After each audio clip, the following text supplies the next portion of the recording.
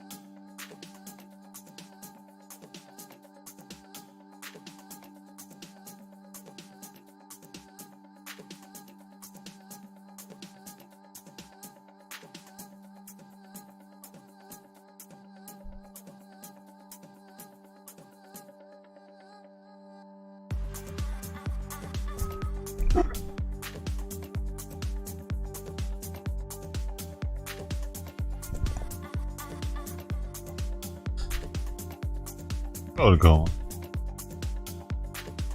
First one. Mark Harper. That's D second, Mark Harper third. Ed Thomas was there too. Good one. Joe has been given out. Divvied to the work team.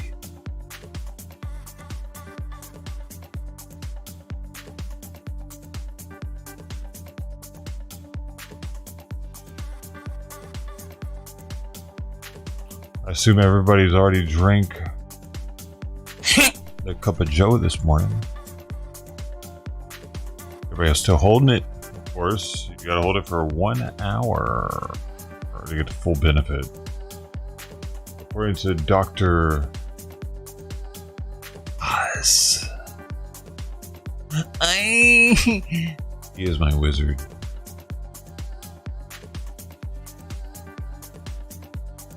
If it weren't for him, I couldn't do this.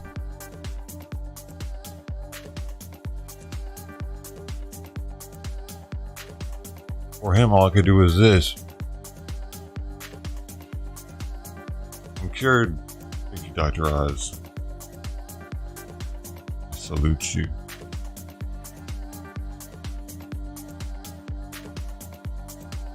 You're my hero. I must go now.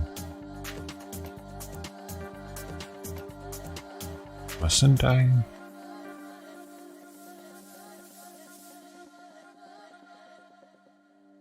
Must.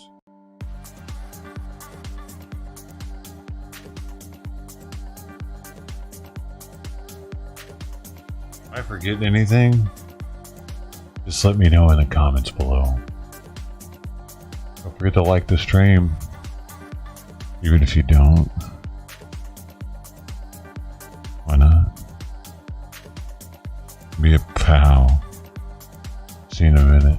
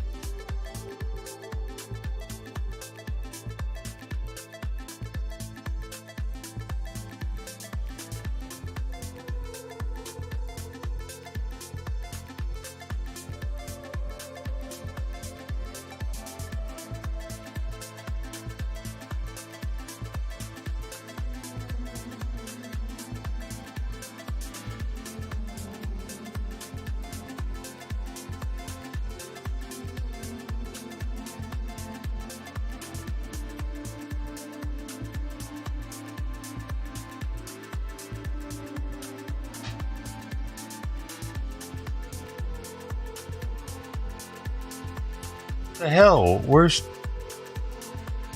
What? Tried it and didn't want any of the beef. All she wanted was the...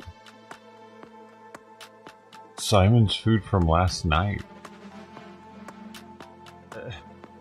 Weird. He only ate the old food. None of the fresh food.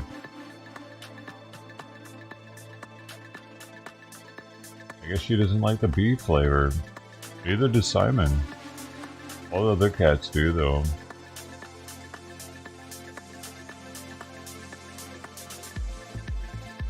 Dom? What do you mean? Dom was eating the burrito? Not. I'll look back on it.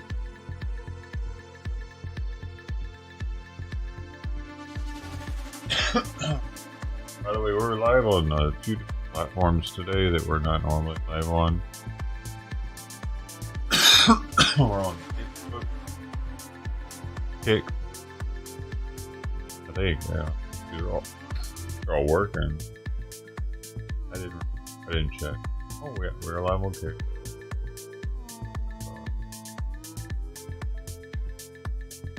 Live here. Live on Rumble.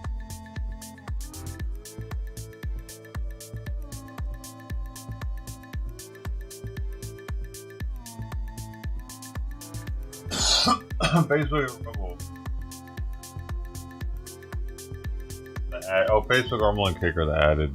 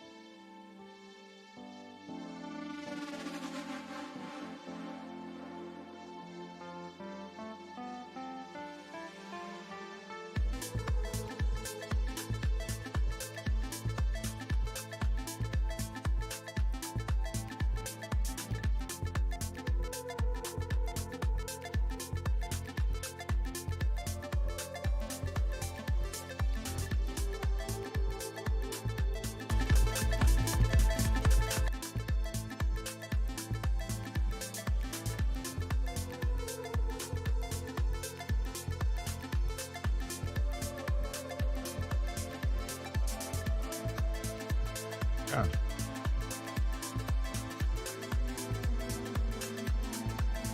Round number 8. Oh, yeah. I guess Trey just doesn't like that food. She's always been partial to Simon's old food. So far this morning, it's been semi busy. Look, I cleaned the ashtray. This is my dad's ashtray from when I was like a toddler. And all my life. So is that little snuffer. Oh, he puts his cigarettes out in that.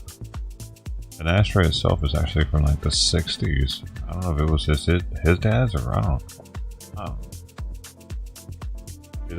I'm just saying, it wasn't like the big eventful thing I did today was clean the ashtray. I did clean it. Oh, Simon got another dose of fish oil. Because he's gonna flare up of some kind of rash on his belly from biting too much. He woke me up, coughing up, gagging multiple times, but there wasn't nothing but a little bit of hair on the floor, so I gave him some hairball stuff this morning. Ate that up off my finger. So that helps a little bit with that. Medicated with the thyroid medication.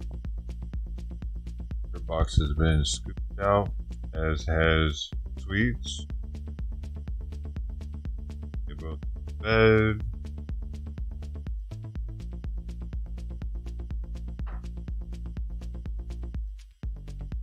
Food just got delivered. That's what I was bringing in. The 2 cases of Fancy Feast beef, a case of her food, a case of Simon's food.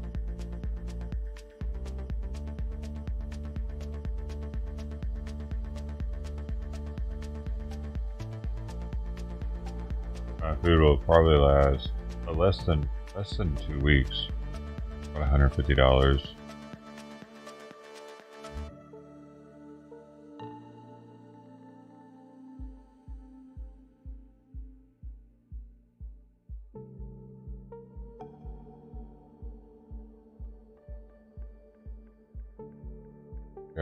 I'm re-steeping some bags. I need to take them out of the cup.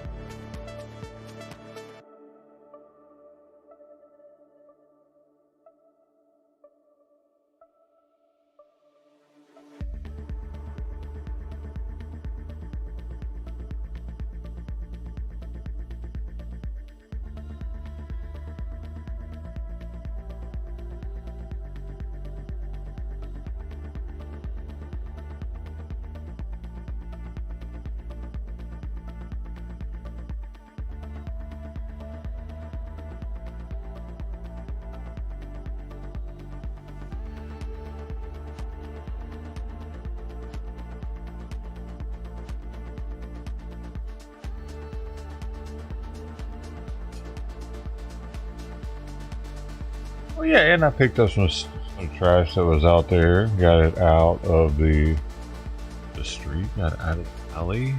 Made it a little cleaner in the neighborhood.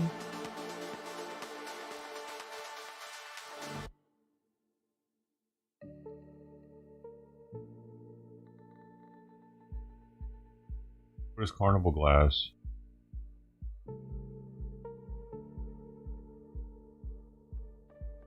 Helping the community, yeah. I need to cut my grass. That would probably be helping the community the most, but I don't know, dude. Grass is grass.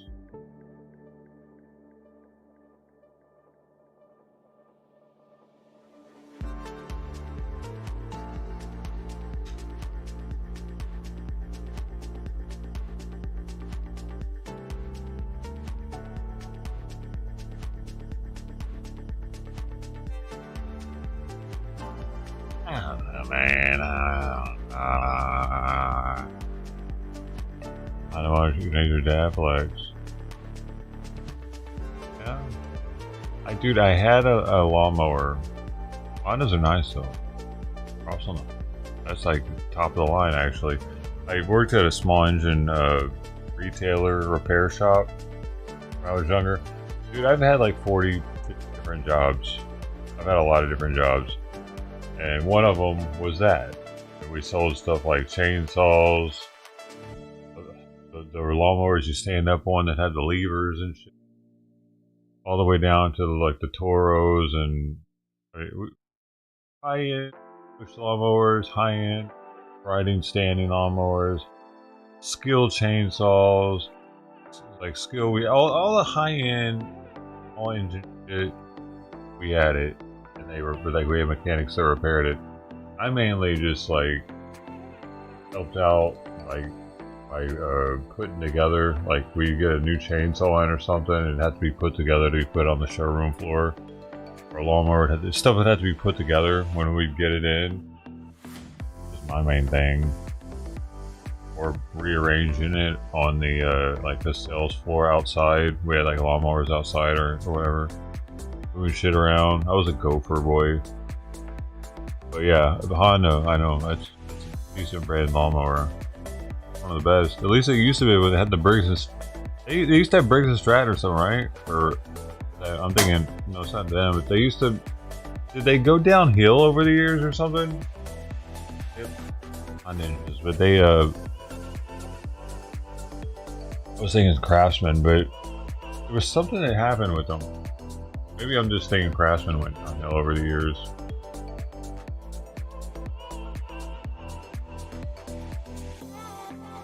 The writer. My dad ended up getting a Snap-on. I mean, it was Craftsman I'm really thinking of that went downhill because he had a Craftsman and he didn't re-get one. He ended up getting a Snap-on instead.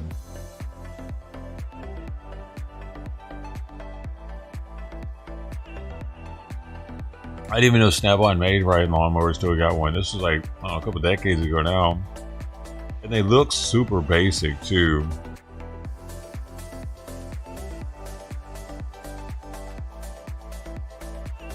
Oh, you have a rider, Mark?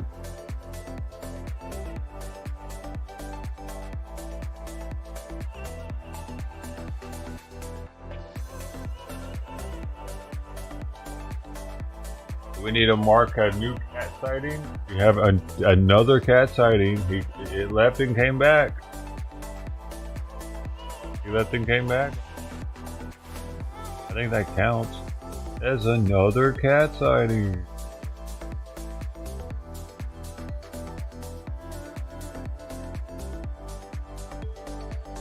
You guys don't think so? Well, I looked into Earl Grey tea last night. You can add over here. I'm not the only one. You can add everywhere actually.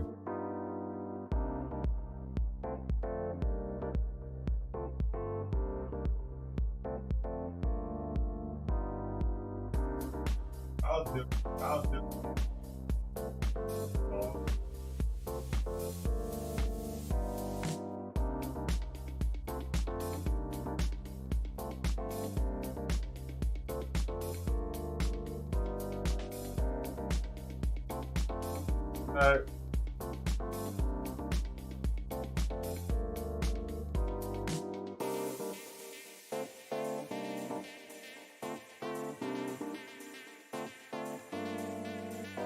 I really hope this fish oil starts helping him because giving it to him with the eyedropper is almost less pleasant than giving it to him with the plunger. I looked into getting a glass plunger one, but none of them seem to have good reviews. Oh, and I looked into Earl Grey tea last night. One theory is that they had like really shit water in that region. Oh, and it was a rich dude actually that made it. It was a rich dude that sold it to his gave it to his guests, and the rest is history. Like, say, do that. They're clawing on the carpet like it was a scratching pad.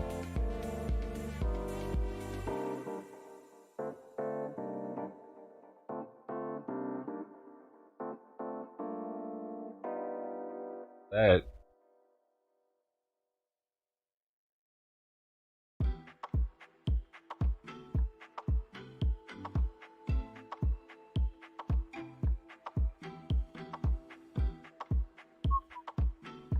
He's feeling a little better though anyway, man. The fish oil's happened. Simon, stop! Stop doing. What the fuck is wrong with you?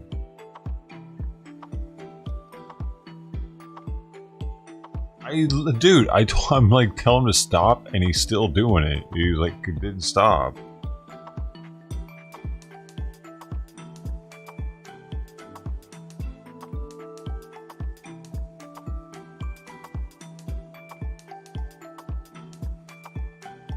He teaches her to do that when he's doing it, you know? In here all night long. One day I'm gonna get up and it's just gonna be like a bald patch in the carpet.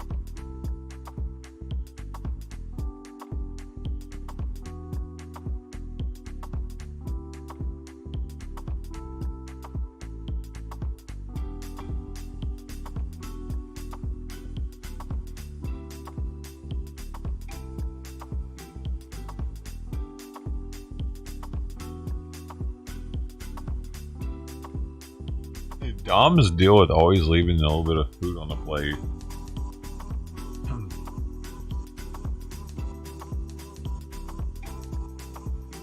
It says Earl Grey tea exists because it was supposedly created to suit the lime-rich water at the Grey family seat in Northumberland, England, and later became popular after Lady Grey shared it with guests.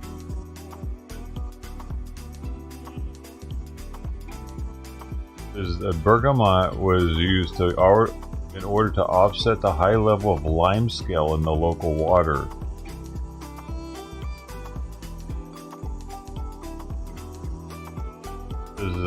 Stephen Twinning says that his family originally blended the tea at the Grey's request to make it palatable when brewed in London water. Isn't that wild? That's why it tastes like Windex. They were trying to clean the water.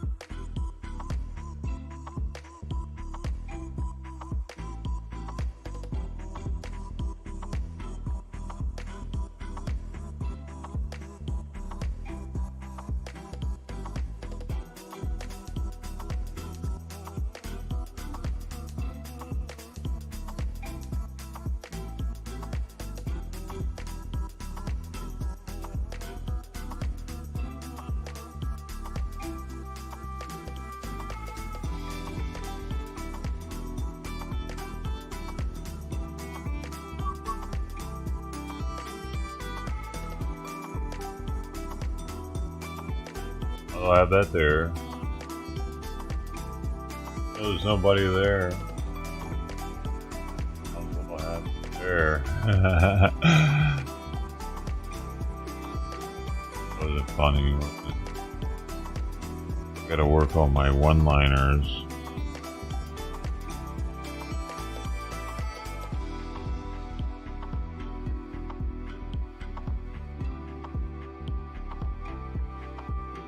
I gotta say, I'm not a fan of Earl Grey.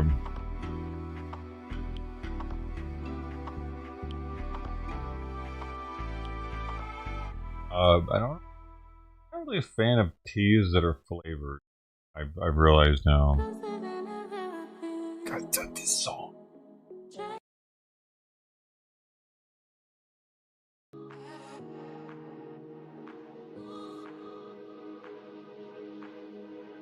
It's like a flavored whiskey. I flavor it. Why? It's like a pre-marinated meat. What was wrong with the meat? Why do you have to pre-marinate it? You see meat at the grocery store, you know, that's got a bunch of spices and shit on it. It's like, how old is this?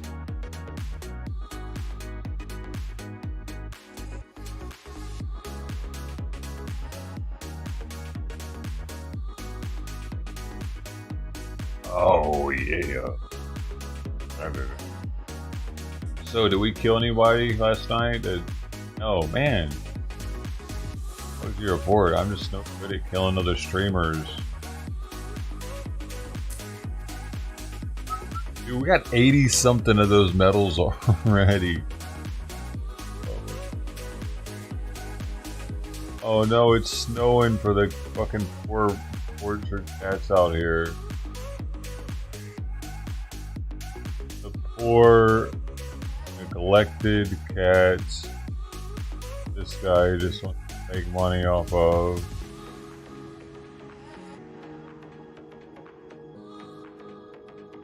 Now they're back in the snow again. And his viewers are like, oh, that's so pretty. Oh, look at the snow and the kitties. They're meant to be together. Look at how cute they look in the snow. Oh.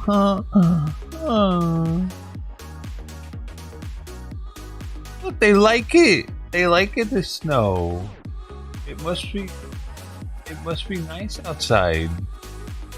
They're on the mat. It must be nice. They're in the snow. That's really the reasoning behind the cats being on the warm mat and in the snow. They must enjoy.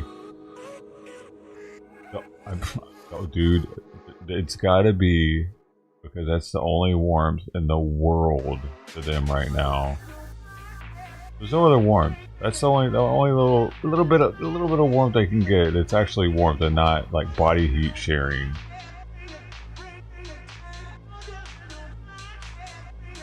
Like if there was a heated shelter that was out of the elements, they wouldn't be using that pad like they are.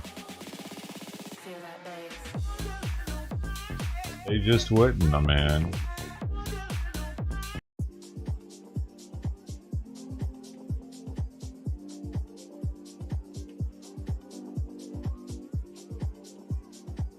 No, these are snow cats. That one looks pregnant. That one's pregnant. Oh my god. That was massive. Did you see that? Oh, oops. He's definitely about to have, dude. If that cat's not, there's no way that cat's not pregnant.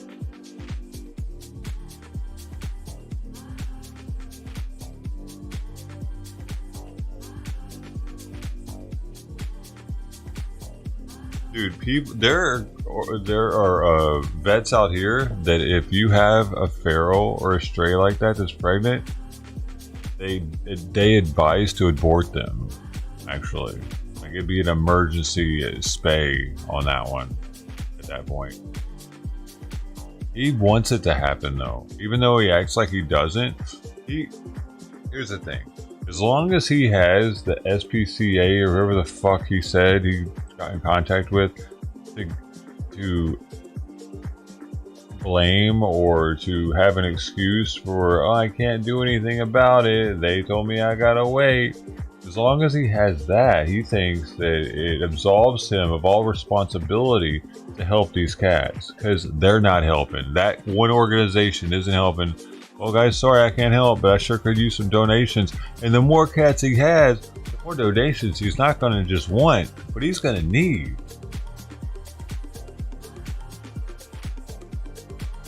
He's not thinking this one through. Homie's smoking too much of his own stash. That cat, if it's not pregnant, it's somehow finding its own food source outside of what these cats are already eating because it was way bigger than they are.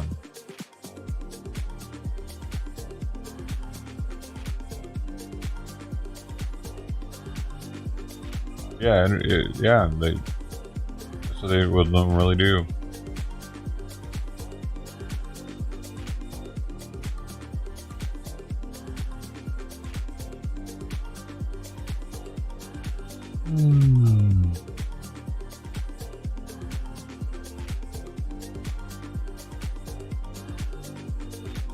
What's sad is they would be in that water bowl right now if they didn't have the heating pad.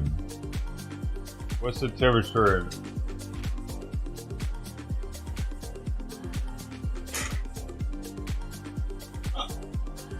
Simon's trying to mount her. Do you see that shit?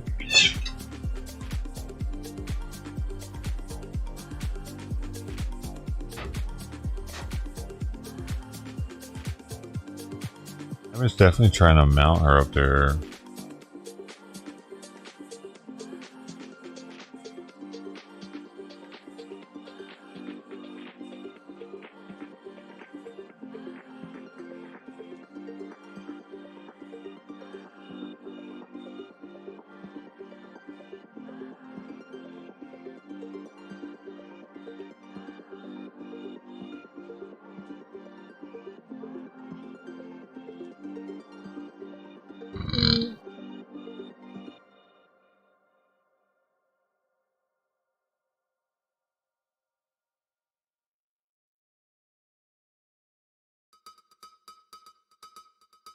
Dead cat in the snow.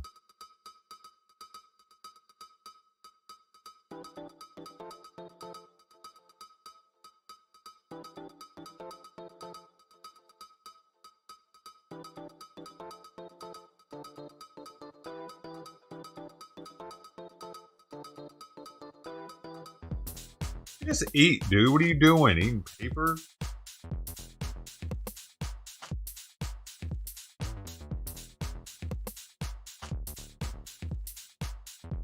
It or what?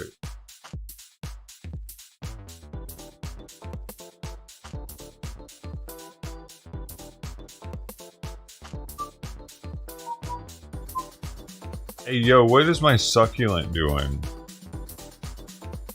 See? You know.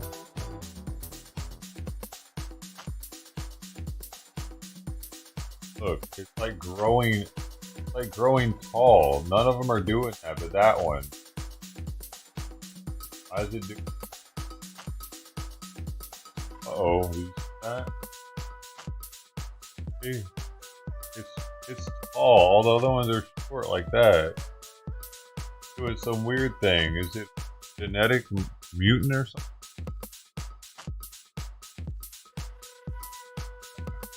It's blooming? They do that? It's gonna have a flower? I've never seen one bloom. Dude, I've been living here for years, almost 7-8 years. I've never seen things bloom. They don't have flowers though, do they? That's their bloom. It's blooming right now, huh? It blooms with leaves.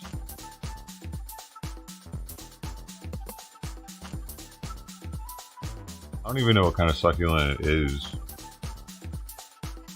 Look it up. Water what rained. Also rained real good. Water God gave it.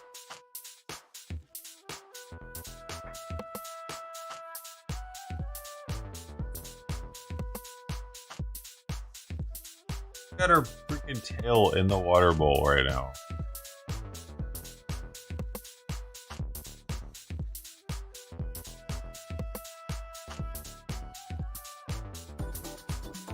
Alright. Right back.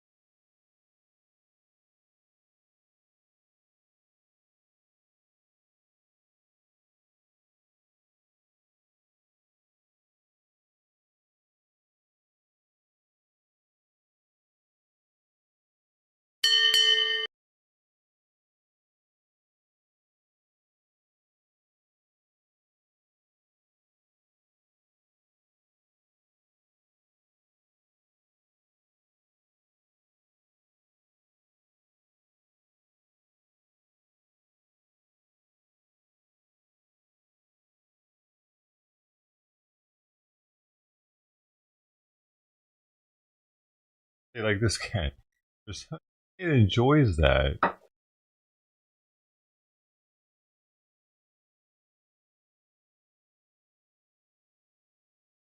Oh, if he didn't enjoy it, he wouldn't be there, dude.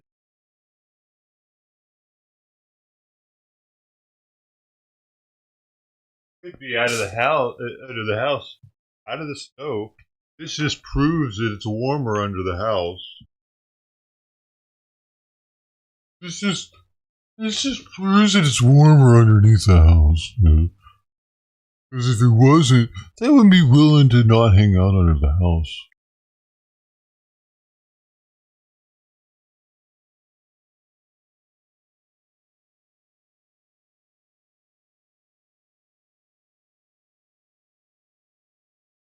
This just proves that they like it. They like the snow. If they didn't like the snow, they wouldn't hang out in it. These are Arctic cats. Desert cats. I have Arctic cats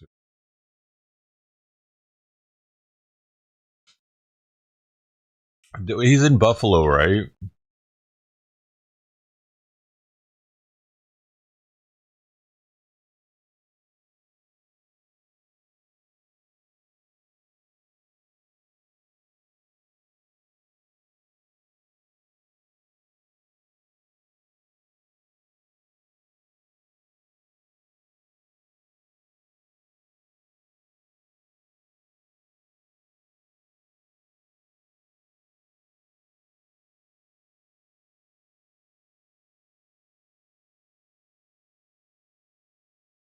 .33 in Buffalo.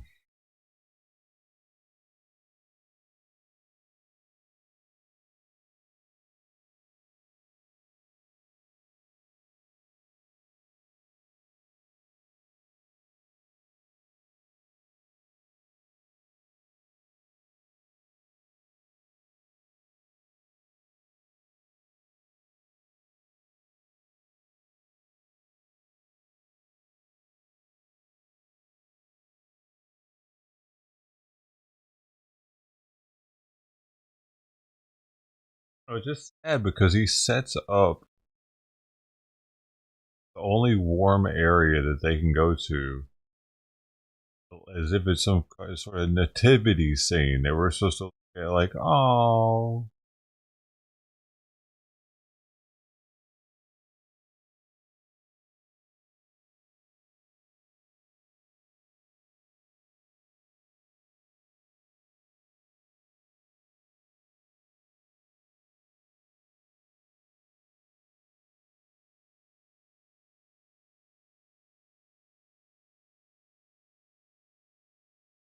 Or that's the same cat that used to hang out in the bowl, the water bowl.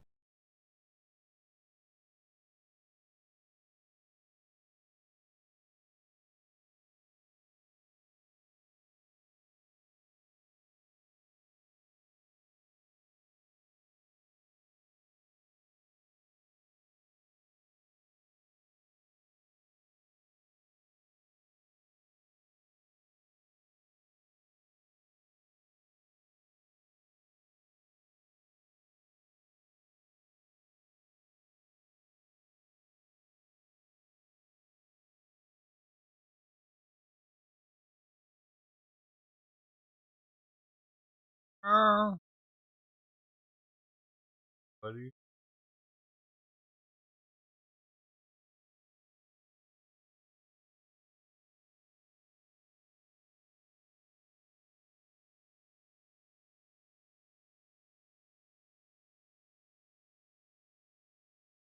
United States, hands off the United States Postal Service. Sending a loud and clear message to the Trump administration from the Federal Plaza in downtown Chicago to the White House. Postal workers say if USPS is ever privatized, not only will jobs be lost, but mail service will suffer as well. I'm sorry, can you repeat that? But mail service will suffer as well. Have you been in a post office before? How could it possibly get any worse? These protests, somehow all equipped with matching signs and shirts across the country, really think that the American people Any person who has stepped inside of a post office in the last 50 years is going to rush to the defense of the post office. Think of every enraging minute you've ever spent in line as nonchalant employees with the worst attitude you've ever seen, could care less, and face zero repercussions for being rude, losing a package. This is what the left thinks they can whip people into a frenzy about? The only group more hated than the post office might be the DMV, and it has got to be a close race.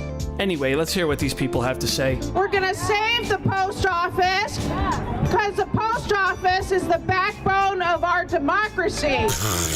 Excuse me, the post office is what? The backbone of our democracy. How is this real life? I can't stand here with a sign on a afternoon and join other people trying to save our democracy, our post office, everything that we believe in. Our democracy, yes.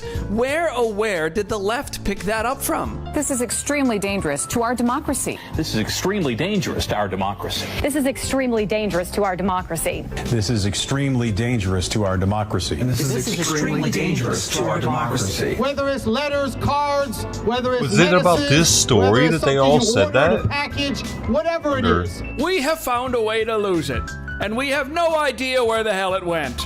We gotta stand up and we are doing it. I think all over this country you're going to find people standing up in support of the Postal Service.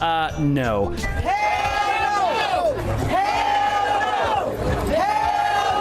There were plenty of high-profile Democrats getting in on this thrilling action. Congress created the Postal Service. Doge did not create the Postal Service. If that guy looks familiar, it's because he's the Crazy King guy. Remember this? Whether it's the mail, whether it's education, whether it's justice, whether it's environment, we are fighting for the working people of this country. Yes, Mr. Mayor, I'm sure fighting for the post office will help you with your 6% approval rating. The philosophical genius of Maxine Waters also weighed in. We're going to make sure that all the members of Congress understand the importance of the post office to America, and they're prepared to support it. And any that can't support it really should not be elected to office. We're in every community, we're in every city, we're in every town. Let's defend the post office. Hands off our mail service.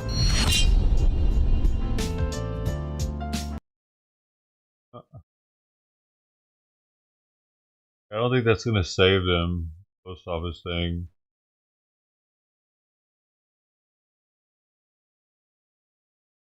Alleged Nazis were given better treatment during World War II than the Trump administration treated Venezuela. Well, that's first of all, it's ridiculous. It's just another example of a radical judge saying something that's just disgusting. To compare anything to the Nazis, the Holocaust. We follow the law and we remove terrorists. And to compare that any way whatsoever with Nazis is disgusting on every level. I'm not going back to Haiti. One of those threats is this illegal alien from Haiti. Well, he's wrong. He's going back to Haiti. I tell him that. AOC and others don't want ICE to enforce the laws that they enacted. She's a member of Congress. Let us enforce the laws you enacted. That's what we're supposed to do. You're exactly right. He had the House and Senate, Trump 45. He's got the House and Senate 47. What have they done? Nothing. So hopefully they wake up, or some Republican senators in Congress need to leave too. We need to vote them out because they're not doing the right thing. It's really pathetic that any member of Congress don't understand what the law says. They wrote the law. They enacted the law. It was signed by the president. It's a criminal violation to enter the country illegally. If I was on an airplane today, I didn't see that hearing, but thank you for playing that because now I'm going to sleep like a baby. Because if I can get to live in her mind rent-free every day, that's kind of cool. Again, we have someone who doesn't know what he's doing. Look, I forgot more about this issue than she'll ever know. I mean, for God's sakes, I've been doing it 34 years. So we removed them. When they talk about due process, what due process did Lake and Riley get? Yeah. What due process did all these little girls who got murdered and raped, what due process did they get? No one hires an illegal alien, I truly believe, out of the goodness of their heart. They hire them because they work them harder, pay them less, and undercut their competition. Well, look, we're keeping President Trump's promise. President Trump has promised we're going to secure the border, which we've done to a large extent. We're still working on it, but we're at 96% decline on the border. And he promised we're going to prioritize public safety threats and national security threats, illegal aliens in this country, and that's what we're doing. So Boston, I said at CPAC, they're a sanctuary state, and we're going to come, and despite their sanctuary status, we're going to bring agents there, and we're going to take these worst of the worst off the streets. Illegal aliens use American Social Security numbers together with identity theft. We're looking to protect Social Security. We're looking out to protect United States citizens' identity and their benefits from Social Security. Lawrence, one case, there was a child rape. He was released 2 years ago without honoring our detainer. It took us 2 years to find this person. So how many children did he attack in the last 2 years? All we're asking for is to let our agents in the jail where you lock somebody up and let us arrest them there when you're done with them rather than release them back in the public and making a public safety issue out of it. It's safer now because the actions of ICE. ICE took, we arrested 370 illegal aliens in Boston and the surrounding counties, not just Boston. Majority of them were criminals. We had, numerous collateral arrests, and I've said it before in the show, and I'll keep saying it. Collateral arrests are going to be, people who aren't criminals that are found when we're looking for the criminal are going to be taken into custody. That's why we want access to the jail. Let us in the jail, arrest the bad guy in the jail, because when we go to the community, we'll find them. Most likely be with others. If they're in the country illegally, they're coming too.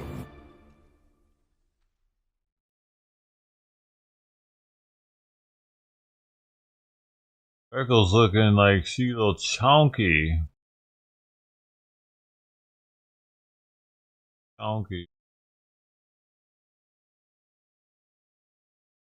Unions warn of economic impact as deportations threaten Nevada construction.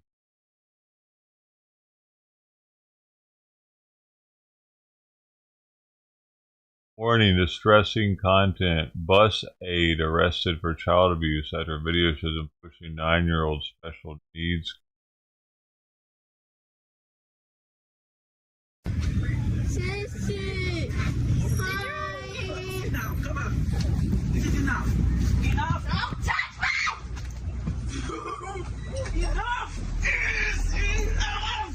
Wow. I'm serious. You cannot be standing up anymore. Serious. This is enough. Enough. Oh. Enough. I'm serious. You cannot be. That's pretty crazy, though. How was he their bus driver? The dude doesn't even sound like he's American. How the fuck? What? What the fuck are they letting migrants be bus drivers for special needs kids? That's scary in itself, dude. Or say Lucy, where's that at?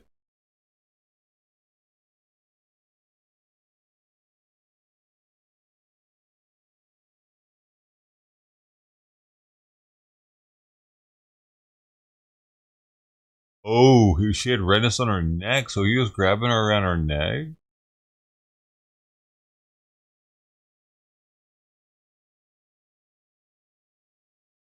St. Lucie County, Florida. Oh, maybe. No, it is Florida. Lucie County, Florida. Where the National UDT SEAL Museum is at. You know that. Navy SEAL Museum is there. Place to have it.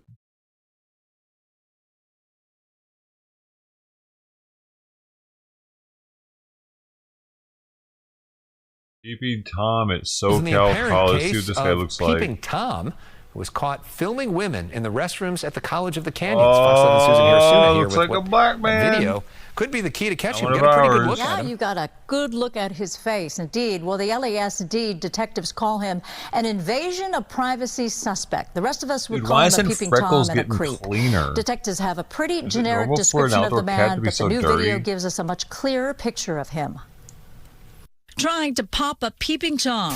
That's what the LA County Santa Clarita Valley Sheriff's Station is looking to do by releasing this new video. It shows a hooded man being chased away by a woman at College of the Canyons. Detectives say he was caught filming women inside the restrooms on multiple occasions between October of last year and this month. Just last week, we showed you the video from one of the incidents. Why are you recording? No, hold on. What the hell? What the is your problem? The student who spoke to Fox 11's Ed Lasco says she caught him in the act last October. He was like laying down on the floor, holding the phone up, facing up at me from the other stall. And you're thinking, what at that point? My God. Yeah, I was like, my first reaction, I yelled. Tussling with the man as he tried to make his escape. What the fuck, man? People are so weird. When I reached towards him, it was to take the jacket off of his face. The newly released Why are security people so video appears to horny? be a continuation of that confrontation. The suspect hiding his face as he runs away. But deputies are hoping this is a clear enough shot to catch him. A spokesperson with the College of the Canyon says that after both the incidents in October and a similar I've never incident been that earlier horny. this month, an alert was sent out to everyone at the Valencia campus. The Sheriff's Department is encouraging anyone else who may have seen this guy or been a victim to contact the Santa Clarita Sheriff's Station. I mean, just so gross to think about what it must be like to be in that bathroom and see that guy. On the ground of a That first bathroom witness who for said, one. you know, could see this hand. Oh. All right. Hopefully they get him. Thanks, Susan. Laying on his back, dude. I guess you don't have to worry as much in the female restroom as there being piss on the ground as you do the guys. He likes it.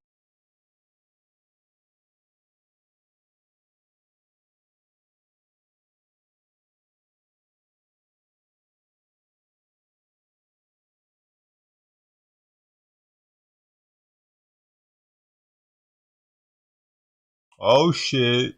LA County District That's a Attorney big Nathan deal. Hochman announcing today he is fulfilling his campaign promise to reinstate the death penalty in LA County, allowing prosecutors to seek the ultimate punishment for the most heinous crimes. Former DA George Gascon barred prosecutors from seeking capital punishment, but even with Hochman's green light, California's moratorium on executions remains in place. KTLA's Mary Beth McDade is live in Hollywood with more on what kind of impact Hochman's decision will likely have. MB? Yeah, Mike and Chair Hochman says that the death penalty has been on the ballot twice in the past 15 years, and each time voters vote to keep it. And so Hochman says he believes in enforcing the laws, not creating them. We decided that our job is in the exceedingly rare situations where the death penalty applies, like situations of Sandy Hook, where over 20 school children would be killed by a vicious murderer. Unlike his predecessor, George Gascon, LA County District Attorney Nathan Hochman believes in the most egregious set of circumstances, the death penalty should be on the table. But would be subject to an extensive and thorough review of both the aggravating and mitigating factors. Hochman says special circumstance murders, such as school shootings and domestic terror attacks, would be situations when capital punishment would be considered, as well as the killing of a police officer. One family that wishes the death penalty had been on the table 2 years ago, the family of LA County Sheriff's Deputy Ryan Klinkenbroomer. In September 2023, Klinkenbroomer was allegedly gunned down by Kevin Salazar as he sat in his patrol car at a stoplight near the Palmdale Sheriff's Station. The family shared with us at the time how devastated they were that Gascon did not seek the death penalty. How dare you tell me that my son's life is not worth filing the death penalty?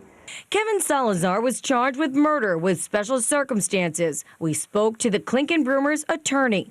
They believe that having a death penalty in place can help to prevent other officers from being killed. While Governor Gavin Newsom has ordered a moratorium on all executions in California, Californians will be voting on a new governor come 2026. And that new governor will have the option to keep the moratorium or get rid of it. For now, reporting live here in Hollywood, Mary Beth McDade. We'll send it back to you guys in this studio. Mary Beth, thank you.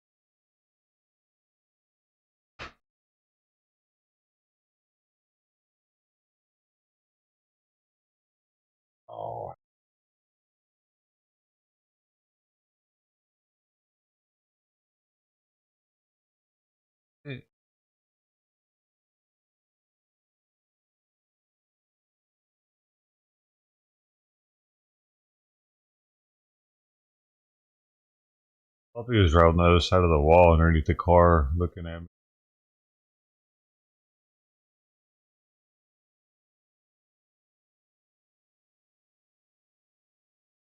Tonight at 11, caught on camera, this man whipping a dog with a chain. And that's not all. The disturbing video going viral tonight, and now the subject of a police investigation. Oh. Tonight, the woman who posted the video is Dude, that was speaking a pit exclusively bull, to reporter too. Michelle That dude's Fisher, making a who's live with the murderer. story tonight. Michelle. Well, Mark, it is always so heartbreaking to see videos like these. It's been exactly 1 week since that footage was captured, and the woman we spoke with tonight since then has really made it her mission to advocate for this sweet dog that's at the center of this all. Sweet dog. It's a pit bull. The chances of it being sweet are pretty slim. It's a disturbing video that's gone viral and is now at the center of an LAPD I don't trust investigation. pit bulls, A man dude. striking his dog multiple times with a metal chain in the hallway of a downtown crazy, LA apartment though. building. I think I saw red. I just couldn't believe that someone would do this to their pet, and so openly in public too. Terry is the neighbor who posted the Ring camera footage online, speaking exclusively with Eyewitness News about the ordeal, which happened the afternoon of March 18th. Her Ring camera rolling as she confronted her neighbor before calling police. LAPD eventually showing up the next evening. I was told that pets are considered as property. And so when they prioritize cases, humans always come first, and animal abuses like this are deprioritized and delayed. Terry says the neighbor seen in the video just moved in beside her less than 2 months ago. His callous behavior toward his dog prompting her to look back at her Ring camera archive. On the 5th of March, I found a video of him grabbing the dog and throwing it against the wall.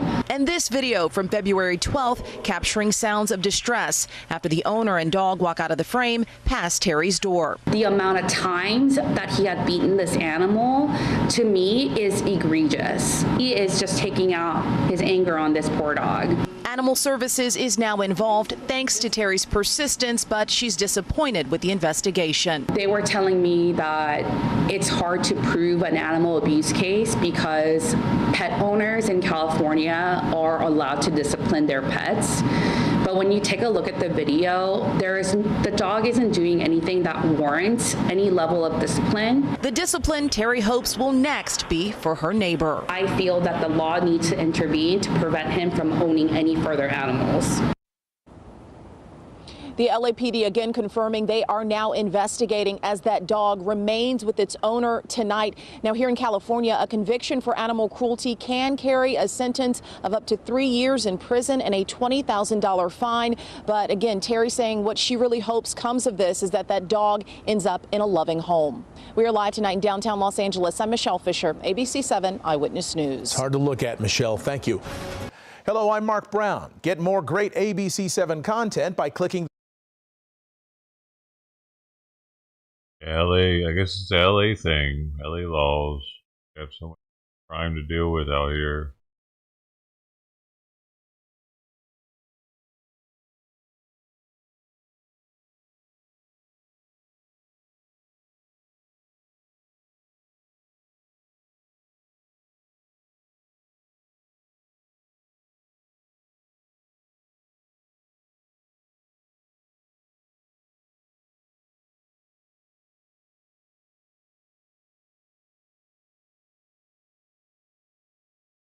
It was a young boy down on the Oh, ground. where's Brody at? Came out 20 hours ago. He's probably already seen it.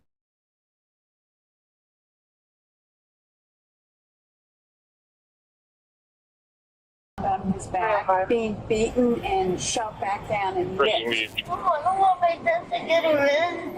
Title of this is Officers Arrest Fellow Cop After Disturbing Incident with a Child. Then he kept punching him down on the ground. It's not like we spank our kids all the time and we're beating on our children. I mean, My husband's a police officer. A family vacation takes a shocking turn in Naples, Florida on January 25th, 2025, when witnesses report a man striking a child in broad daylight. The situation takes an unexpected turn when authorities learn the suspect is an off-duty cop, and the child in question is his own 10-year-old son. Corporal punishment is not illegal in the state of Florida, so if that's why I was stopped, I'm just going to leave my comments there. The following report is based on official police record. 10-year-old son.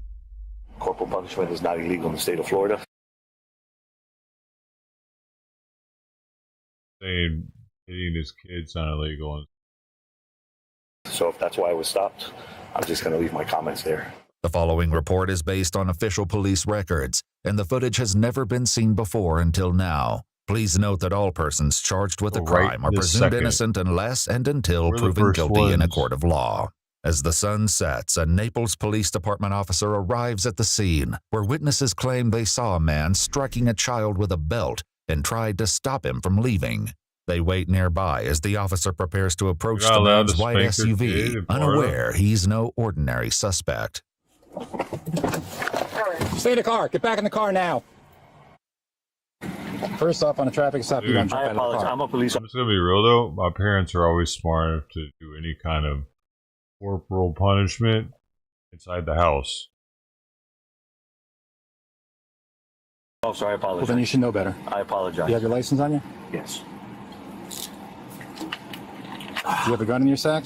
Yes, sir. I don't want you to go for your gun. I would not touch your gun. Okay. Trust me.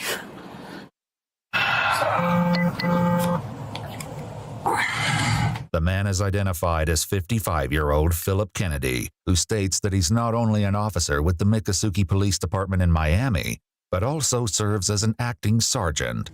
You know why we stopped you? Yeah. What's that? The incident that happened by the pier. Okay. Can you explain to me what happened? What are you getting at? What do you want me to answer? Well, you said that you know why I'm stopping you. Well, I believe I know why, but I'd like you to tell me. Okay. An officer who just arrived at the scene heads over to speak with one of the witnesses in an effort to learn exactly what they saw happen. So what you witnessed? I witnessed a man beating a kid on the sidewalk with a belt. Okay. And then he got into that car, and he's on the passenger side. The kid is in the car also? The kid's in the car also. Okay. And are you willing to do a statement? Yes. Okay.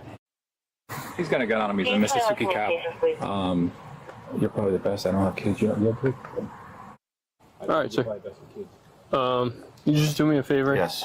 Just step out of the vehicle. Absolutely. I'll keep my hands where you can see them. Mm-hmm. I already told him I'm a police officer. You guys got nothing to worry about with me. I'm not. I know you're doing your job. Put on the hood. Does he own a Ferrari or just wear the shirt? I mean, I'm just going to remove the fanny pack. Absolutely. Because if he doesn't... All right. Do you have anything else on you? Weird. Any other weapons or anything? While waiting at the vehicle with Philip's wife, Lisette, an officer attempts to console her son, who is just 10 years old. It's okay.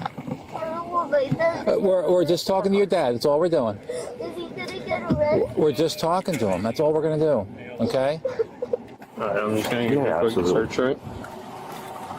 But it's just money, credit cards, paperwork, receipts. Okay. What happened today?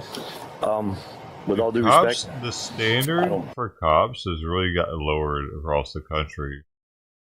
Like cops, when did they start being able to have like full sleeve tattoos going on the arms and shit? How long that's been going on? I want to answer any questions without having a lawyer present. Okay. The only thing I will say is, as a police officer, I'm pretty abreast of the law. Corporal punishment is not illegal in the state of Florida, so if that's why I was stopped, I'm just going to leave my comments there. Okay. With Philip unwilling to speak with police, officers standards must have rely lowered. on witness statements to determine whether his disciplinary actions were reasonable or if they crossed the line.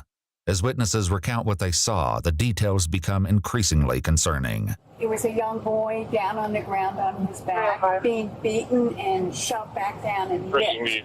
This red Victor, belt or leash or something. It was weird. I can't believe I saw that. He was getting spanked with a belt. What? Have they never seen that before? Would like the kid have to press charges? It depends on the extent of what has happened, the injuries. Approximately how old was the child? You had to guess. He looked like 9, maybe 10. Okay, so it wasn't like a 2-3-year-old that was getting whipped. Okay, No. okay. I'm not saying it makes it right. I'm just saying it. I know Obviously, where you're coming contextually, from. it Yeah. makes a big difference. Yes, it does. Do you know what we're waiting for by any chance? It's been so much radio traffic, it's hard to decipher which is coming from where. I got you. I'm just curious. While waiting, Philip makes a sudden complaint, prompting action from the officers. I'm starting to get chest pains. Would you be able to have rescue check me out, please? You want EMS out here? Yes, please. All right, I got you, man. Thank you. Is it sharp, acute, like just happened? Yeah. All right. That's why I asked for the water, hoping, you know. If you don't mind me asking, you don't have to answer if you don't want to. Do you have any history of chest pains or anything like that? Anything that like I should let EMS know about? I've had chest pains before, yes. You had chest pains before? At the hospital, yes. Okay. The officer calls for paramedics to trying to evaluate get their Philip, while sympathy, another so they let him interviews the go. witnesses who initially called 911. When he was hitting the kid, how was he hitting him? Like, Hard, very kind of. right, but like, what was the motion of it? Was it overhead? Yeah. Or was it like down here? No, like this. He was coming from Like over his hitting head. Like it, when you hit a dog, that he's because he's mad. He was very, And- very mad. He Okay. told the kid, "Don't do that. Don't do that." Okay, and you said that the kid fell to the ground. Yeah, the kid fell to the And then ground. he went like and the this. kid was covering up, Yeah. trying to prevent from being hit again. Yeah. And then he was hit again. No, he did it one time. Only one hit. Yeah, only one time. Lisette will later explain exactly what led to such a reaction from Philip. For now, the paramedics arrive to assess his chest pain and express concerns over the young boy. You want to come and talk to them? Hi. What's going on? Chest pain. Okay. Sip of water, hopefully get better, but it's starting to get a lot worse. Okay. That's why I'm starting to feel now. I've had, Was there a second? Was there? There's an allegation of him slapping or striking his kid. Is the kid okay? Yes. Somebody else is lead on it, but I don't think the kid's injured as far as any medical. While one officer remains with Philip, another heads with the paramedics to speak to the boy's mother. Mom? Yeah. Okay. Is your son okay? Yeah. Okay. No injuries? No. So we're trying to figure it out. The corporate punishment in the state of Florida is all right. Yeah, As long as it hits certain criteria. So we're still trying to figure everything out because we got witnesses over here. We're talking to our sergeant. All right. If you guys don't mind, before we go, just put eyes on the kid and just let us know if it looks good. Yeah, I got you. I'll walk over there right now. Bro, what the All good. fuck, They'll man? soon speak with the child, but first the talked to officer the kid attempts to already. alleviate They would Lisette's have known if concerns he for her was husband in need and of learns the what started the entire paramedics, ordeal wouldn't in they? the first place. I mean, he's cognizant. He's fine. From what I can tell, he's with everything. You know, all this big deal. I understand. All this for. Do you have children? I do not have children, ma'am. No. It's not like we spank our kids all the time and we're beating on our children. I mean, my husband's a police officer. I work in the medical field. We don't, I got you. You discipline your children when you need to. We take phones away. We take money away. Like right now, he's only allowed to do karate because he gets bad grades in school.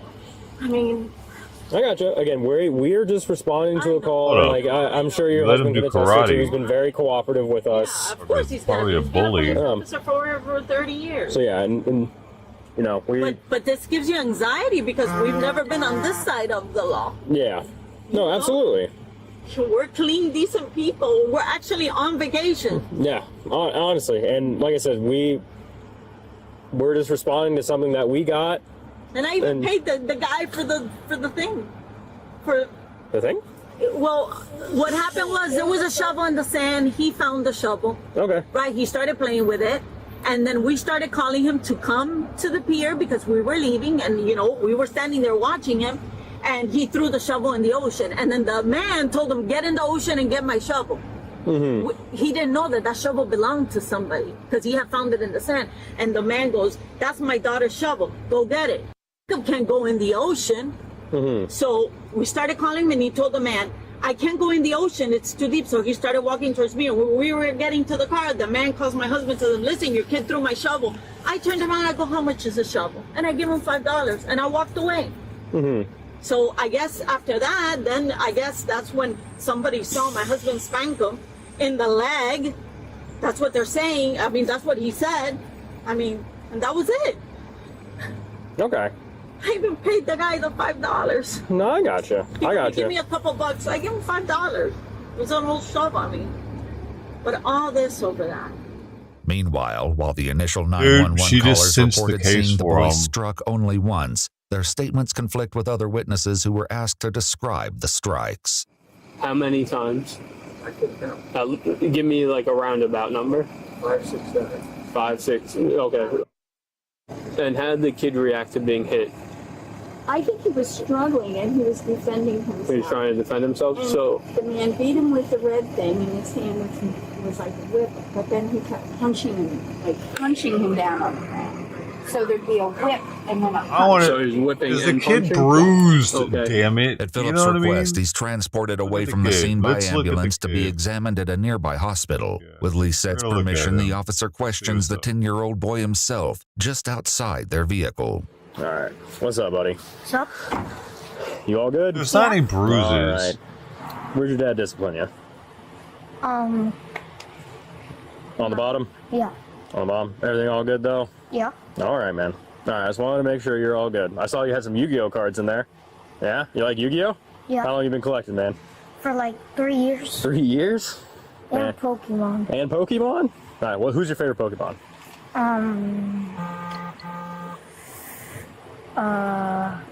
Blastoise. Blastoise? Blastoise is a good choice. I'm more of a fire guy myself, so I gotta go. You ever heard of Blaziken? Karate chicken, I call him? Yeah, it's pretty cool.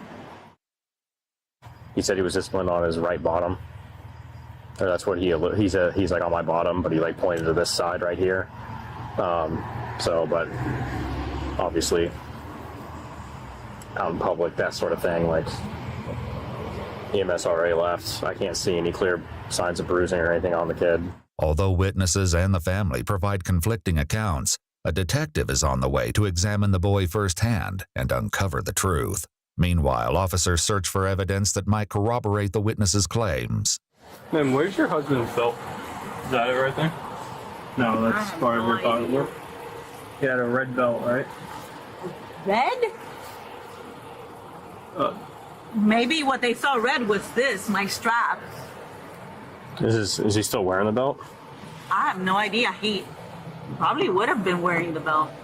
While waiting with officers earlier, Philip seemed to struggle with his pants due to not wearing a belt. It also isn't located in his fanny pack, leaving officers to question where it went. As the detective arrives to the scene, officers fill him in on what they've learned so far. They watched the dad basically alternate overhand belt strikes and like punched him as well? Yeah, while he was on the ground. The kid doesn't say that, but that's what the first car says. Yeah. After speaking with witnesses himself, the detective has a few stern questions for Lisette. So you didn't see your husband? Oh, I was with my daughter. I gave the guy the $5 and he started walking. So far, I have two witnesses putting you right behind when the incident happened, right behind your husband, kind of, in view of what happened. No, my husband and me were going the opposite way. The guy was coming like this. And then, where's your husband's phone? I don't know. They're looking for the belt, but I don't know. With Lisette's permission, the detective speaks with the child himself and finally gives him a thorough examination. Okay, turn around, buddy. Taking pictures. Oh yeah, I'm just gonna take one more picture of you, okay? All right, hop in the car for me, okay? The first couple, they said they saw something red, which is the hat. Because he said when he walked in, they threw the. They saw him throw it on the dashboard, so that's gonna be a hat. I know it said a red hat. And then the kid does have a. Yeah, he's got a welt on. You see it right there? Yep. And then this right there. So it was at least 2 hits that hit him. The family is escorted back to the police station, where officers search the family vehicle and find what they've been looking for. I'll get it. Where'd you find that? In the glove box? Yeah. I don't know if that's the belt. It's definitely a belt, though. Reports state that the victim raised his shirt and showed 2 raised red marks on his back and ribs, matching the width of Philip Kennedy's belt. With the investigation complete, officers determined Philip's actions exceeded reasonable corporal punishment and arrest him at the hospital, where medical staff attribute his chest pain to anxiety. On his way to jail, he remains cordial, attempting small talk with the arresting officers. How long you been on? I want to say like about a year. Oh, okay. Just wanted to thank you both for your professionalism. I appreciate it, man. I respect. I respect. Situation. Yeah, it's really for everybody. I appreciate the way you guys have handled it. You have my respect. And unfortunately, I've been in your guys' shoes too, and it's been the other way around, so I know both sides. Yeah. It sucks.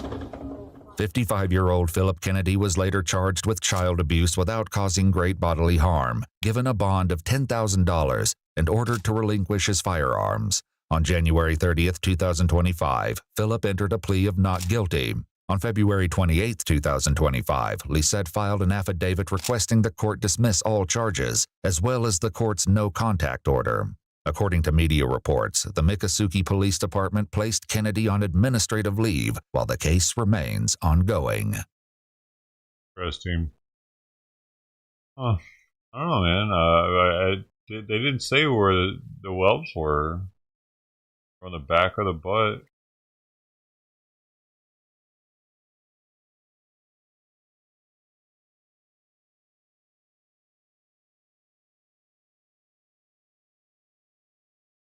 A masked man in North Texas rang a family's doorbell holding a sign with a specific verse from the Bible. When I saw that, I was like, what's the message here? This is the first time we've had anything like this in this neighborhood. The man not just approaching the family's front door, he walked behind their home and stood in front of a driveway camera too. Police tell our news partners up in Dallas they're not aware of the man going on anyone else's property in that area. They also say the man in this footage has not committed any crime. For it to be considered trespassing, he would have had to bypass some sort of barrier. We spoke to the homeowners who captured this footage. They filed a police report, but understandably so, they didn't want to do an interview with us because they are on edge. They've lived here for decades, don't know who this person is or what their message means. I am the box demon. The masked weirdo calls herself the box demon. They also left an empty package right there on the doorstep. I believe this box is a gift for you. When they leave, the person takes the mask off for a moment. The homeowner tells us she had no idea at the time that the person was playing a character which some online believe come from a Roblox video game. Observers say the mask looks like the computer game character Twisted Dandy. Natalie Knotts lives in the house with her mom. What was your reaction when you saw this image? What did you think? I was like, what is going on, are we in danger? Because that was 4:22 in the morning, and I thought it was really strange that there wasn't like any giggling. It was very serious. Local authorities posted the scary video asking for the public's help. If you can identify this person, you are asked to contact the police department. They say the homeowner was made aware of the identification. They actually spoke to the person, but they didn't want to talk further about it. So I don't know if there's a connection. Police won't say right now if there is a connection between the two, but they say there are no public safety concerns. Police say a man harassed folks at two homes displaying banners in support of President Donald Trump.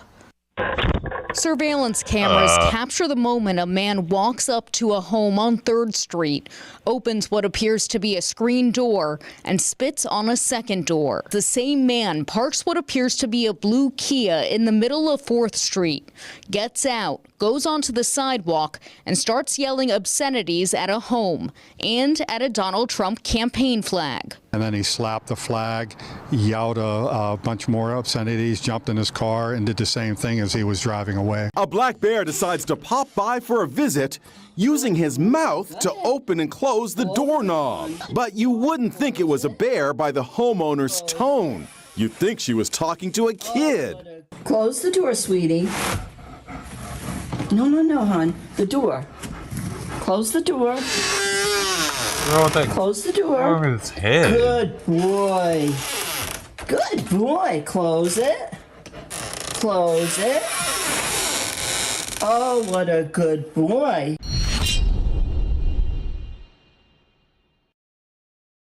Apparently black bears aren't very aggressive. Obviously have brain issues.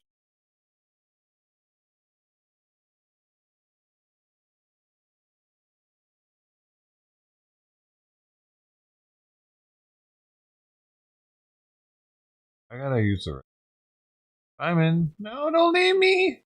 Okay.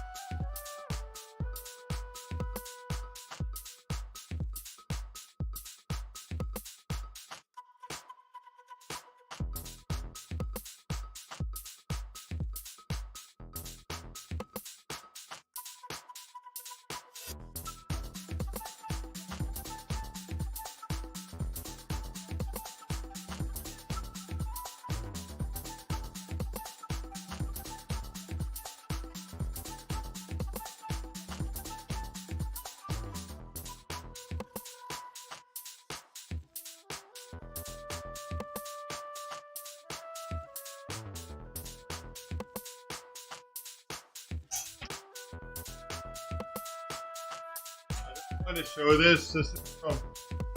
Hey, I found this out front. It's a U.S. Army. I washed it. Oh.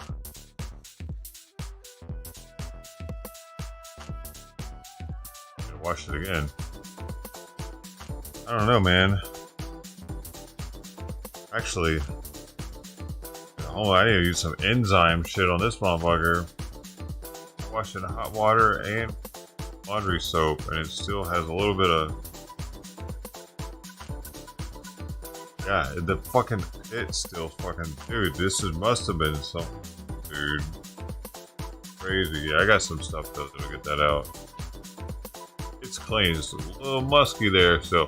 What I want to show, for one, like it says here,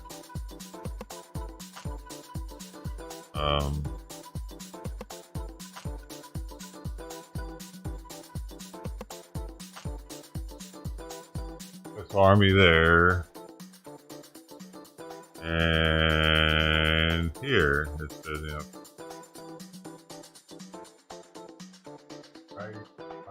Army, right? Well.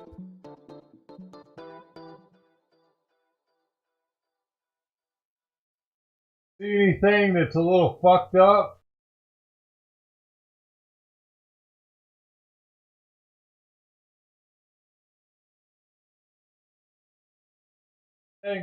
Join the army, they said. See the world, they said. I'd rather be sailing.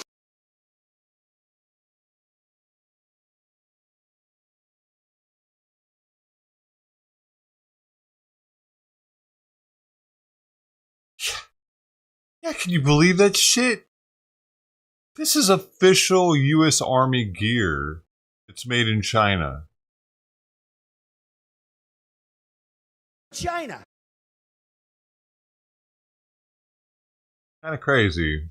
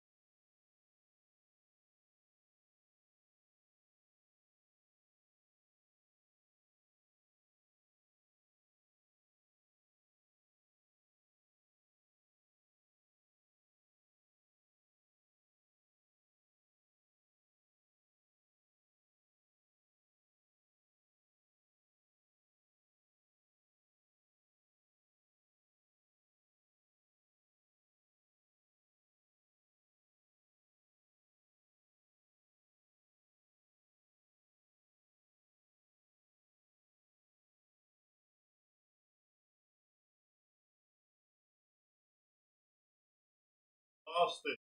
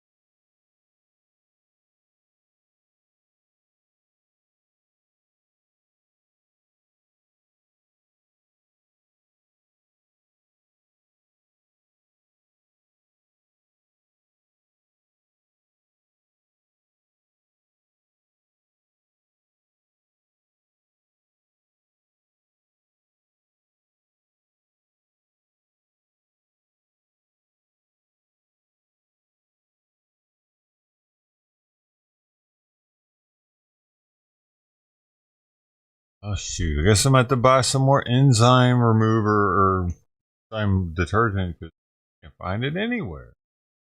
Bathroom multiple times, like pantry, kitchen, underneath the sink. I've looked everywhere. I must have somehow accidentally thrown it away. Bummer. I think I had it sitting next to the trash can. It must have fell off the counter one day when I didn't notice. Right in the trash can. Man, damn. Oh, probably like $10 or something for another thing.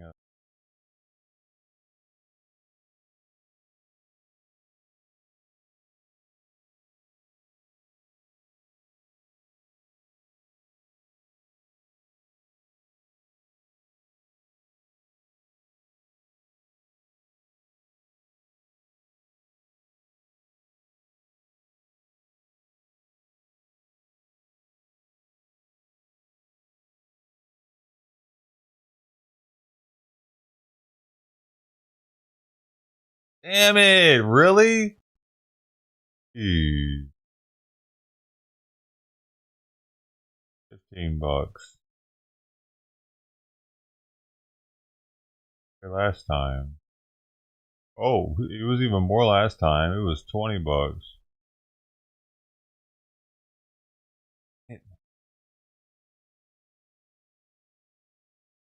Is it? And I still had like 3/4 of a thing left of it. Pounds. I can't that laying in the trash can. Lights? Oh, I don't know. Probably.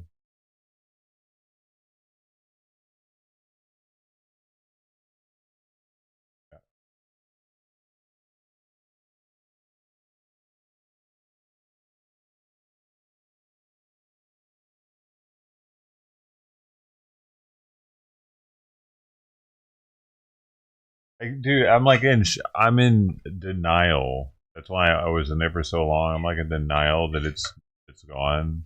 Got to be around here somewhere. I keep looking. Where could it be? I'm like, is it in my car? Probably not. Like, did it drop out of the laundry? I don't think. I think I've used it since I've been to the laundry. What would happen if you smoked this by yourself? The whole thing. Hard. I've not even gonna smoke this whole thing. So the answer is yes, you would. I don't think it's out there though. I've definitely used and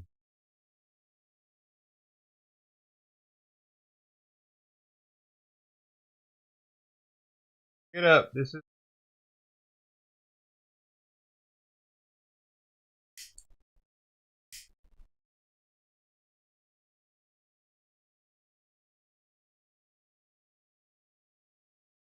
so that's what I was doing. For 30 minutes I was looking for that thing.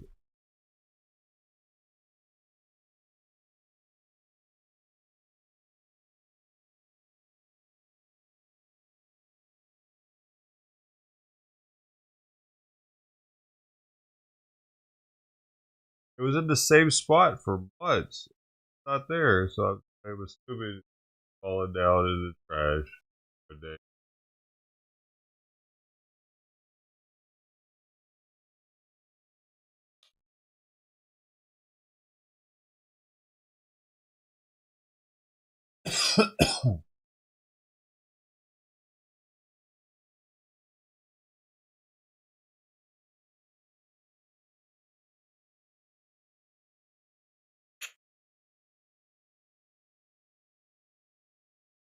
Yeah, it was perfect views on. You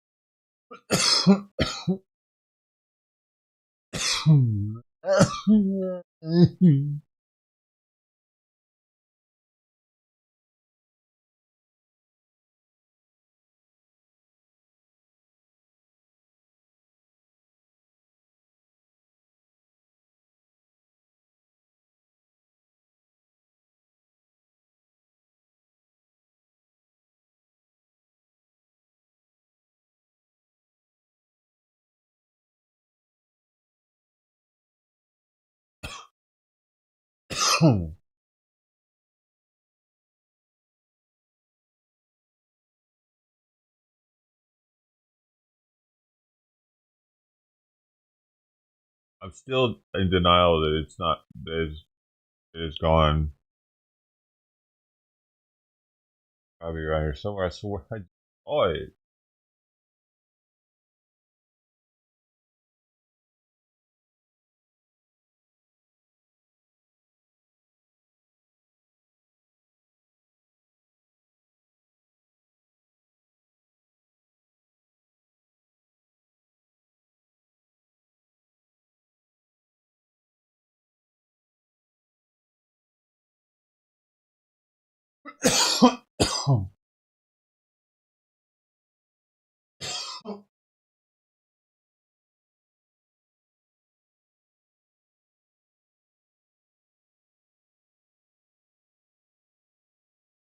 That stuff's good to have for if like there's a cat piss on something all of a sudden.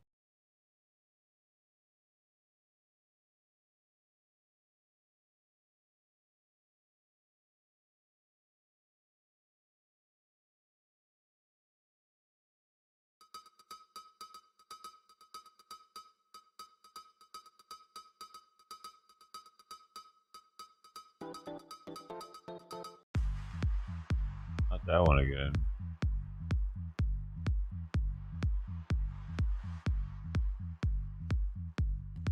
Bathroom, yeah, everywhere. Bathroom underneath the sink. I looked at my room for a second, even though there's no reason for it to be there. Under the kitchen sink, kitchen counter, which is where I thought it was. On top of the fridge, hallway, in the laundry closet where I put the stuff for laundry.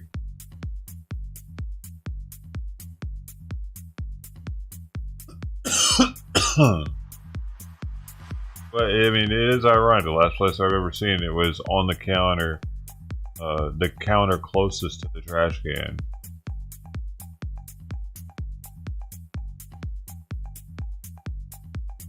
That doesn't help.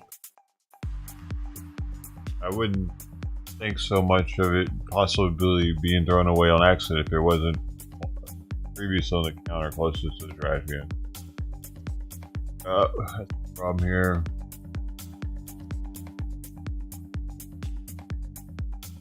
I wouldn't have stopped looking had it not been next to that counter, but it's got me like, man, I really put that away.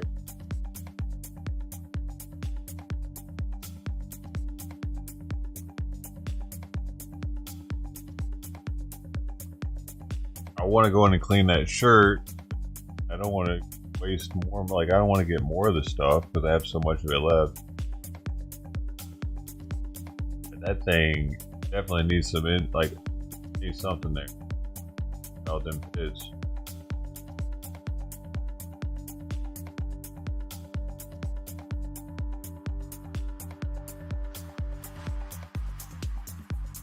Now see why Cyber was rubbing up on it. Probably was reeking of some hormones and shit the other day. I cleaned it.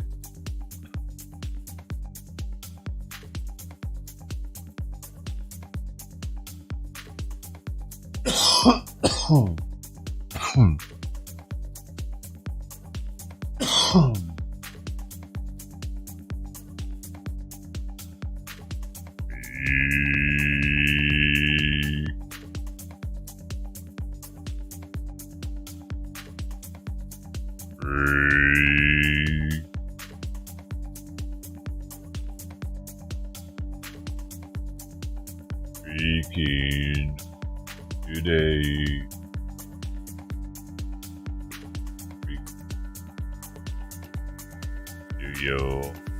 Do you behavior?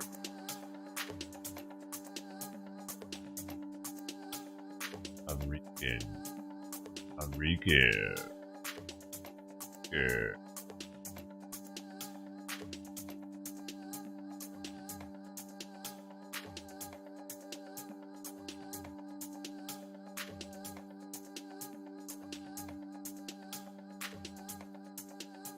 If he was gonna pick the poop up, but the dog's only pee.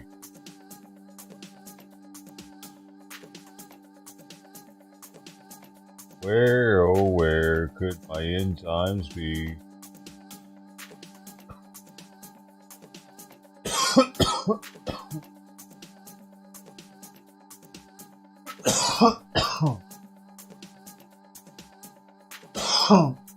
Dude, my lungs make so many weird noises when I'm breathing in like that and coughing. They make like gurgling noises, crunchy noises, stuff. Am I dying?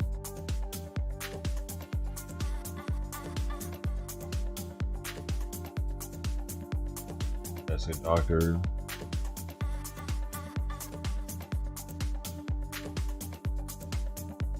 Bubbling, creaking, crunchy.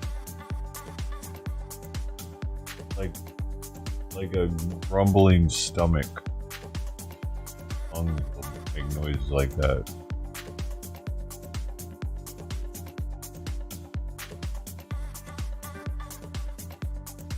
It could be a problem.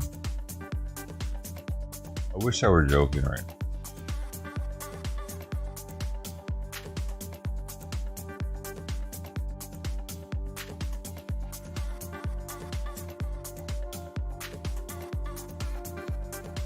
But I lost my enzymes. Enzymes.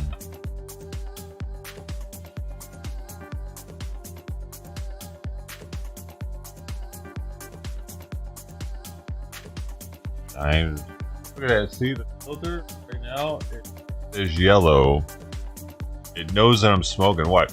I bet if I put this in front of it, it'll say red. It'll turn red and it'll turn the fan up on it.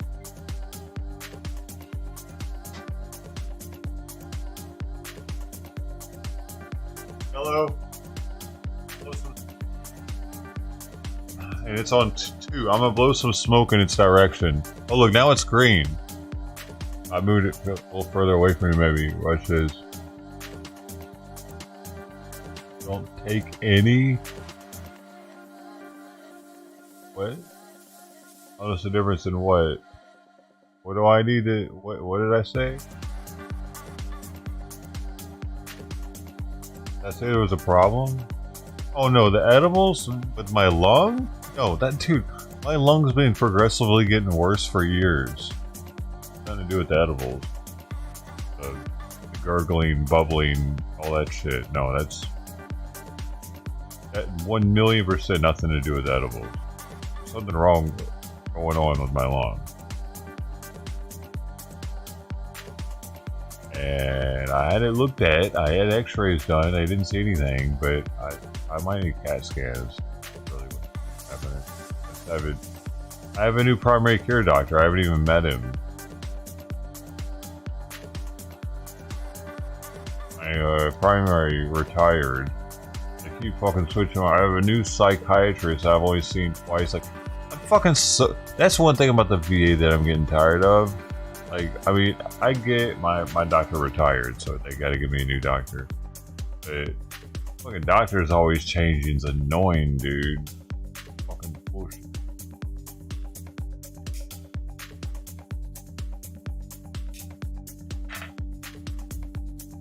I don't even like going anymore. Like, I never really liked going, but it's like I'm always seeing a fucking college student that I gotta tell my like, I don't know, man. I'm tired of seeing college kids.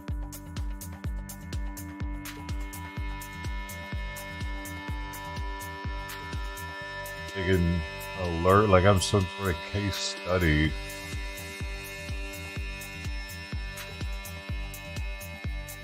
When you have a rare illness, you turn into a fucking case study for the college resident, or college, whatever the fuck they are at that time. Intern or the resident. I turn into something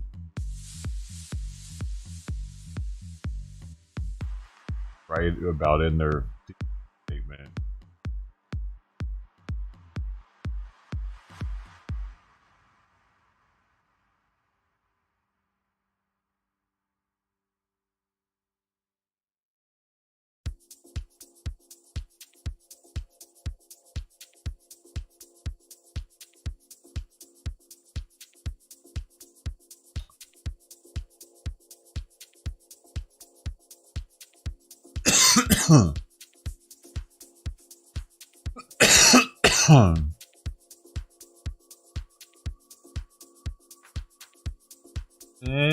Going on, something going on, baby. Going on, baby. Going. Oh yeah, I was gonna blow on it. See, it's yellow right now. Watch this. I'm gonna make it turn red just by blowing over there. So you know that it's working.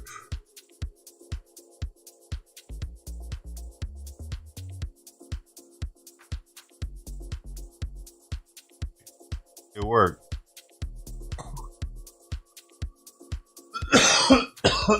Stop working. Not working too much. What if I put this next to it?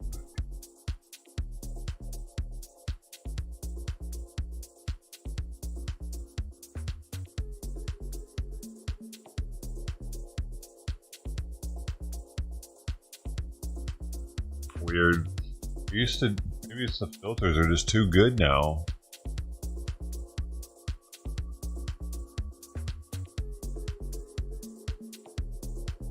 My scissors cleaning. Oh, I thought I would do that.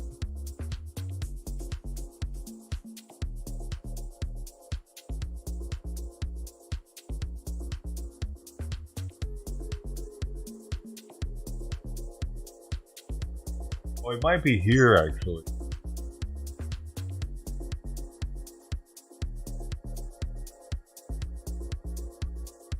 No? Oh yeah, see? Scissors on top of it. I put it near the top and it's a red. Up the fan to level 3 versus level 2.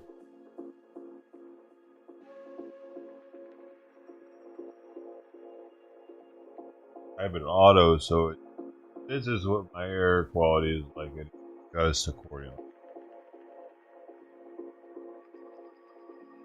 You can fart in that thing and it'll adjust it.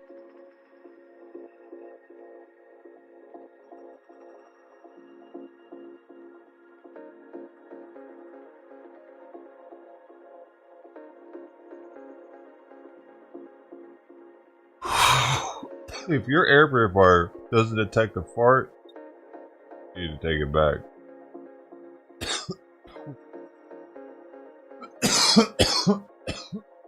Videos are circulating on social media showing folks vandalizing Teslas. She sees a man walk over to her car, key it, get back into his truck, and leave. After checking the damage, she decides to look at previous video recorded by her car. She realizes that the man in the truck followed her from the interstate into the grocery store parking lot. All of a sudden, a driver behind her just laid on the horn as they came up to a red light. Things spiraled out of control when a white in some areas, Teslas are kind of rare, aren't they? Like here, they're fucking everywhere. Here, they're everywhere. I remember the first... I'm pretty sure the first Tesla that I saw was actually in Europe. It was in Austria, Vienna, or outside of Vienna, in like 2013, I think. Here, they were still super rare. But there are still areas in our country where they're still super rare to this day. Yeah. SUV. A lot of Californians have transplanted all over the country to places that are more affordable where they're already not welcome. Like, dude, Californians aren't even welcome in Colorado. For instance, I had a comment.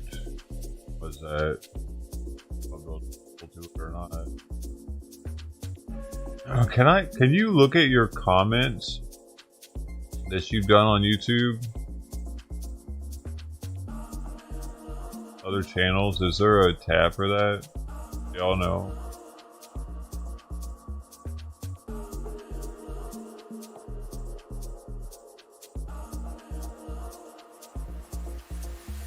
I'm just proving a point here. Y'all know. Otherwise, gotta keep rolling, baby. Baby, I find it fun.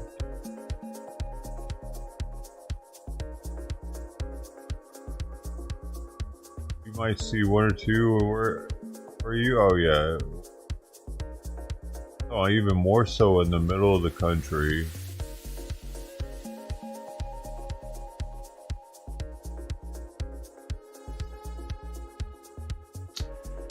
Something while this plays. Followed her and cut her off, stopping in the middle of the road. Gets out and walks straight up to my window. So I cracked my window and I said, what is the problem? And he goes, you need to sell your car. This is a Nazi car. You're driving it. You need to sell your car.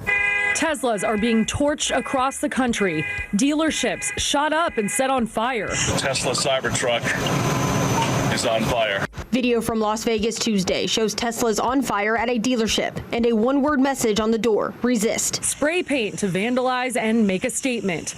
People in Southern California are getting notes on their Teslas, calling them complicit Nazis for owning electric cars. In Kansas City, police say 2 Tesla Cybertrucks were set on fire. Earlier this month, shots were fired at a Tesla dealership in Oregon. Cybertrucks were set on fire in Seattle, and Teslas were spray painted in Massachusetts. Here in Hawaii, a Tesla recorded video shows a woman riding on a Tesla in a Kailua parking lot with an explicit message for the CEO, Elon Musk. These attacks include people setting fire to chargers, vehicles, and vandalizing Teslas and Tesla showrooms. This Cybertruck, it said Nazi scum. There was a letter. There is a way to do it. You go to your history. Like you go to YouTube Studio, and in YouTube Studio, no, not YouTube Studio.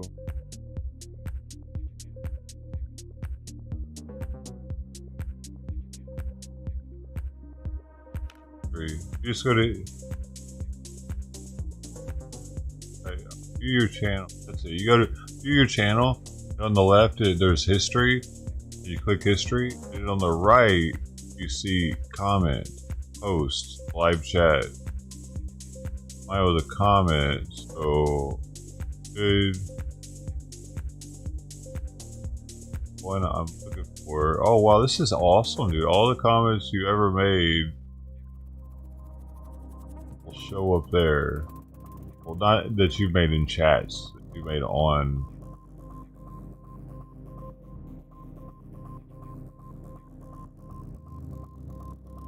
Great to use here, all because of the sun. One of the trucks. Yeah, I've only seen one or two. Pretty rare. The trucks are, dude. The trucks are ugly as shit, though. I don't know why anybody would actually trucks because they're so ugly, and it's like you're just driving around a block of aluminum. They don't look very high quality either. Does it? A DeLorean pulls off the look way better. It was made like 40 something years ago. That's my problem with it. Left on the car that said, I saw the woman who did this. So a lady did it. You know, it's been sitting out there since Wednesday like that. And I hope that the owner of the Tesla, my neighbor, chooses to prosecute this to the full extent. On the car, they wrote, this car supports Nazis. I'm definitely not the only one. His Cybertruck was in for service at a Tesla dealership when it was vandalized. Yeah, I was definitely kind of taken back by the whole situation. We were notified by Tesla. I was supposed to pick it up at 3 p.m. last Monday, and then they notified me at 2:30 p.m. that my car was vandalized overnight. And the Blackwood seat, here's why it's so ugly, dude. Check it out. It's this shit. See, this doesn't look that bad. There's a reason for it. This matches now. This looks better. That not being black on silver. That looks cheesy. It's like the rubber bumper bullshit that MGs changed to. There was MGs had chrome bumpers in the early 70s. And then for whatever fucking reason, probably safety reasons, they switched to rubber bumpers.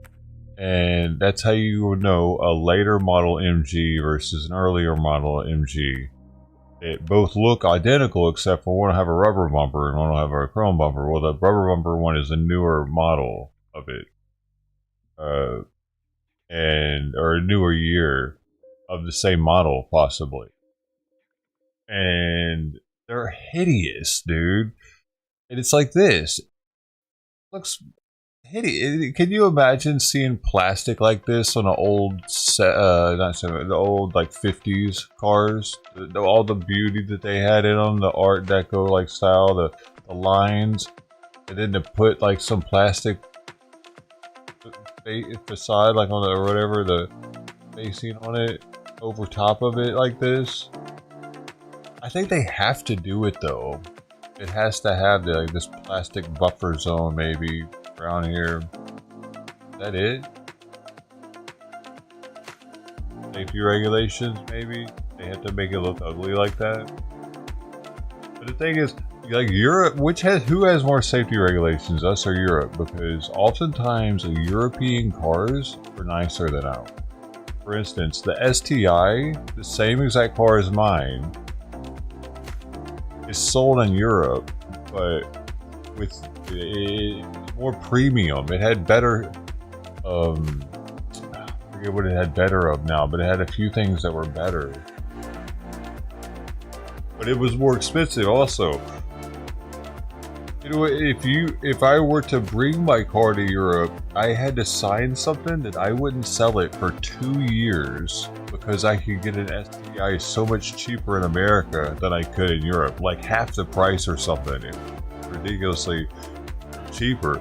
The same performance, but like theirs had, I don't know. I think no, but it was mostly aesthetic and maybe like headlights or taillight type shit.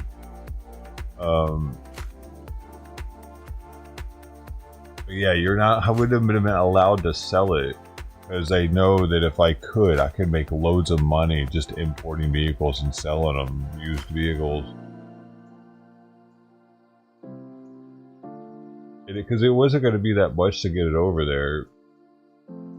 2,000, like I think it was like 2,000 or 3,000. They could have made money if I could have brought them over and sold them instantly.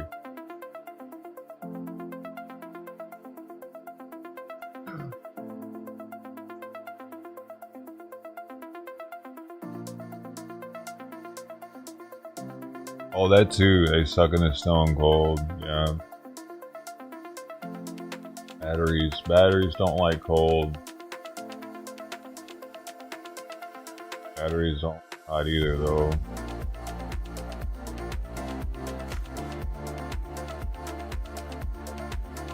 But I mean, if it gets too cold, the electrons can't even move anymore, right?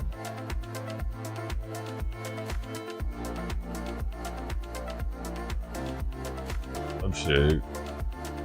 It has to do with the lithium-ion battery. To do with the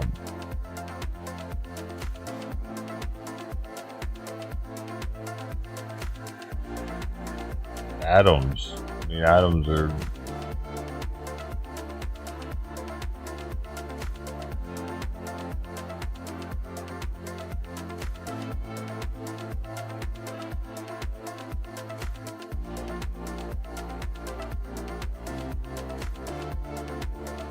What the fuck, man? All we are is a bunch of atoms that are pre-programmed to make like 2 different.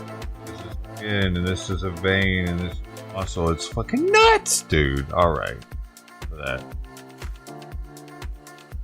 A bunch of vibrating atoms and mostly water.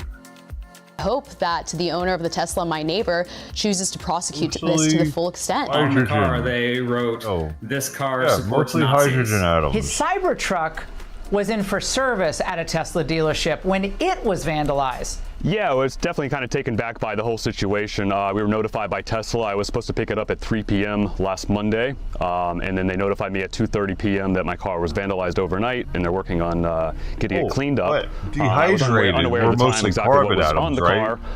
I messaged them about an hour later. They got back to me that they were working on getting the symbols off the car. I figured it probably wasn't smiley. Dehydrated human is mostly carbon atoms, possibly. But a hydrated human is mostly hydrogen atoms. I'm not sure. I'm not a scientist. I just play one. Faces. So I said, oh, okay. Then they sent me photos and confirmed that they were Nazi swastikas written on my Cybertruck and 5 others in the lot as well overnight. In what you've seen so far, do you consider what's happening an act of domestic political terrorism against one of your allies? So Iran is a patriot if and when they catch the people, and I hope they do. The good thing is they have a lot of cameras in those places, and they've caught some already having to do with that. I think that you will find out that they're paid by people that are very highly political on the left. Now the FBI has issued a warning for anyone who drives this type of vehicle, telling them they could be next. Meantime, the Trump administration now promising to use domestic terrorism laws to prosecute those who vandalize Tesla cars and dealerships. Got a fucking wrapping paper dress. I just smoked this whole 1 gram joint. And I've only taken 25 milligrams of edibles today, Sister T. Only 25 milligrams. I don't think it's doing me in.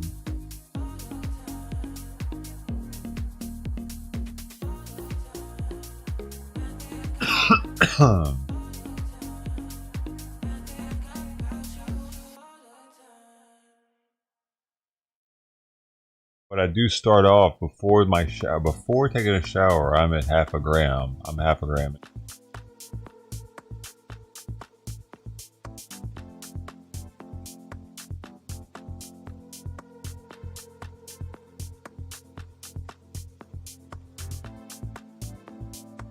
Because I'm a Comanche warrior, they say.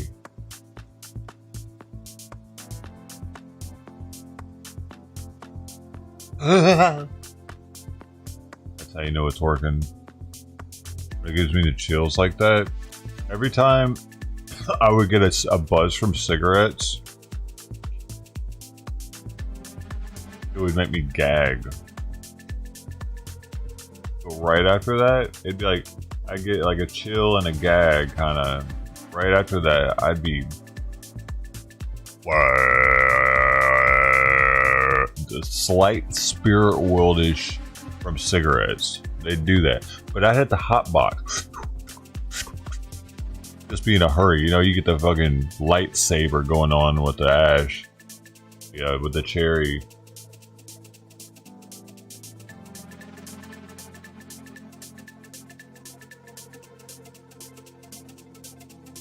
You know, get that gag in, and you're like, whoa.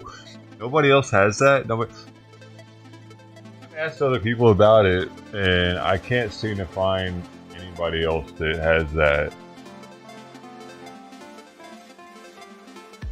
I think it's a thing, though, for some reason.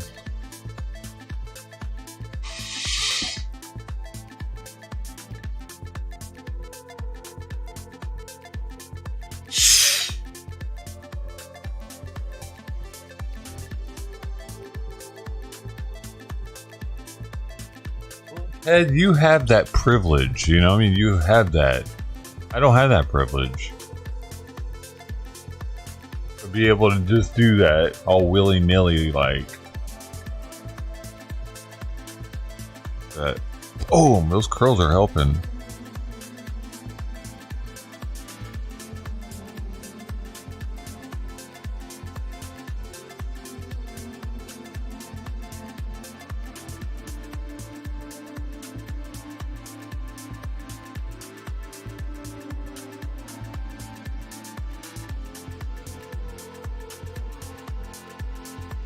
Ted does that every day, though. That's nothing special. Fucking not special. He's drunk and high as shit off kratom. And what else are you on right now, Ted? He's not smoking. Or any accolades or attaboys. He's high as a kite right now. High as a kite. Wait, what's another saying we can say? High as... I as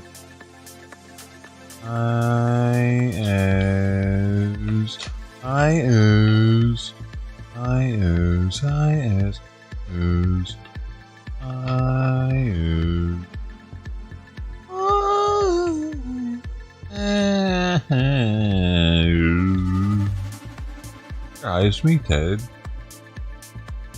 Now that's high. I got you. Look at that, look at that, look. You see this? Apple. Yeah, that's right. That's right, I can use both. Keeps me sharp.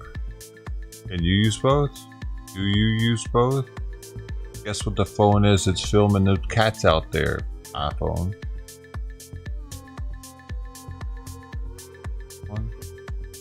Android. PC, of course, it's Windows. You gotta keep yourself flexible.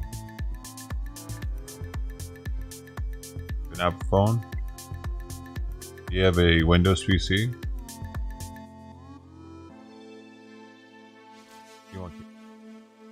You don't like it? Why not? You want to try boofing? Oh, but what did you want to boof? You can boof anything. PC.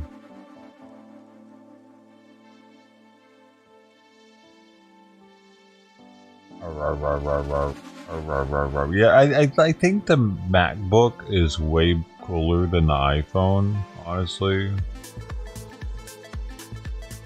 I prefer the, like, because I don't really mind not having the iPhone, using it, but I would mind having to use a PC rather than MacBook, or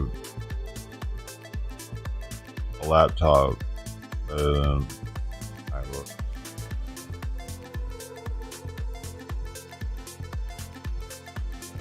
Primarily because the touchpad on a MacBook is probably the best in the business.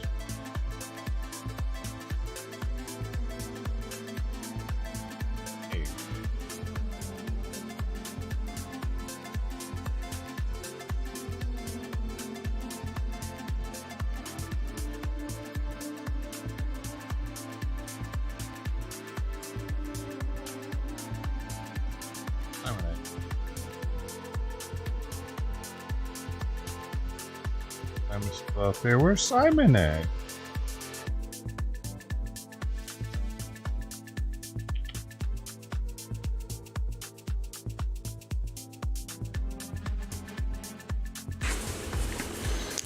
Hello everyone, I'm Jiggling back for another review.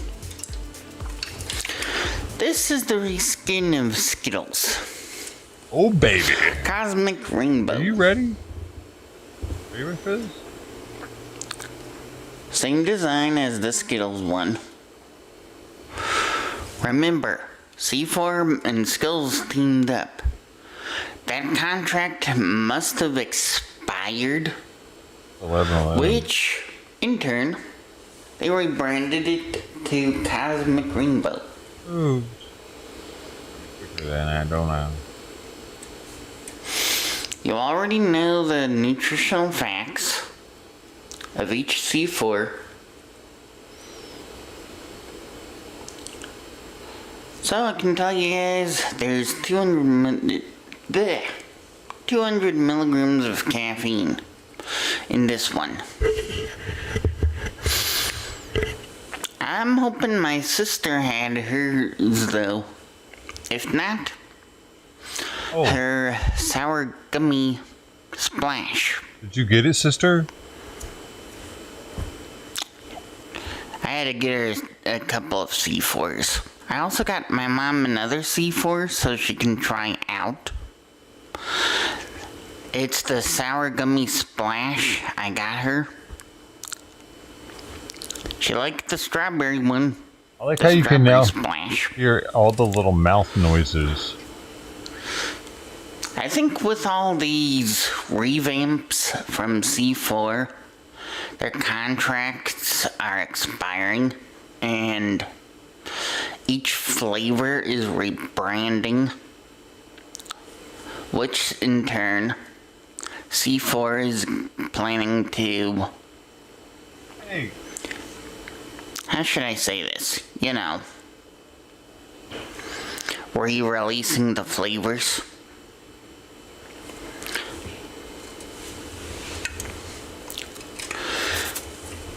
Oh, to the person who mentioned about the Sour Patch Bros, I may have to act like I hurt you.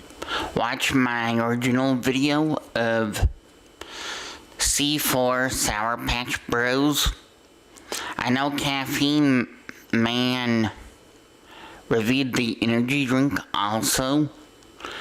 I reviewed it when Shell had it, way before they discontinued it, when they revamped the cans, and as well as before Keurig / Dr. Pepper bought the rights to C4.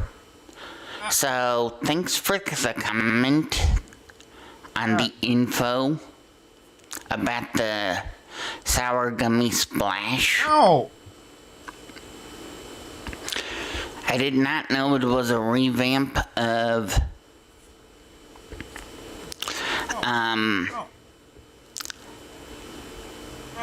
Sour Patch Bros on the Sour Gummy Splash. Ow!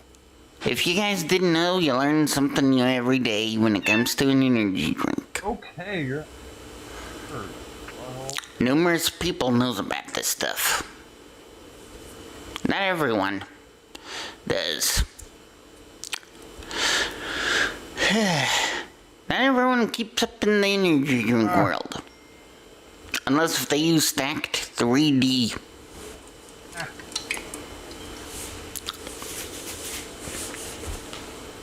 Well, stack 3D. Here. We really should keep up in the energy drink world. Oh well. But let's go for seeing if it'll have the same taste as the Skittles.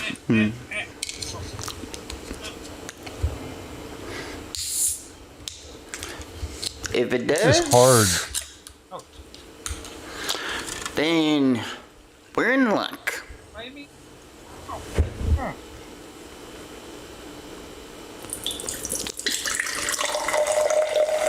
Stop it.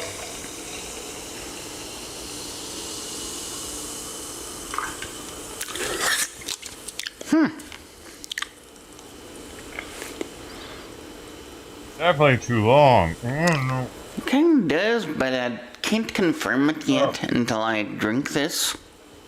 Then go back from the can. Oh, no! No! Oh, no! No! No! You're gonna get cut out. Else clip. Other one. Yeah, they'll have the same taste as when they brought out the Skittles energy drink.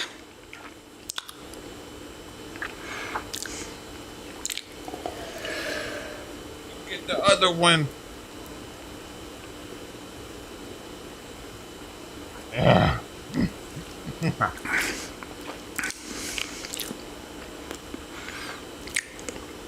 Now I got you. Ah! Oh, ow! They just wanted to rename it instead of discontinuing the drink.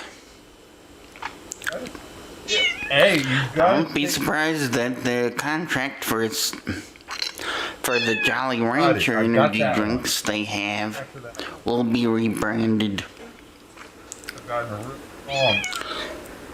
Dude.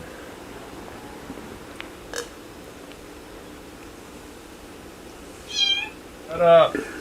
I think it's the wrong.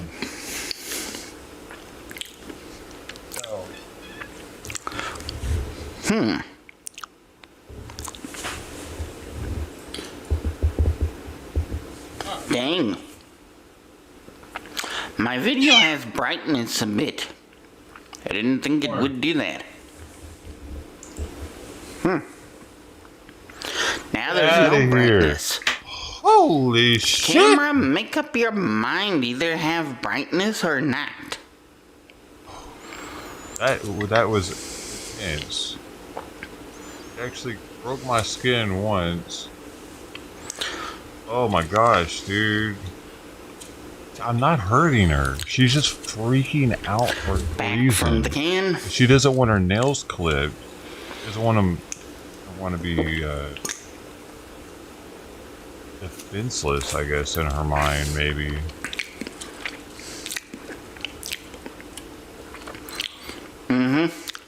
I've been waiting to do that when she was calm too. That was a calm I was thinking moment. right.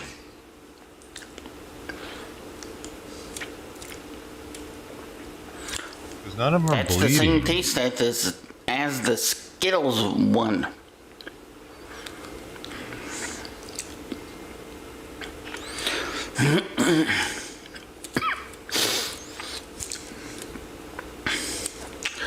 I have tried the Skittles one.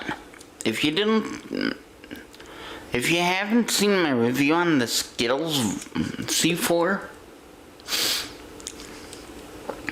I may have to do a playlist of my C4 reviews. So that way you'll know what ones I reviewed.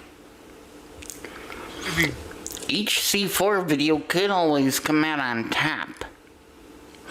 If I play my cards right. Let me know in the comments if you guys want me to.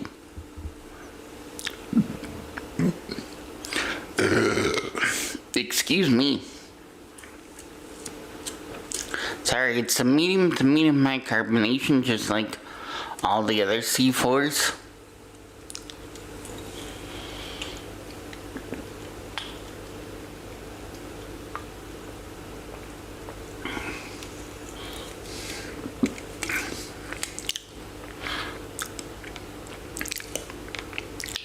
I don't like having to clip her nails, dude.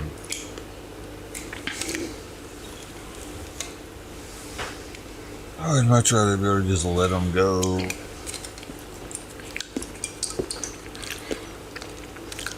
1, 2, 3, 4, 5, 6. Oh, this is a 9.5er. It seems when they named this, when they renamed it Cosmic Rainbow, but still same color to the Cosmic Rainbow, however. Yeah, Ted, how'd you know? Got recommended him? They made it better than they did with Skittles. I guess not everyone liked it on taste-wise.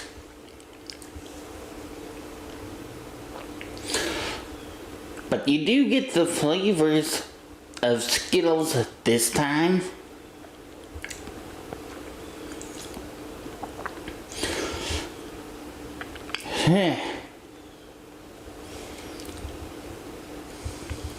I shit off of it, huh? Oh, So really? I'm gonna He came be up like that? changing the rating Fast? for me. Oh, he found his thing. He did. How about a solid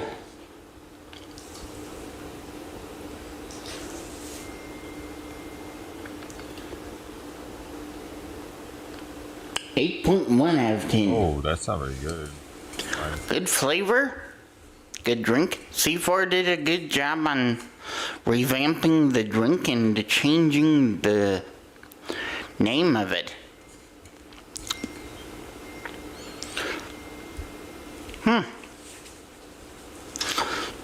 Do you think anybody actually Tomorrow's takes this review, though, review I will be seriously, doing though? ranch fuel.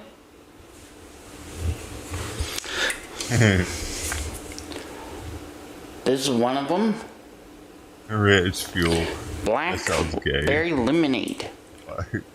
Ranch. I don't know, dude. They have that. They definitely have that at Ram. Yeah, I know. We're starting at 18 on a naked bad way cowboys. to go for ranch fuel. Get on. But hey, you gotta go somewhere on ranch fuel. Excuse me.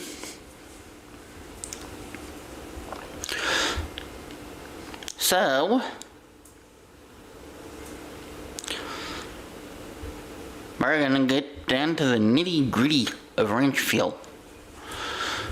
Wish I had me a cowboy hat. I could always go for a ranch fuel. This is how to get in shape. I also wish I had a jean shirt. Unless if you guys want me to wait till next week until I get a jean shirt and a cowboy hat. Naked cowboys in the showers to match ranch fuel. Big herd throbbing cocks wanting to be sucked. I could easily do it. Naked cowboys wanted to be fucked. Each week, wear blue jeans, cowboy hat, and jean shirt for you guys. Ram Ranch really rocks. Let me know in the comments if you guys want me to do it. Hot, hard, buff cowboys, their cocks. Because I found cowboy hats at Target. Cowboys out in the yard. So, big bulging cocks, ever so hard. Jean shirts? Ugh. No. I didn't find any jean shirts at Walmart, Big hard throbbing cocks. Meijer, Ram and cowboy butt like a breeder or Target. wanting to rut.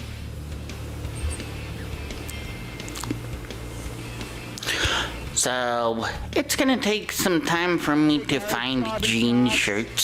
Suck real deep. Cowboys even. So I may have to ask ChatGPT about that. It rocks. Cowboys love So, throbbing cocks. for now, later everyone. See you in the ranch fuel review when I do it.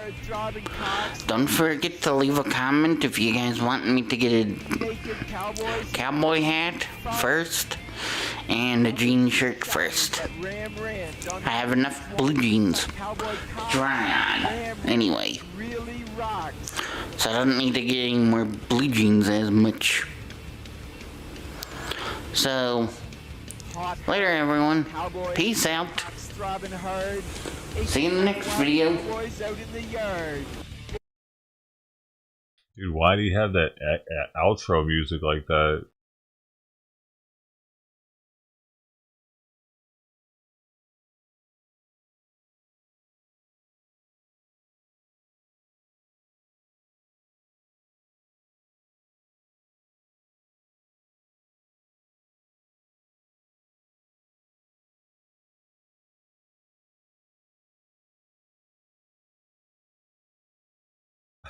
No, it was me. I'm sorry. I don't want to. Anybody.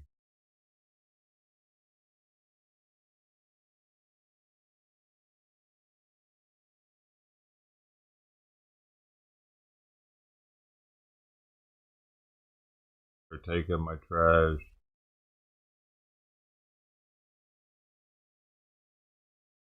Took my trash. I did cut the grass or the tree. Oh. Good. Can I just give a Mexican $20? Oh, come on, come on. Do it for $20 and a beer.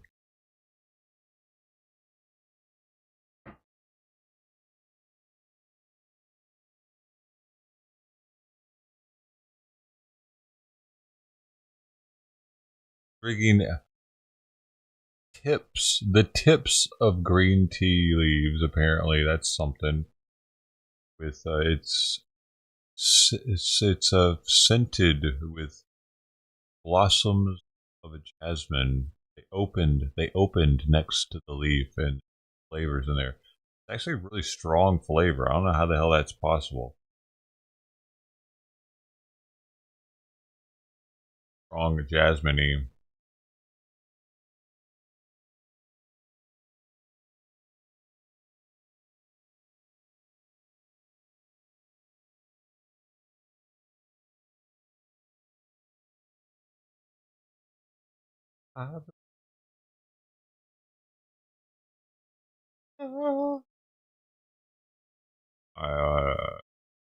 Walls stayed with Walls talk about the avian flu and it was cut, and that's where we're trying to grapple with. How do we make sense, and how do we make a good faith effort to not just say we oppose everything you're doing, but tell us how could have been that move or this move on this health dollars that you don't know where they were going is going to help us prevent what we're afraid of. Commissioner Peterson and I were talking about this. If this goes, we learned a lot since 2015. That's where we're in a lot better space on this. 2015 was, interesting how he gets to just go back and be governor. Impact and a traumatic impact across farm country when this thing was not, we didn't know what to do. We hadn't had an experience. We now have that experience, but will we have the tools to fight it? So I'm grateful you covered this. We'll give you more update on it. And so, yep. It was just as we were hearing it and saying that we were in the process of working through this, and I just wanted to know from them, and talking to the mayor of St. Paul, is how much does that impact your decision? Would this matter? And there were multiple decisions when they made that. I just wanted to make sure that if they were saying, well, the downtown area doesn't have as many people, that would seem like information they should know as we're working on it. So thank you all.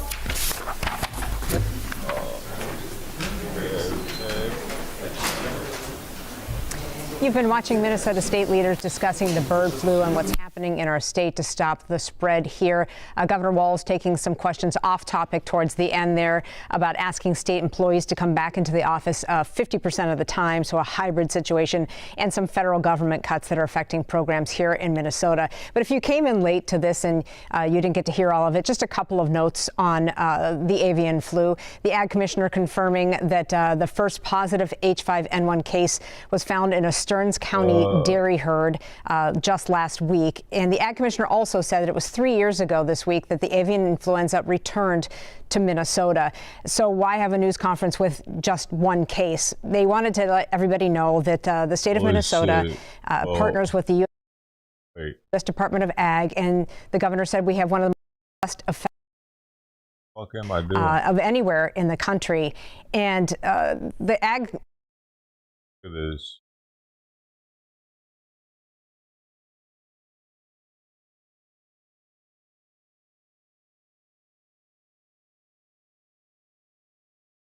This is how well Tim Walz did in Minnesota.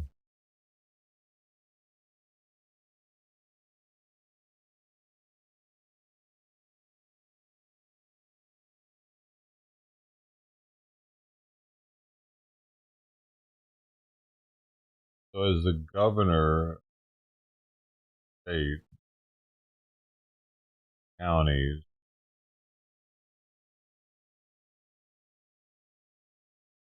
I don't know the population.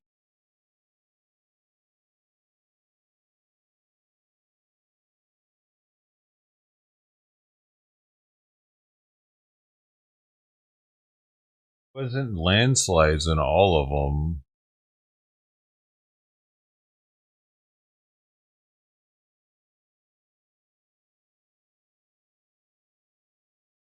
But where Republicans won, it was like a 30% margin normally. on average.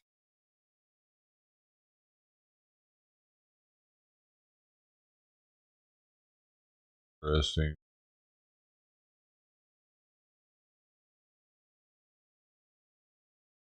Some people don't even really trust him. Maybe they realized some stuff after the presidential campaign.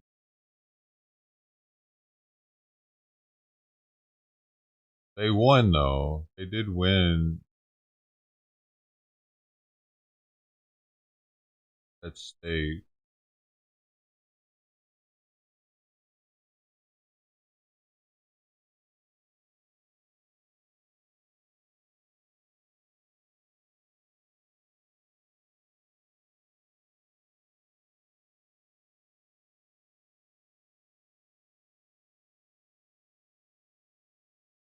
.92% versus 36.8%. But I don't know. Like it more than 50.92%. Governor is the vice president candidate.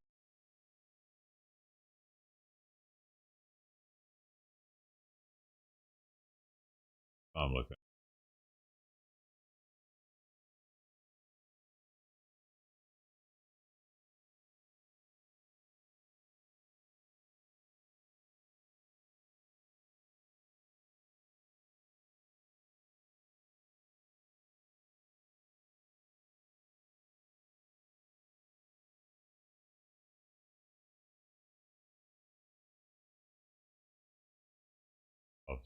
So the secretary said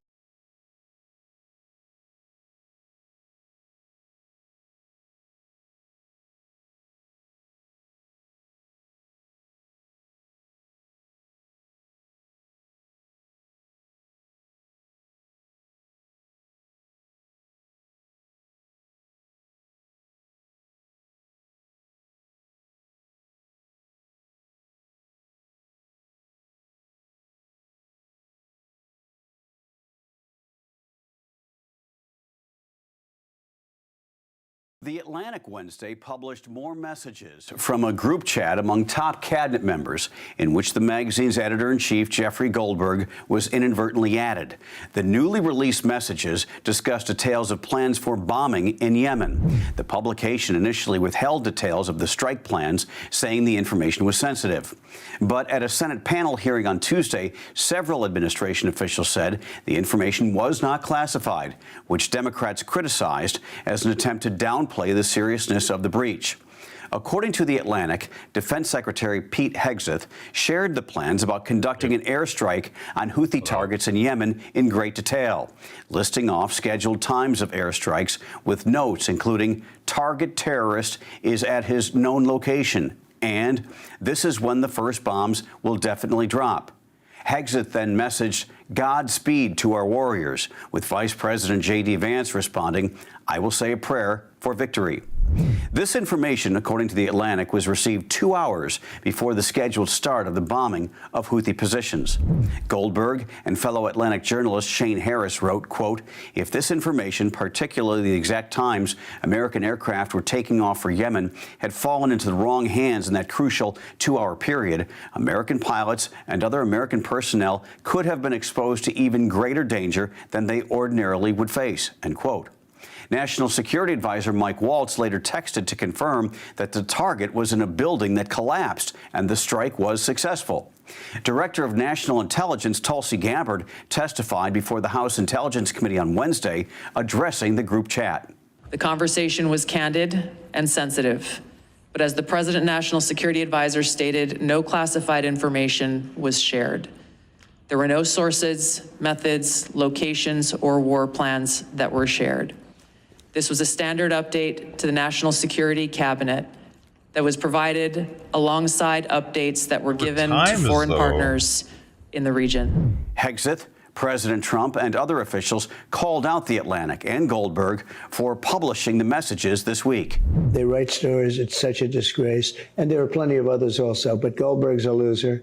His magazine's a big loser. In a statement Wednesday, The Atlantic said it wanted to make the texts public so that people could see them for themselves, saying the White House opposed its publishing of the information, adding, quote, "There is a clear public interest in disclosing the sort of information that Trump advisors included in non-secure communications channels, especially because senior administration figures are attempting to downplay the significance of the messages that were shared." White House Press Secretary Caroline Leavitt noted the Atlantic headline called the messages an attack plan rather than a war plan, and then criticized Goldberg directly in a Wednesday morning social media post. Quote, "The Atlantic has conceded these were not war plans. This entire story was another hoax written by a Trump hater who is well known for his sensationalist spin." End quote. Goldberg said Wednesday the magazine decided to redact a sensitive piece of information out of the follow-up article. All of the messaging was done through the Signal app, which uses end-to-end encryption, preventing any third party from viewing conversation content or listening in on calls. Now there are questions about using Signal to discuss sensitive military operations, including its level of security against hackers. For more unbiased updates, download the Straight Arrow.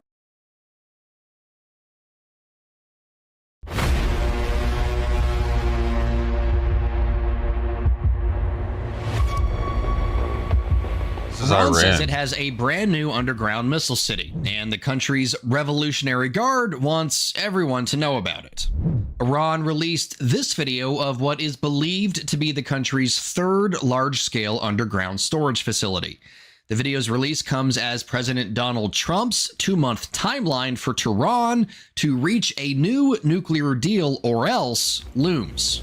In the nearly 90-second montage aired by Iranian state media, top military commanders are seen touring the weapons complex, showcasing some of Iran's most sophisticated weaponry, including K-Bar, Shakan, Gator H, and other land attack cruise missiles, which were used in Tehran's attack on Israel late last year. The video, however, also shows some major design and engineering flaws within the complex. Everything from munition storage to open tunnels. And the presence of large chasms coupled with the lack of blast doors or seemingly any other stabilizing features leaves the complex at risk of major explosions if under attack. Meaning if a bunker buster or some other type of penetrating weapon gets through, the damage inside Missile City from all these secondary explosions could be severe. Iran is very proud of its underground complexes, though. The regime revealed another underground ballistic missile storage facility in November of 2020. That complex made use of an automated rail system to transport weapons through tunnels. A few years later, Tehran unveiled another large underground facility made to house military aircraft, including drones. As we mentioned, the latest highlight reel comes at a particularly tense time for Iran. President Trump is demanding Tehran accept an agreement to dismantle its nuclear program, including uranium enrichment and missile production. Trump says Iran is facing severe consequences if it does not accept a deal, including military action and stricter sanctions. But Iran is still rejecting that proposal, citing national security concerns and repeatedly claiming its nuclear program is for energy purposes. In response, the U.S. deployed a pair of aircraft carriers to the Middle East in a show of force. There are also signs of a B-2 bomber buildup on an island in the Indian Ocean, close enough to strike Tehran, but far enough away to avoid its missiles. Trump also sent a letter earlier this month to Tehran's leadership, floating the idea of talks about its nuclear program while threatening military action if they refused. Iran's supreme leader also dismissed that offer, calling the U.S. a bully at the time. There is also the issue of U.S. airstrikes in Yemen against the Iranian-backed Houthi militants, which is adding to the tensions. Trump warned Iran it would be held accountable for the Houthi attacks, since the regime supplies the Houthis as part of its axis of resistance. For more on this story and more unbiased, straight fact reporting,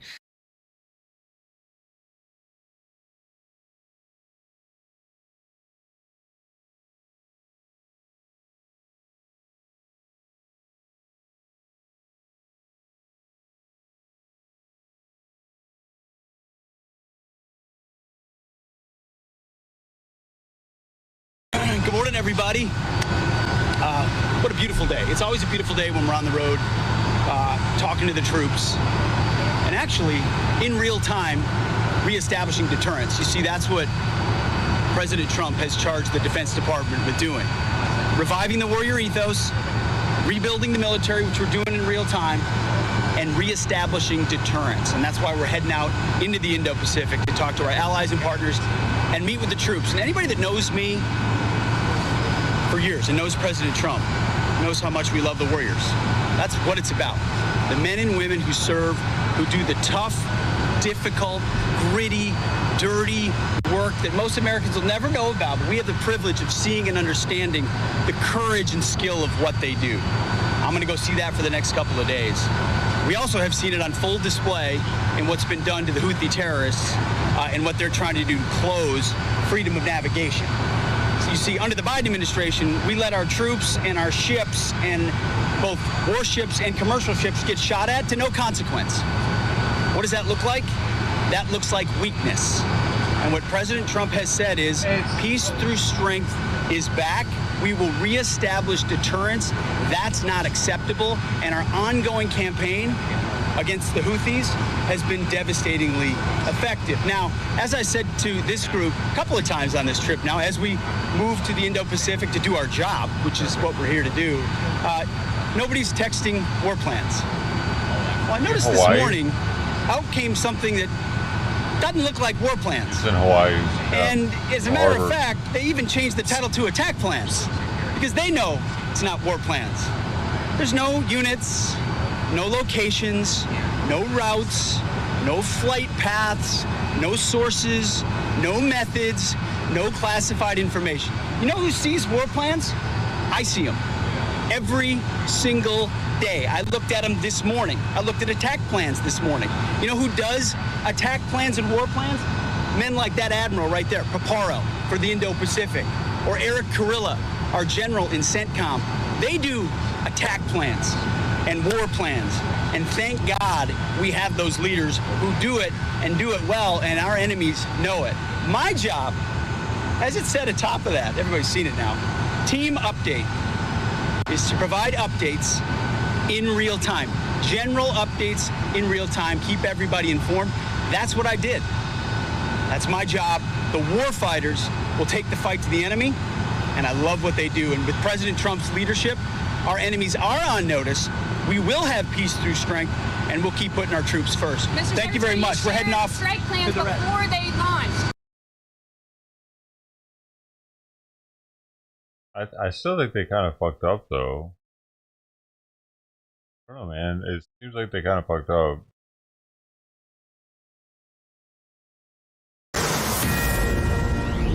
Well, we have what is fair to say a viral moment that just happened in that House hearing on global threats we've been telling you about. It comes on the heels of that brand new signal message that was posted, several of them, these 18 officials talking about the Houthi strike. And it goes after Defense Secretary Pete Hegseth. She's not a real person, is she? To your knowledge, do you know whether Pete Hegseth had been drinking before he leaked classified information? Ooh. I don't have any knowledge of Secretary Hegseth's personal habits. Find out, though? Director Radcliffe, same question.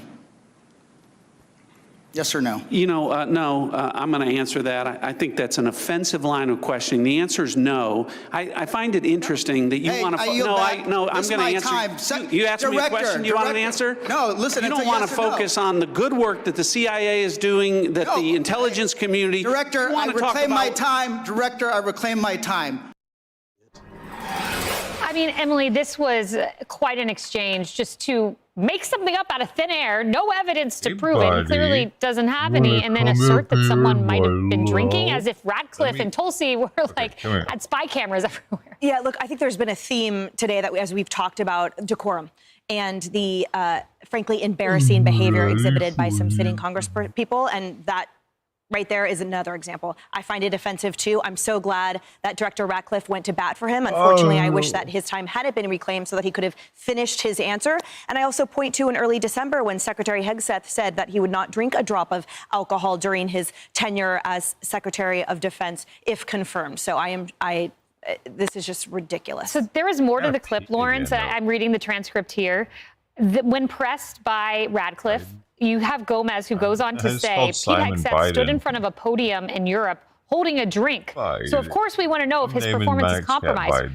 The drink was like water at a podium. So that's your evidence that drinking water at the podium somehow indicates you're drinking alcohol. This is. I think he sniffs me a lot, though. You know, when I'm out on air, I spend a lot of time with the men and women that serve their country. And when they come back from war, they come with a lot of bruises that people can't see. Some of them resort to pills.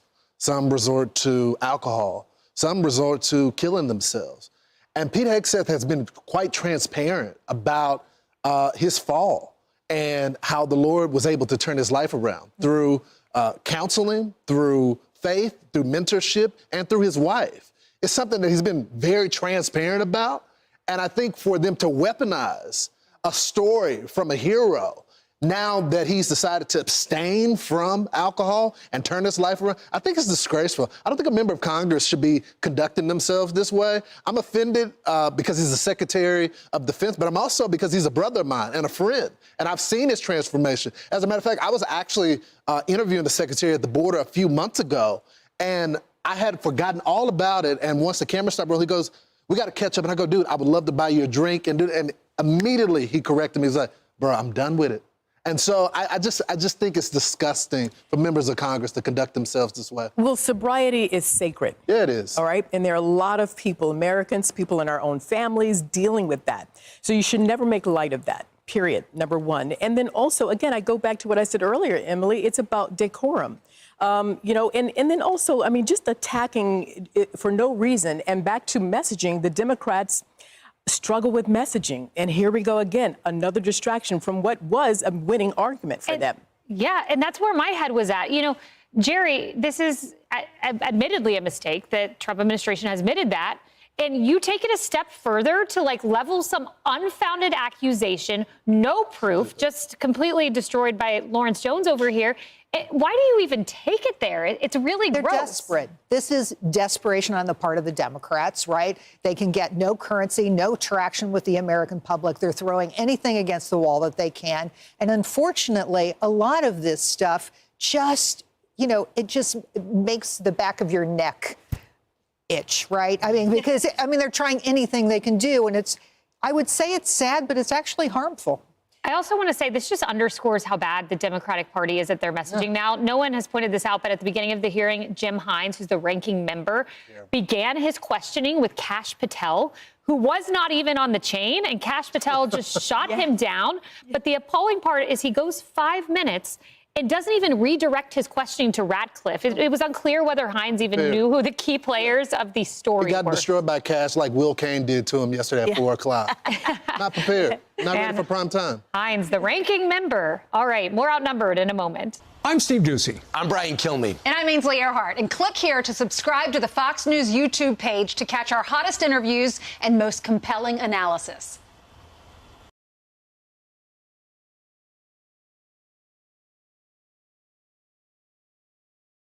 Donald Trump celebrates Women's History Month. What?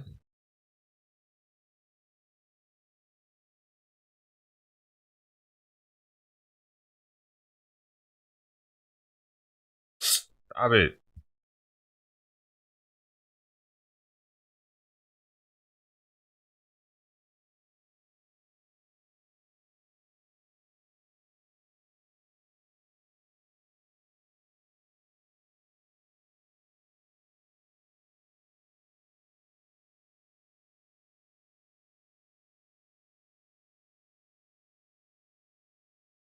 Oh. This year. Well, I want to see this, but I gotta pee, man. I'm sorry. My small bladder. I got a kitty bladder. Oh, and he weighs a lot. Still weighs 12 pounds. 12 pounds. Cat right here, big old boy. Oh, right.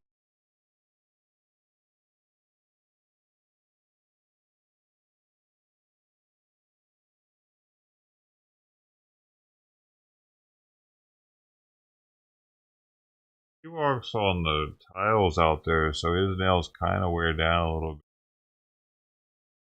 Hers, anything to wear down on, because all she has is carpet.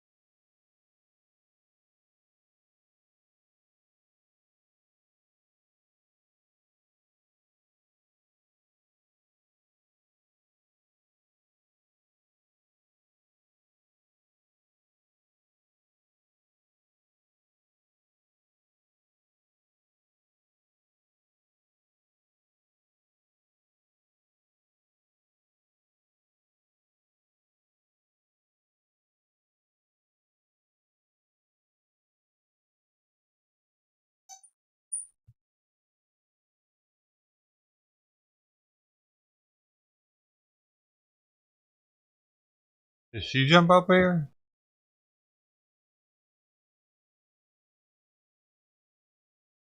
This hearing of the Subcommittee on Delivering on Government Efficiency will come to order. Welcome, everyone. Without objection, the chair may declare a recess at any time. I recognize myself for the purpose of making an opening statement. Good morning. At the DOGE Subcommittee, we are continuing our war on waste. That means rooting out spending that is unnecessary, wasteful, and frankly, un-American. Today, we are looking at the more than $500 million federal taxpayers spend annually to fund public radio and television. A big chunk of this subsidy flows to National Public Radio and Public Broadcasting Service. NPR and PBS are the big DC-based entities that create and distribute much of the news and educational content heard and seen on public radio and TV stations across the country.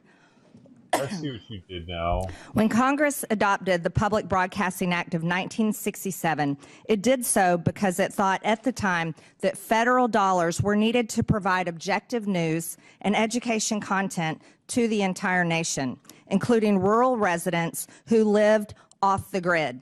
Fast forward a few decades, and a lot has changed.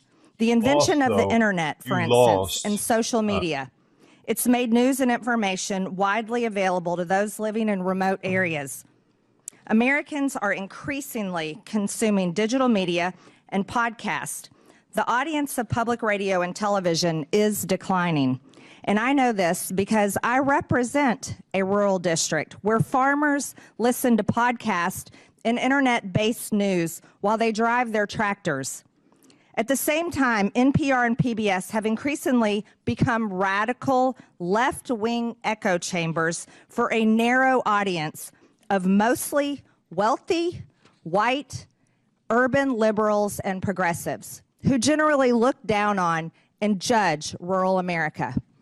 PBS News is not just left-leaning, but it is actively uses taxpayer funds to push some of the most radical left positions, like featuring a drag queen on the show Let's Learn, a show targeted toward young children ages 3 to 8 years old.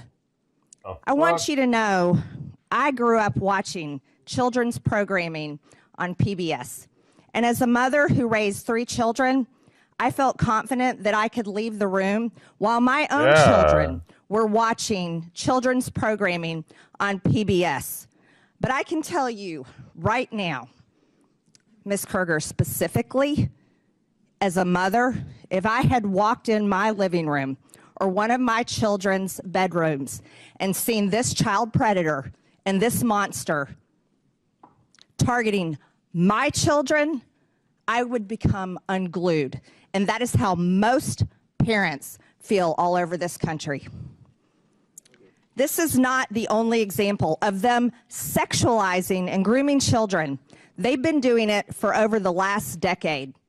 In 2015, PBS produced Frontline put out a documentary, Growing Up Trans, that takes viewers on an intimate and eye-opening journey inside the struggles and choices facing transgender kids and their families.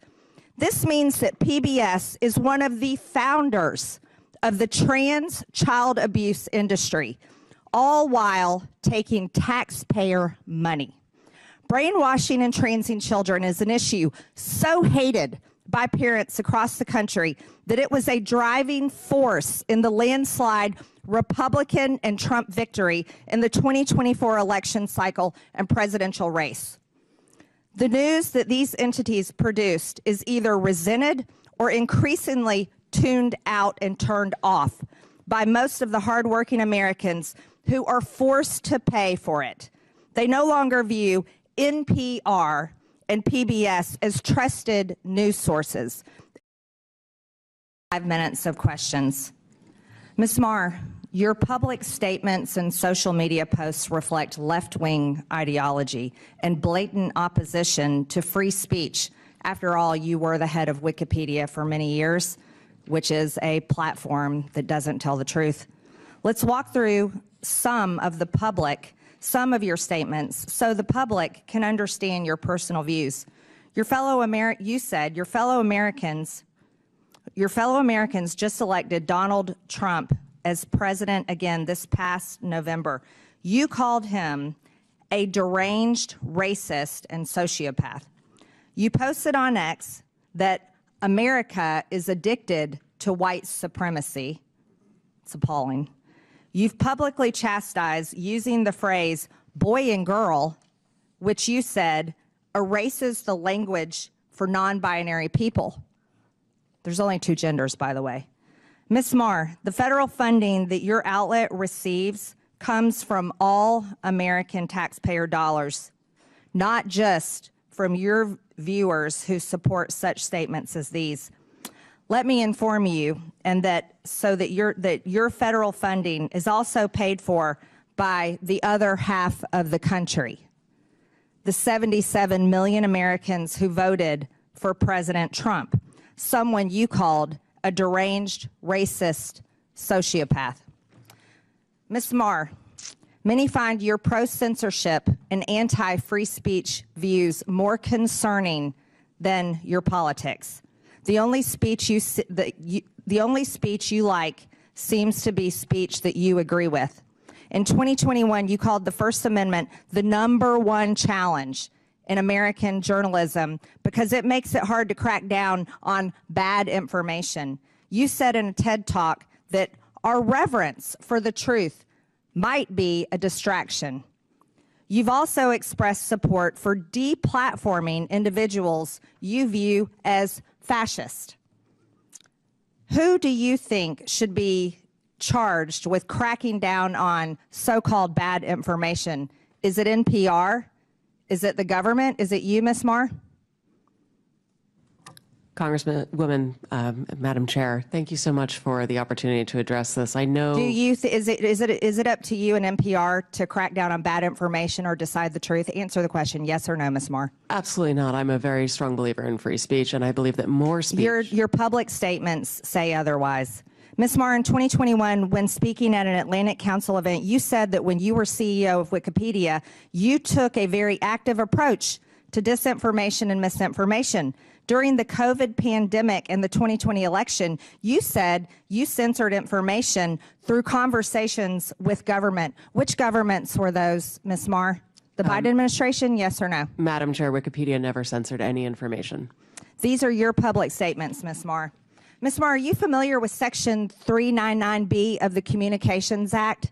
It prohibits non-commercial education broadcast stations, NCEs, from airing commercials on behalf of for-profit entities. The FCC recently opened an investigation into the underwriting announcements and related policies of NPR and PBS. Does NPR air commercials for for-profit entities, Ms. Marr? Yes or no? Madam Chair, we are in full compliance with the FCC's inquiry and will continue to cooperate. I remind you, you're under oath, and violations of the Communications Act comes with a fine up to $10,000 and possibly up to a year in prison. Does PBS air for-profit commercials, Ms. Kruger? We air underwriting announcements, and we believe we are in full compliance with the FCC, and we look forward to delivering the material required in this part of this investigation. We look forward to that, too. I'm assuming you're concerned, both of you are concerned about this, and that's why you brought so many attorneys with you today. Ms. Kruger, using taxpayer subsidies, PBS funded Independent Lens to make documentaries for part of your programming. In 2016, Real Boy was aired about a trans teen navigating adolescent sobriety and the ramification of his gender identity. In 2022, the same series aired Our League, in which a trans woman comes to her old school Ohio bowling league in a story about transition. Then in 2024, A Racist Trees was aired, telling a story of how in Palm Springs, a black neighborhood fights to remove a divisive wall of trees. Do you think PBS needs to fund ridiculous material such as this that the taxpayers are having to pay for? These are documentary films that are point of view pieces that are part of our primetime schedule for adults. And parents and adults don't trust that type of programming.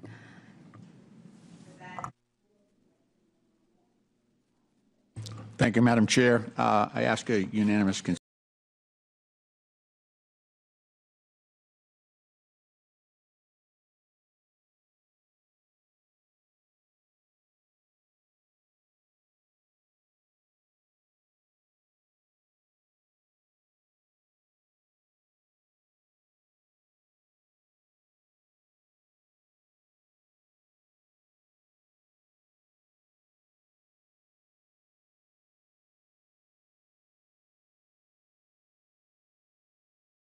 Bring the trash container fast.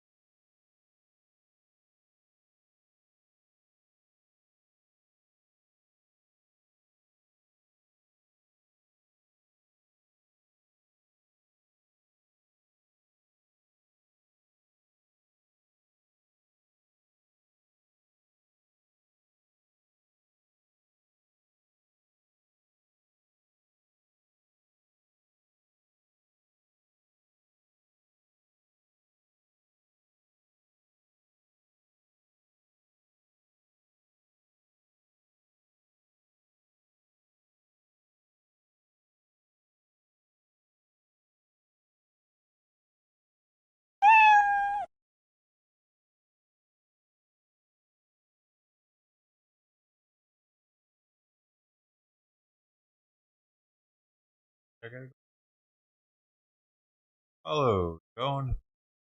Send. Okay. Joan.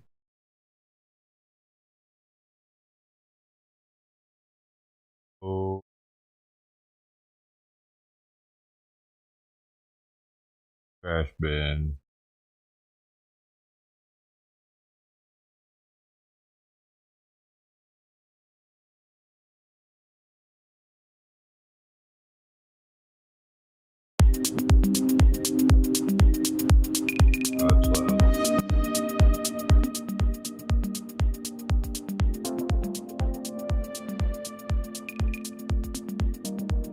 Trash can. Feed both of them. One right now. Fine metal, moving parts, glass.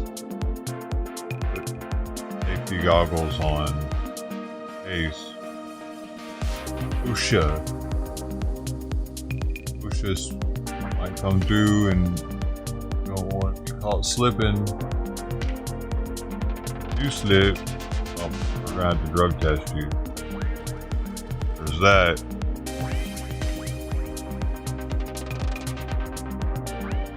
And, you know, I had to let you go. Back.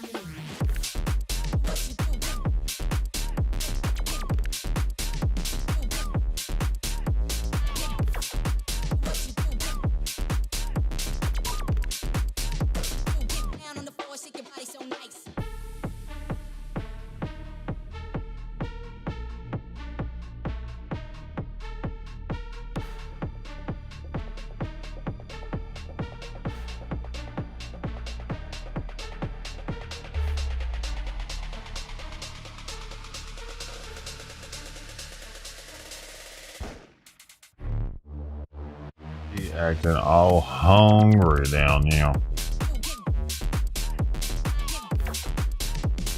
Fuck. I had to put a freaking bandage on my index finger because I got a split on the tip of it.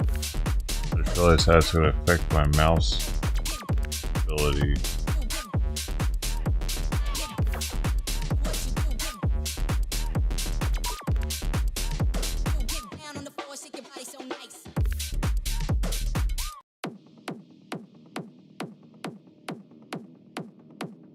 No, it's just done a little different.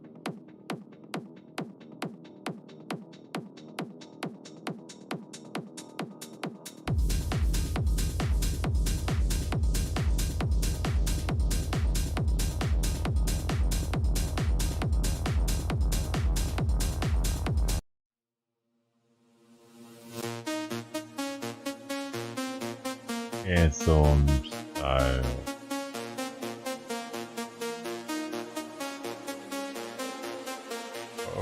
An appeals court has given the Trump administration power to stop approving new refugees from entering the United States. However, the U.S. must allow in people who had been conditionally accepted before the president suspended the refugee admission system. The president halted the refugee resettlement program after taking office in January as part of his executive orders cracking down on immigration. He said that record levels of migrants had taxed the nation's cities, such that they could not absorb large numbers of migrants, in particular refugees. A federal judge in Seattle blocked that order in February, ruling the program should be restarted. He pointed to refugees stranded in dangerous places, families separated from relatives in the U.S., and people who sold their belongings to travel here, only to have the program canceled. The Justice Department argued the president had the authority to issue the executive order on the refugee resettlement program.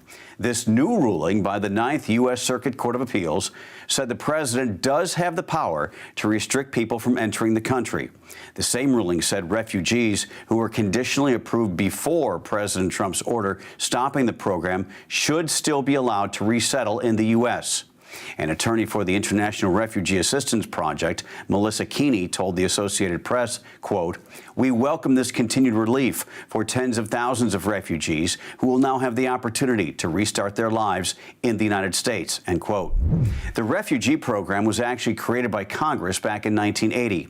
It's a form of legal migration into the United States for people displaced by war, natural disasters, or persecution. It is different than the asylum process.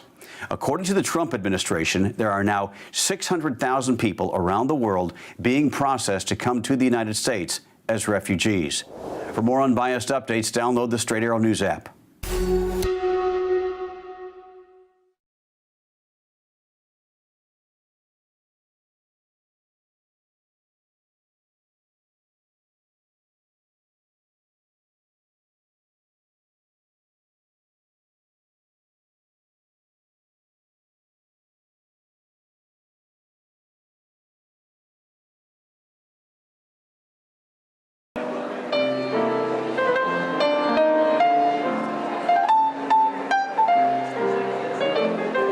Live. We're waiting on Trump to get here.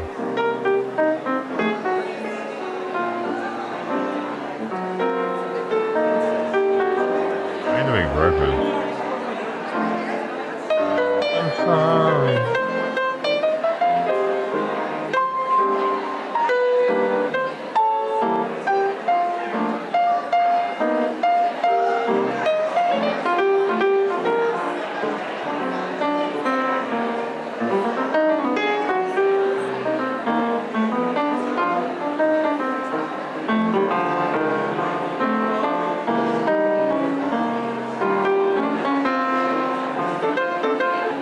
Breakfast time. Breakfast time. It's time for the kitties, though. Are you a cat? Ow. She's licking every morsel off that thing.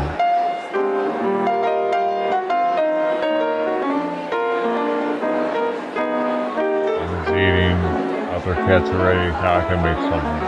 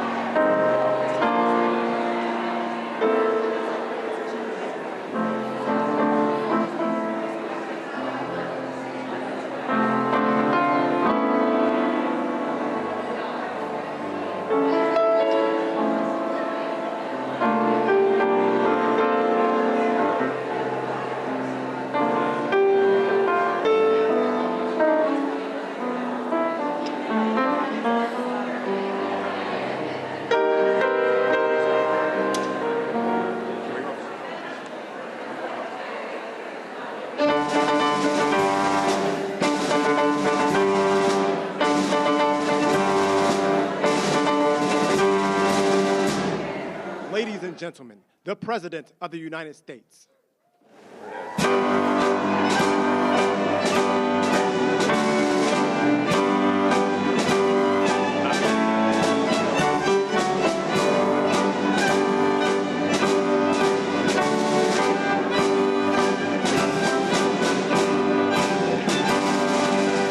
Thank you very much. Ooh, that's a lot of good-looking people there. This is great. It's a great honor to be with you, and I want to thank everyone and welcome you to the most spectacular place, the White House. It's just an amazing place to live and to work in, and you know, I've seen a lot of good places, but believe me, there's nothing like this. It's just very special, and it's great to have you here to celebrate Women's History Month. That's a big deal. And today we honor the legacy of incredible women like Betsy Ross, Harriet Tubman, Susan B. Anthony, Clara Barton, and Amelia Earhart, all legends. And their extraordinary courage and patriotism and devotion propelled our nation to glory and to greatness. They are great women, many great women. And thank you for the vote. You were very nice to me. The women we set every record. We loved it. We loved that vote.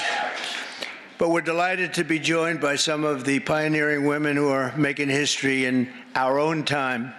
A woman that's just absolutely incredible. I can't tell you enough about her. She ran my campaign. We kept winning.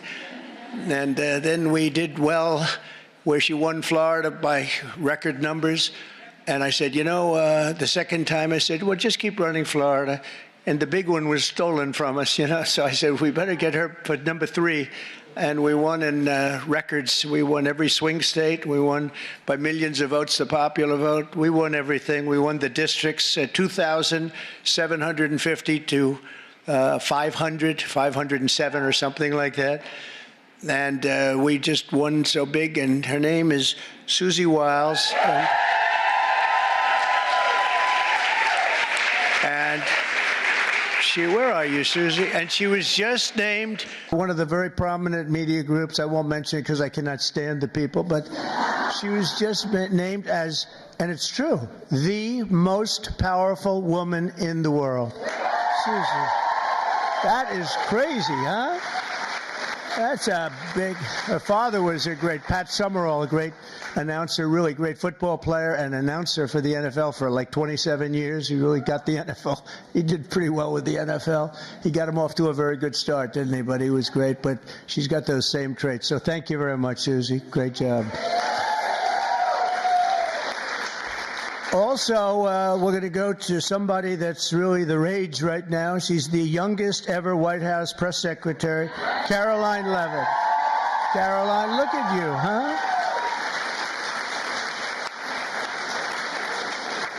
They said, sir, she's just too young. And I said, I don't know about that. She did awfully good because she did it during the campaign and she was awfully good. And she's been amazing. She just did another one just a little while ago. She looked at Susie and looked at me. I don't know. I think I'm ready, sir. How old are you? 27, right? 27. And I said, you're not too young. And she's knocking them dead. Everyone's talking about you. Thank you very much. Great job. And we have somebody else who's like a rocket ship, the counselor to the president. She served me well. I'm going to miss her, but we'll see a lot of her anyway. I hope it's on friendly basis because I've got to be very concerned because she's going to be the new U.S. Attorney for the District of New Jersey. Alina, where's Alina Habba? Alina Habba. Thanks, Alina. She's going to be great. I'll tell you, she's going to be great. She's a great lawyer and lives in New Jersey. And I said, that sounds like a good combination. Everybody wanted that job. They're all looking for the job. And I said, wait a minute, doesn't Alina live in New Jersey? Yeah, I think Alina's going to get that job. So congratulations, Alina. It's fantastic. I'm also thrilled to say that we have more women in our cabinet than any Republican president in the history of our country.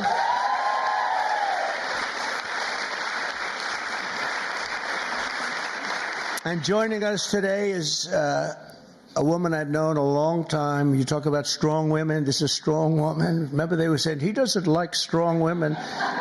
That may be true, but if that's true, I'm in deep trouble because I'm surrounded. I got the strongest women, and this is a beautiful, strong, wonderful woman, Attorney General Pam Bondi.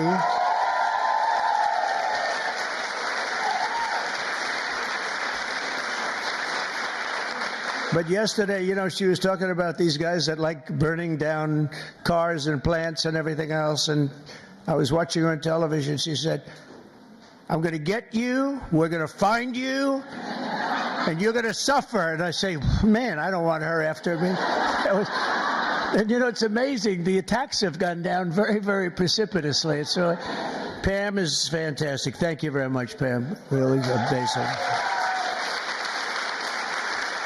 Along with a woman who was given a very hard and difficult problem, the cost of eggs. This was the problem. The cost of eggs. Eggs were through the roof. If you got to see the Biden chart, it's like a rocket ship, and Trump is like this way. But I gave Brooke the Secretary of Agriculture, and I didn't know it. I didn't know it. She studied that in college. I didn't know that. I was going to give it to her anyway. It didn't matter that she studied, but it sort of helped, right? But she came in and she lowered the cost of eggs by almost 50% in 3 weeks. Right? Someday you're going to tell us that secret. I want to find out, but the chart looks great. It's Biden like this, and then we're like this. But we also, by the way, we lowered energy costs really like tremendously. Energy's way down. Cost of gasoline's way down.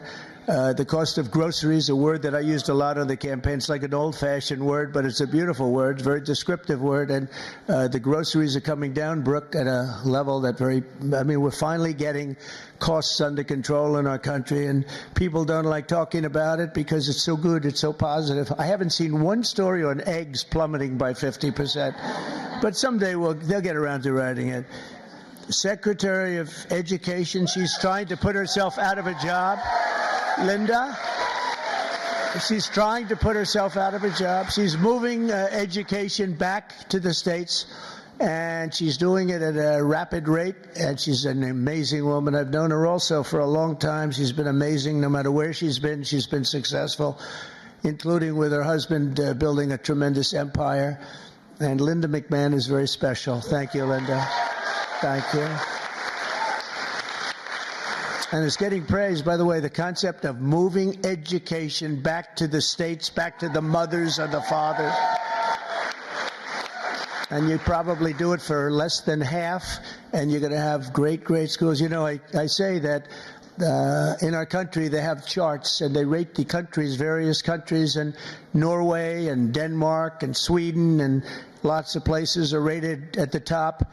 And Finland, China's rated very high too. Tell me, that takes the big problem out, because if they can do it, that's big, so we can do it. And we're rated toward the bottom. We're at number 37, 38, 39, or 40 out of 40. So we're just about last. And yet we're first in one very nice category, cost per pupil. So obviously there's something wrong. We just have to repeat that, Linda, and everybody says, well, I guess it's time to do it. And it's been that way for a long time. And originally we had it run by home state, so we never had that kind of a problem. But it's going to be, Katie, it's going to be brought back again, and Linda's going to do it. And I just say, you know, she said, you basically want me to get out of government, don't you? I said, that's right. Do your job and get out, but I promise I'll have something else for you, okay? I promise I'll have something even better for you, all right? But you're doing a job, and we appreciate it. Also, a special man. He's got a tremendous majority. It's so easy, a majority of about one.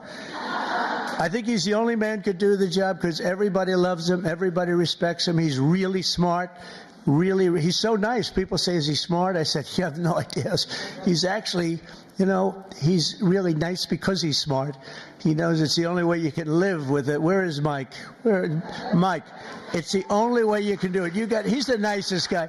But in actuality, he's not a nice person. He's ruthless. You haven't seen this guy when he gets angry. I don't want it. I'll ruin your image overnight. He is a phenomenal guy. Our great speaker, Mike Johnson. Thank you very much. I don't know. Is that good or bad for you? I'm not so sure. It's okay. He said, whatever the heck you want to say is okay. First female Republican Attorney General of Iowa and an early supporter of Trump. And where's Brenna Bird? Brenna, thank you very much. She's so popular in Iowa. She came out so early, and I appreciate it very much. That's great. Alaska Lieutenant Governor Nancy Dahlstrom. Nancy, thank you, Nancy. Thank you very much.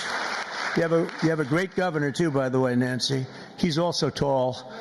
He's seriously tall. I mean, the guy's like 7'2". He is a tall guy, but he's a great governor. And I have a son who's tall like him. And Barron is very tall. They're all tall, but Barron's seriously tall, right? So anyway, say hello to him. He's a great governor. South Carolina Lieutenant Governor Pamela Evett. Where is Pamela? Thank you very much. Good job you're doing. Great job. Good. And good luck with everything. I know it's big stuff, right? Oh, good. Thank you. Well, you have a great governor. Oklahoma Agricultural Commissioner Blaine Arthur. Blaine. Thank you, Blaine. Good. Nice to see you. And so many other incredible women. I'm going to make so many enemies because I'm looking here. I know every one of them, and I'm supposed to say their names. Maybe we'll get to it. I don't know. It's a long list. For 4 long years, we had an administration that tried to abolish the very concept of womanhood and replace it with radical gender ideology. Maybe you heard something about that. They destroyed women's spaces and even tried to replace the word mother with the term birther person. A mother became a birther person. What's that all about? Then you wonder why they lost. They're trying to figure out why did they lose. I saw a congressman today for the Democrats. He was having a big fight on television early this morning, trying to make it so that really he thinks men should play in women's sports. He hasn't given that up yet. He was fighting like crazy. I said, this guy is going to lose. He's going to lose badly. The whole party is still into that. They haven't learned and we don't want them to learn, frankly. We want them to keep fighting. Let's not tell them. Under the Trump administration, we're ending the Marxist war on women, and you had a war on women. And we're protecting women's rights, defending women's dignity, and standing up for the American moms and daughters. So many are represented here, great people in this room. American women have never had bigger champions than all of us in the White House. I mean, it's me, but it's the group of men and women. We have a lot of men that are like Howard, our head of commerce, I see is here. What are you doing here, Howard? Oh, that's a good. He's got his beautiful wife here. I was saying, what's Howard doing here? It's like there aren't too many men in this audience, actually. But he's a big advocate, and we're going to be making right after this, we're going to be making a big special announcement, Howard and I and Scott and a few of the people on cars. We have Liberation Day in America. That's where we take back all of this money that's been ripped off from us for so many decades, and we start a process. We're going to go with the tariffs and cars. And as you've probably been reading, it's all over the place. You've been reading and seeing and watching car companies and every other form of company. They're pouring back into our country at levels never seen before. We're up to, I guess, close, Howard, to $5 trillion of investments already. And there's never been that much for a year. We did that in a period of 6 weeks. There's never been any numbers like that. We've never seen. They're all coming. They're all coming in so they don't have to pay tariffs. It's very simple, because if you build your product in the USA, there is no tariff. On day one, I made the official policy of the United States government that there are only two genders, male and female. So,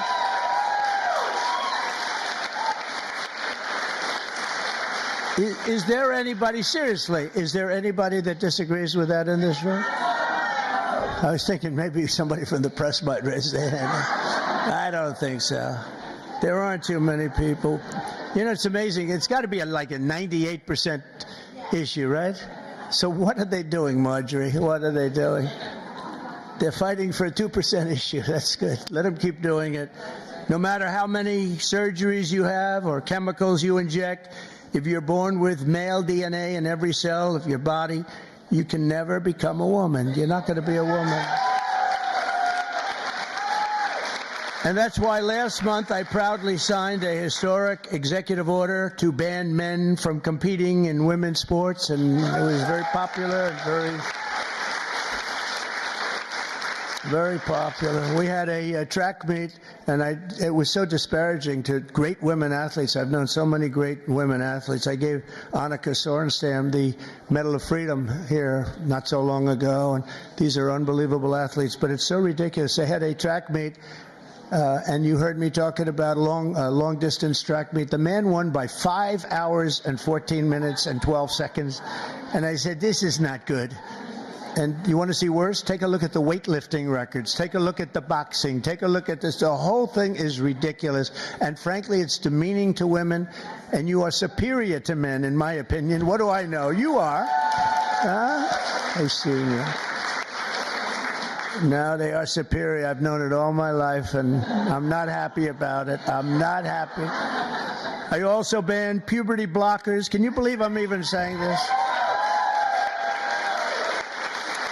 And the sexual mutilation of minor youth. Now, who would think, let's go back 10 or 15 years. If you ever heard a statement like that, you'd say, what the hell is he even talking about, right, Brooke?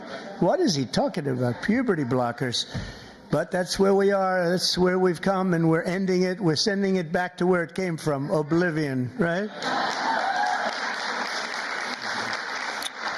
So in the recent election, we did fantastically well with women. I kept hearing, women don't like them. I said, I think they do. Don't like fake polls don't like me. That's who don't like me.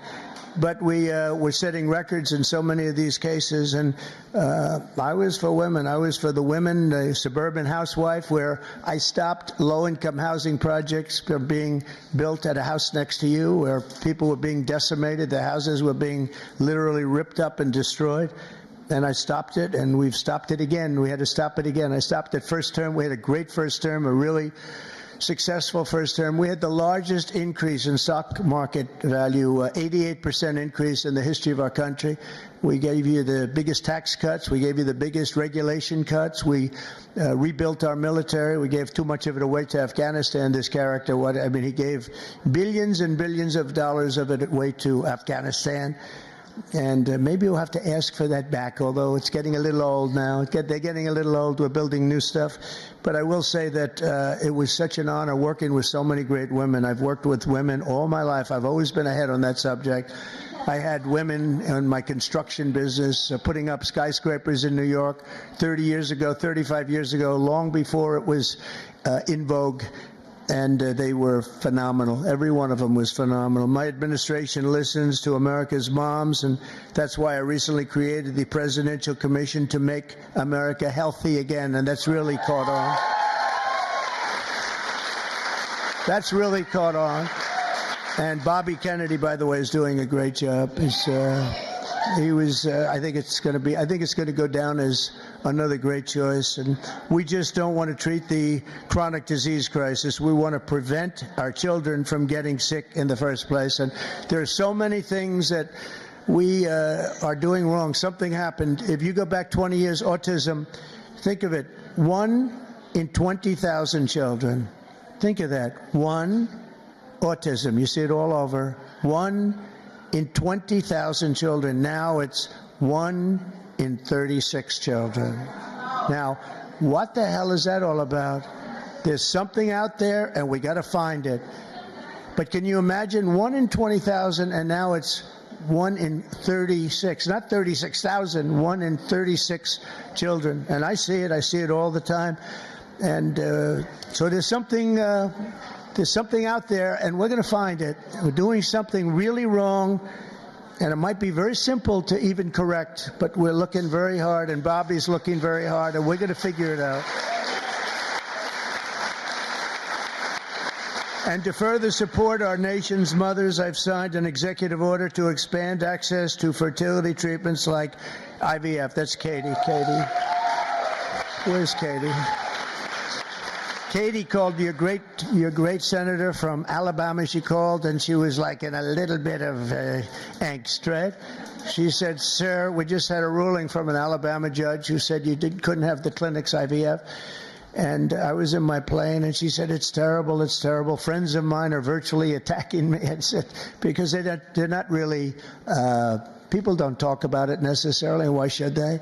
But Katie called me up. She did such a great job, and she said, sir, you have to get on this right away. It's terrible. They're going to close up all the clinics. They ordered all the clinics closed.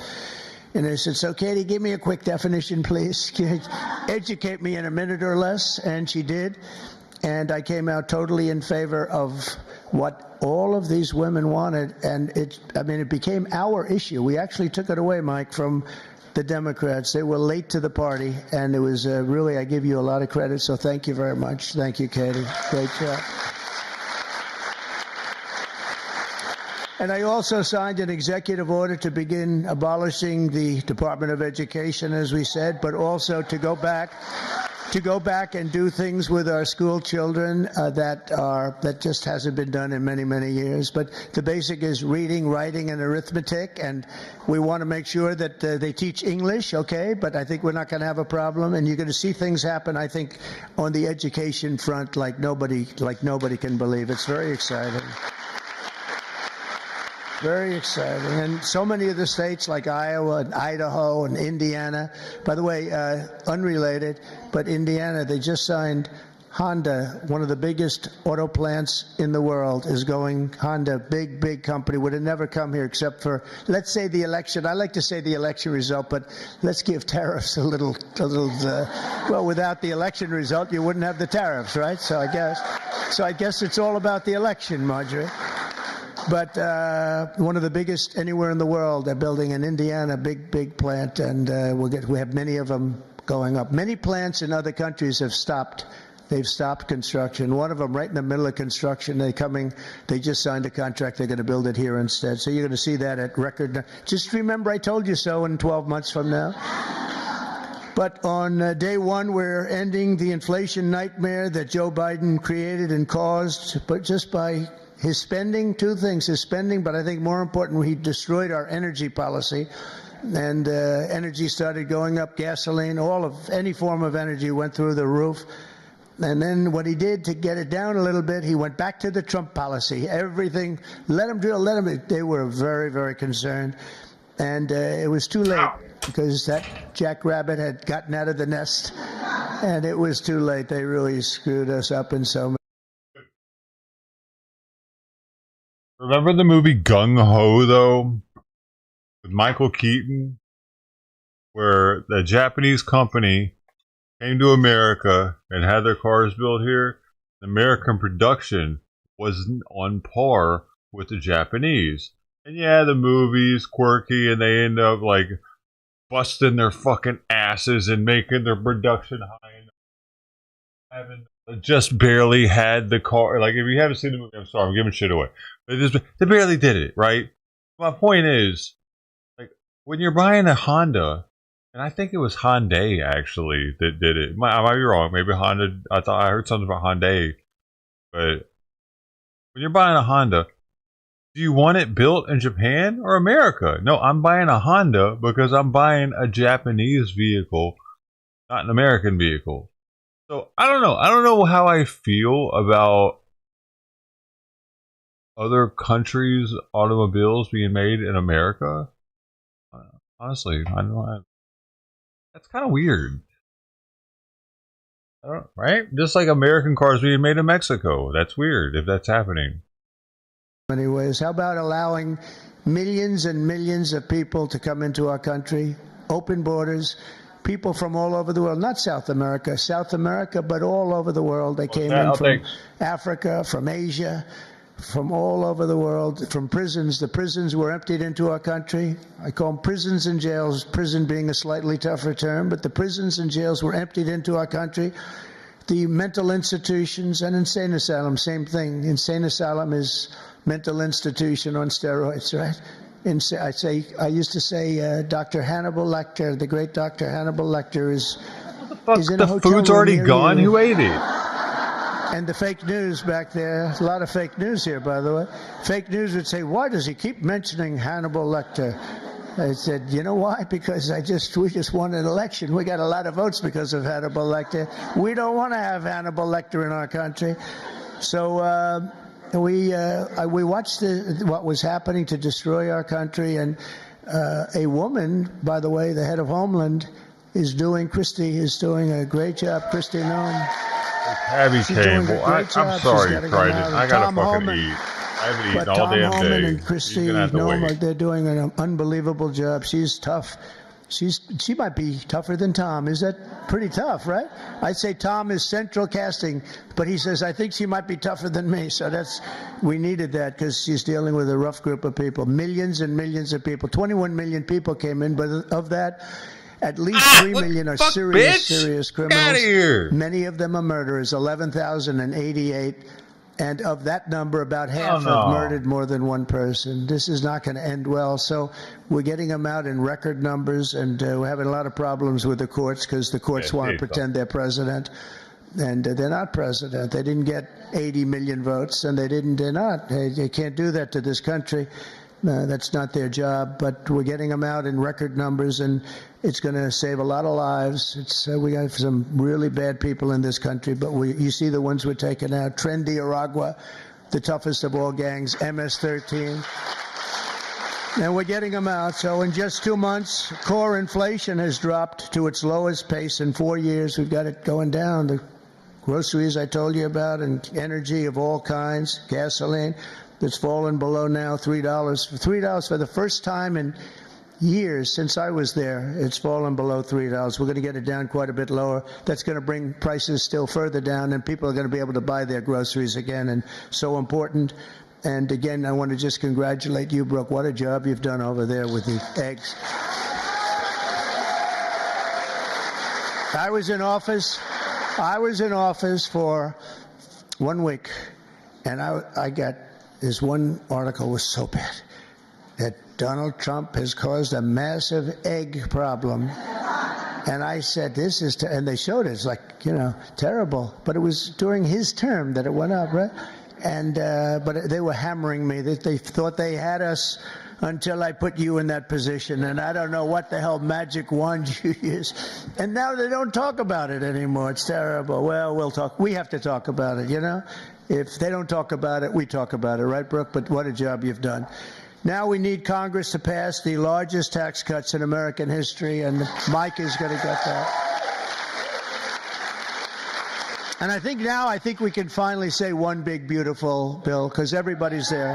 I spoke with John Thune, is doing a terrific job also, and the senators, and we want one big, beautiful bill. Just put it all in that bill, and we'll figure a way to have it passed, right? We'll figure a way. But it'll be the largest tax cuts in American history. When you add that onto the fact that if they don't pass this, you will have the largest tax increase by far, because the tax increase that I passed 5 years ago, the biggest in history, bigger than the Reagan tax cuts, what happens is that jumps back to where they used to be. So if you add that onto the other normal tax increases that the Democrats want to give, this would be the largest tax increase in history by 58% or more, I guess, but 58%.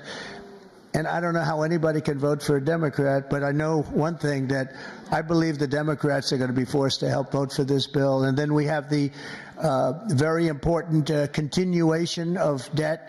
I don't call it a debt increase, because we're not looking to increase. We want to just continue that line, and we should call it, I think, from now on, Mike, we're going to call it the continuation, because that's what it is. That was thrown into our lap unnecessarily, but we have it, and it's fine that we have it. But I think we're going to get tremendous support even from Democrats, because otherwise they're voting for the biggest tax increase in history by far, by I think 38 points. And I don't think they're going to want to do that. So, Mike, I hear you're doing great on it, and we're going to have tremendous goodies in the bag for women too. The women, between the fertilization and all of the other things that we're talking about, it's going to be great. We're joined today. Fertilization. I'm still very proud of it. I don't care. I'll be known as the fertilization president. That's okay. That's not bad. That's not bad. I've been called much worse. Actually, I like it, right? I like it. Thank you. We're joined today by many of the women members of the House and Senate who make up so much and make this all happen. And I especially want to recognize the leaders of the brand new Republican Women's Caucus, Senator Katie Britt again, Katie. Thank you. Thank you, Katie. Great job you do. And Representative Kat Kamek, who just announced a new baby girl. That's great. I also want to say driving force behind the effort to create a women's history museum, with working very much with some of the women in this room. I'm not sure if it's been discussed specifically, but to create a women's museum on the National Mall. And we have a great site. I'm very good at real estate. Is there a black one? Because if there is, there needs to be a women's one. Nicole Meliotakis is here someplace. Where's Nicole? There are more women here than there are black people. She's really working hard on this one. We also need a white one and a white man's one. You're working. We have a men's museum. It's a big, beautiful. She said it's going to be a big, beautiful museum. Well, it has to be. If it's for women, it better be big and beautiful, or we're in trouble, right? But we're working on that. Also here, I just have this list, and they're incredible people, so I have to do it. Otherwise, I'll be run out of town. I don't have the courage not to do it. Senator Marsha Blackburn. Marsha, thank you very much. So incredible. Unbelievable talent. Senator Joni Ernst. Joni Ernst. Where's Joni? Hi, Joni. I owe you a call. I'll call you. Okay? Deb Fisher just won a great race, Nebraska. Thank you, Deb. Great race, Deb. Senator Cindy Hyde-Smith. Oh, we love Cindy Hyde. Thank you, Cindy Hyde. She said, sir, could you do a rally for me? I said, yeah, I'll do a rally for you. I get this. Sir, could you do 2 more for me? I did. We did 3, and we blew him out, right? It was an Obama sycophant. We blew him out of the water, right, Cindy Hyde? So thank you. And Senator Ashley Moody. Congratulations. Where is Ashley? Congratulations, Ashley.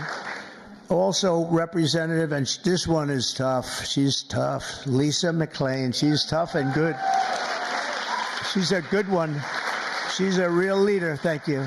Great job, Lisa. Representative Stephanie Bice. Have you seen this new EU about the doctor? Do you see? Thank you. Where's Stephanie? Thank you very much. Sherry Biggs. Hi, Sherry. Good. Lauren Boebert. Great people. Monica De La Cruz. Monica De La Cruz. Hi, Monica. Good job. Julie Fedorchak. Hi, Julie. Great. Nice to see you. I saw that one too. A person that is more experienced than anybody, and she's still a young woman, very young, Virginia Fox. Virginia. What a good woman, right, Mike? A quiet woman, but she, underneath that quiet facade, she's a tiger.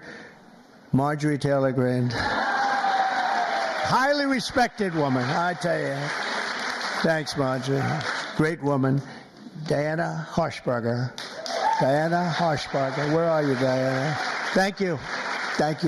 Good job with your son, too. Thank you. Ashley Hinton. Ashley. Thank you. Thanks, Ashley. Good job. My item was Erin Houchin. My item was authenticated. Thank you very much. My shoes are real. Laurel, thank you. Good job.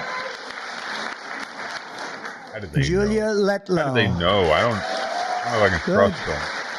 Nice seeing you, Julia. She's done a great job. Anna Paulina Luna. Anna, good. Nice to see you. Another quiet one, Nancy Mace. Hi, Nancy. Great job. And Nicole, I said hello to you and your museum, and you get that going, and we're going to back it 100%, unless the women here would rather not have a...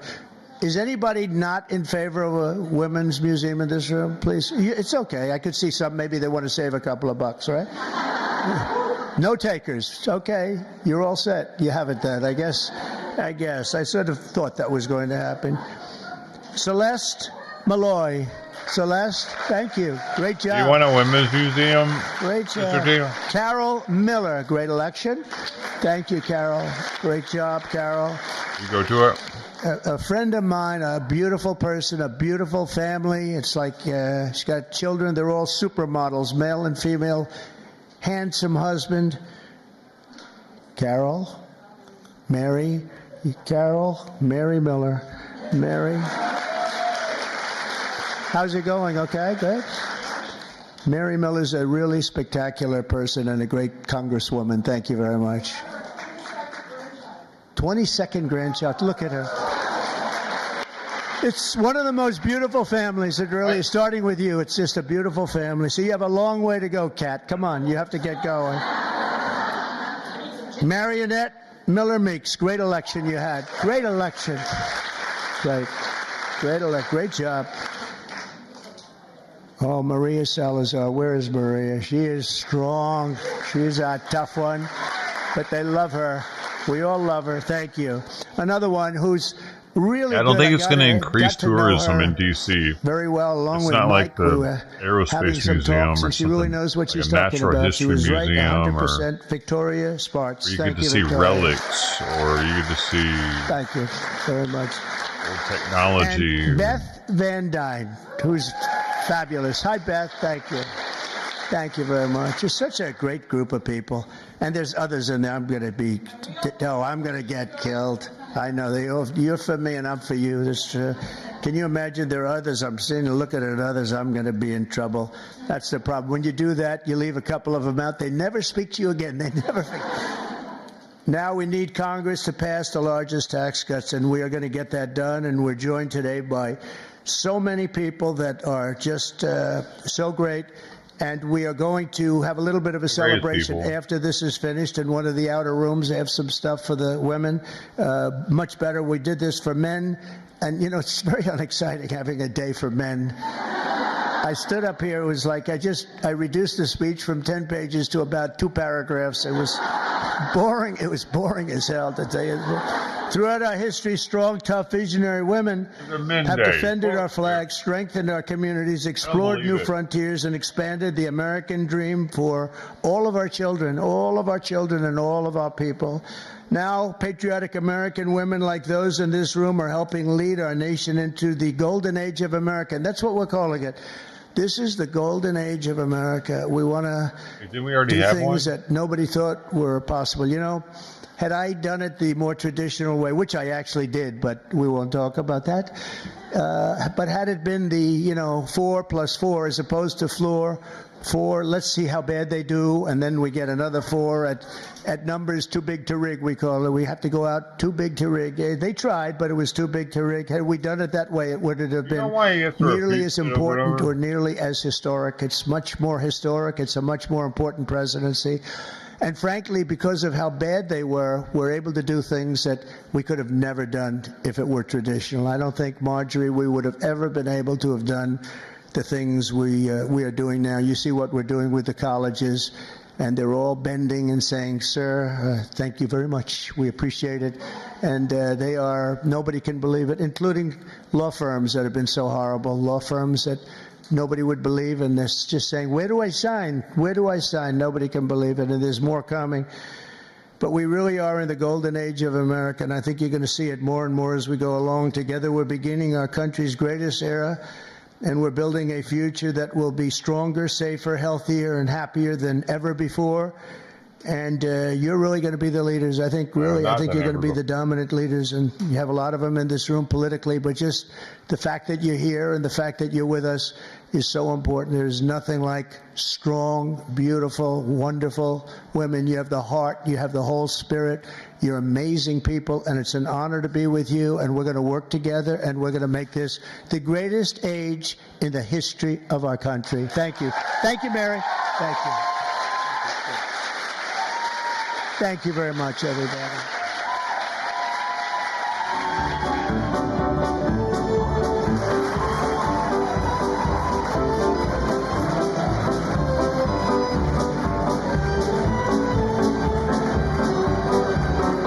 IMCA.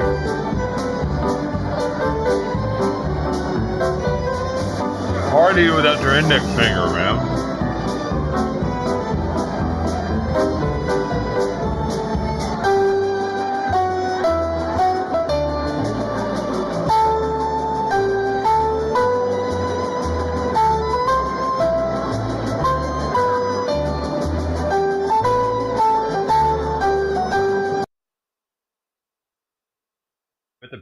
even think it's funny to hear that kind of music.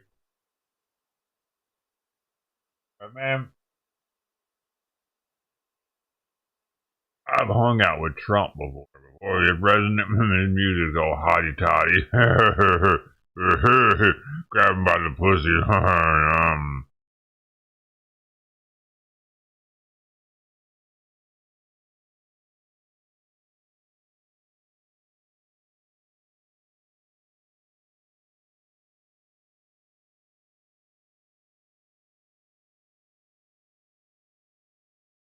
Ooh. Alcohol. Probably.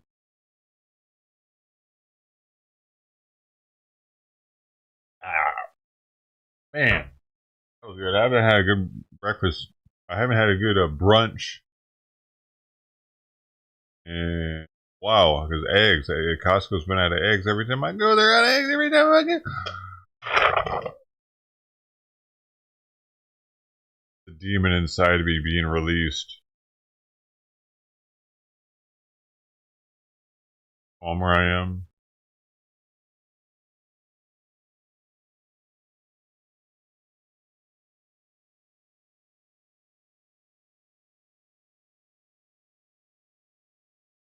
I had to go to another grocery store.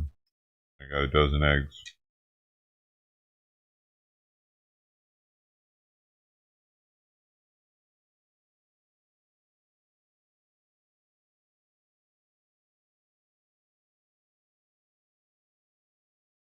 Right back.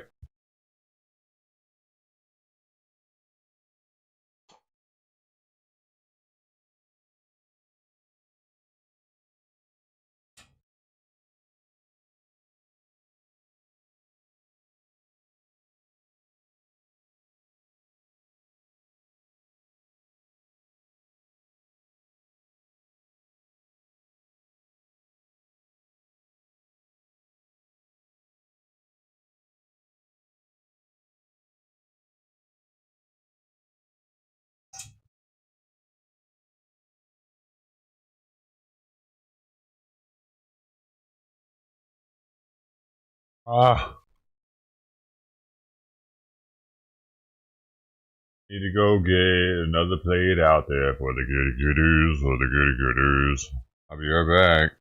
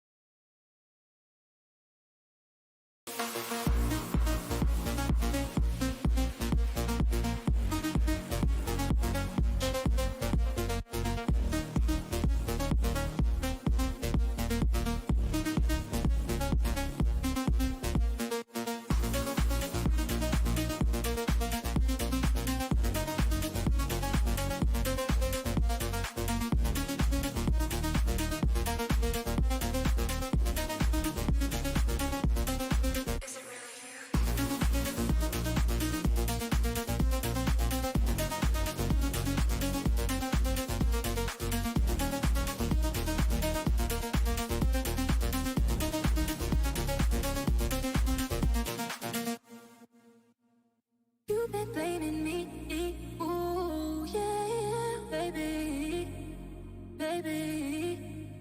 Lately I've been trying, ooh yeah, baby, baby. You've been blaming me, ooh yeah, baby, baby. Lately I've been trying, ooh yeah, baby, baby. You've been blaming me, ooh yeah, baby, baby. Lately I've been trying, ooh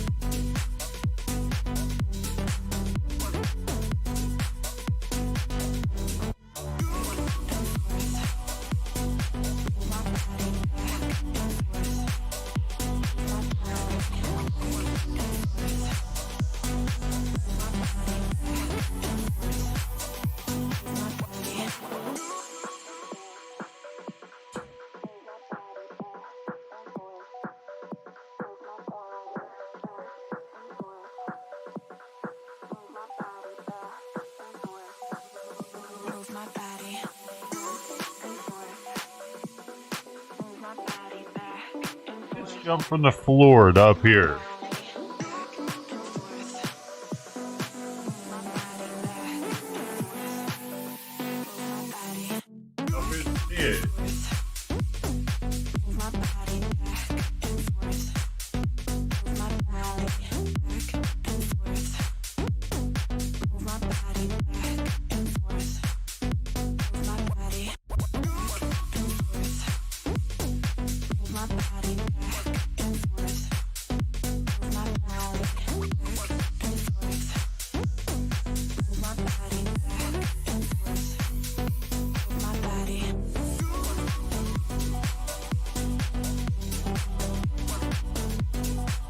Wasn't on the desk, was she? Fuck. Did she come up here when I was out?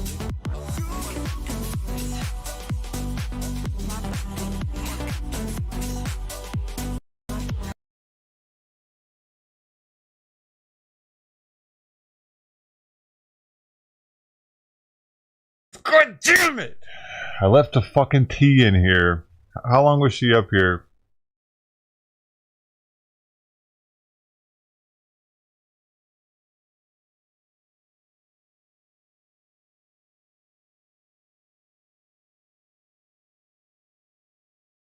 What, God, like, what in the actual fuck is her obsession, dude? Yep. Pouring this out. Fucking goddamn.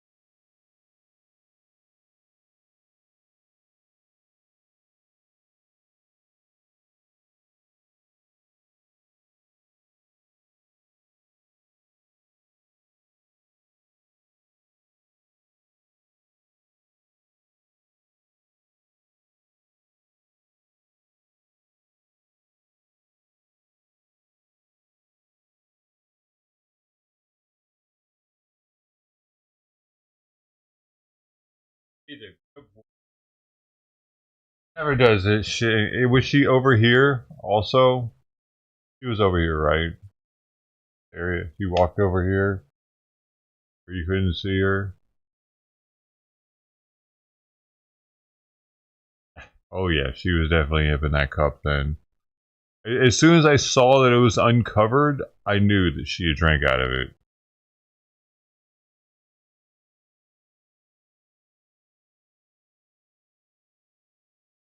Does she come up here? How long does it take her to jump up on the desk after I leave the room?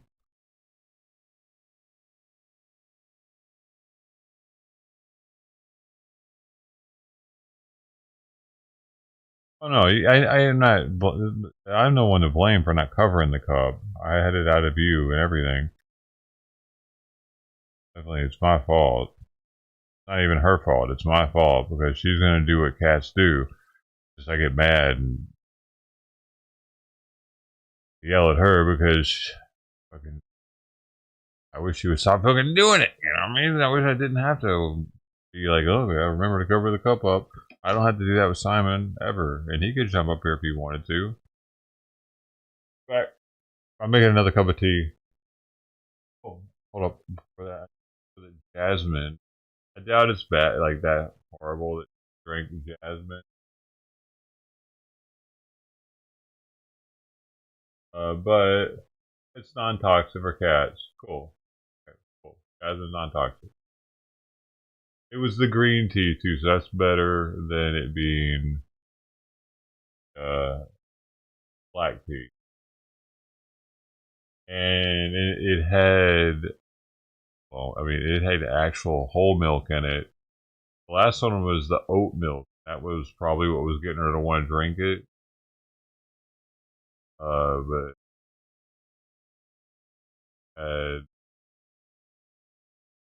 whole cow's milk. I don't know which is better for her, actually. Probably the cow's milk, especially since it's A3 cow's milk, so it's just like they take a specific protein that's hard to digest out of it.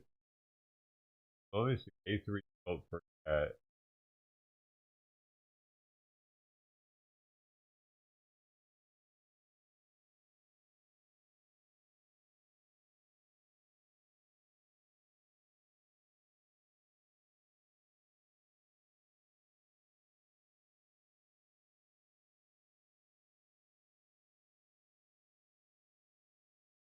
A2 milk. A2 is what it's called. It says, while some believe A2 milk might be a better option for pets due to its easier digestibility, generally not recommended for give cats milk, including A2, as most cats are lactose intolerant. Alright, well. A little loose. Why?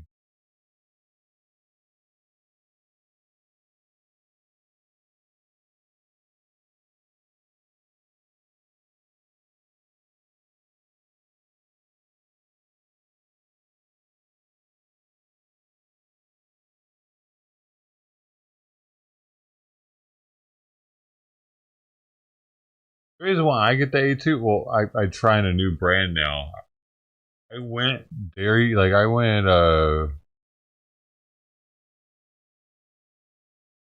drinking milk for a long time, like years.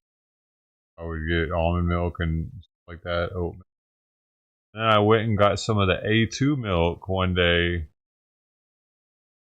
because it said it was ultra filtered or something like that. I'm thinking, well, that means they're probably getting out all that pus. I saw something that said that like they're allowed to have a certain percentage of pus in milk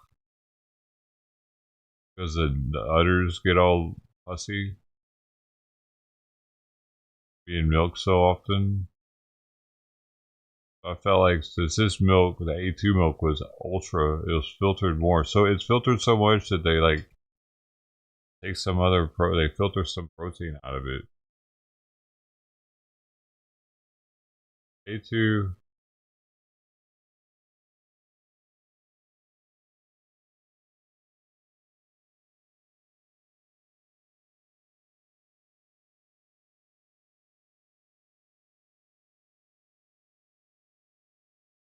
Yes, some brands of A2 milk, like Pioneer Pasture, offer ultra-filtered versions which undergo specialized filtration process that concentrate protein and calcium while removing some water and lactose. Well, I guess it has to be called ultra A2.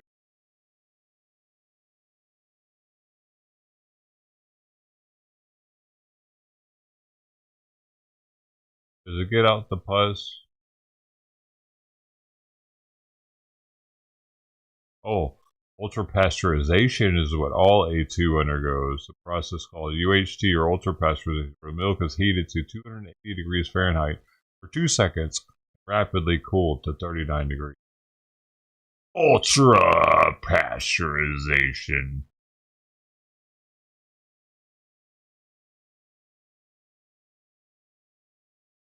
Palestinian prisoners.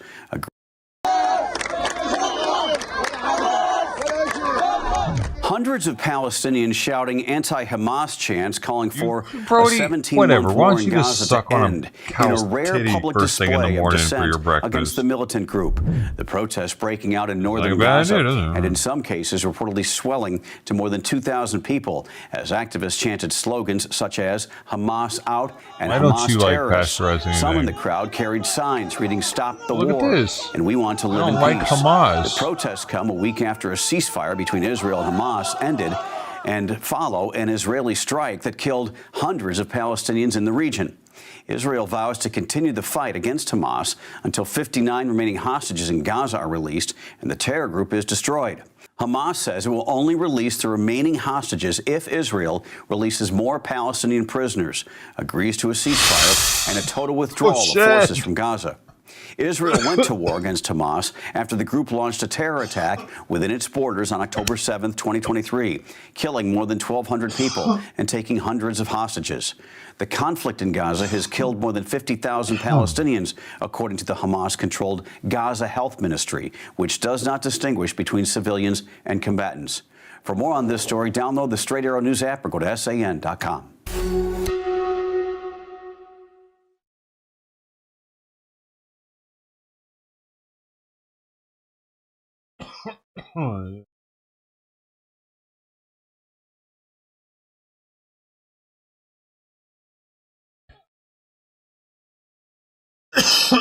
They were treated so unfairly, so horribly. Some of them didn't even go into the building. President Trump says he's considering financial compensation for pardoned defendants prosecuted in connection with the January 6, 2021 Capitol riot. He made the comments Tuesday during an interview with Newsmax. Is there any talk of, because they lost opportunity, they lost income, any kind of compensation fund? Well, there's talk about that. We have a lot of people talk about it. A lot of the people that are in government now talk about it because a lot of the people in government really like that group of people. They were patriots as far as I was concerned. In one of his first official acts of his second term in office, President Trump issued a sweeping grant of clemency to more than 1,500 people charged in connection with the riot at the Capitol, issuing pardons to most of the defendants and commuting the sentences for members of the Proud Boys and Oath Keepers militia. The president recently criticized former President Biden's last-minute pardons, including those for family members and lawmakers on the House panel investigating January 6, saying in a post to Truth Social, quote, "The pardons that Sleepy Joe Biden gave to the unselect committee of political thugs and many others are hereby declared void, vacant, and of no further force or effect because of the fact that they were done by AutoPen." AutoPen is a generic name given to a machine that uses real ink for signature reproduction. For more details on Biden's alleged use of AutoPen and the legality of his pardons, check out SAN's latest podcast, Bias Breakdown, where we break down how news outlets with a left and right political bias tell the story under their preferred political lens. You can find our show by searching Bias Breakdown wherever you get your podcast. The milk I got at Costco, I've been wondering, like, it tastes good. It's not actually ultra filtered like the other one, other A2 one I've gotten before was Fairlife. That Fairlife, man, it was delicious. But It's also lactose free, ultra filtered, and I think it's A2.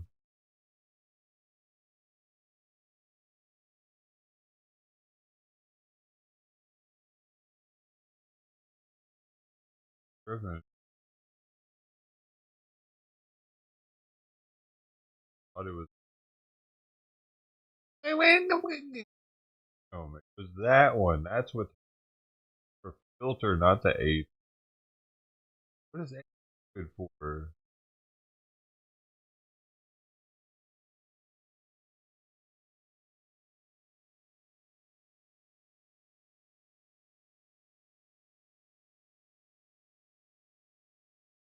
Fair life.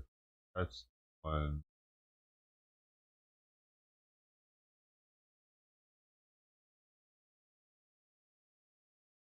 Last time I thought that was A2 also. It tasted better than regular milk to me. After being milk free for a long time, I was like, oh my god, have I been missing out? Like ultra A2 milk that was ultra pasteurized. Okay.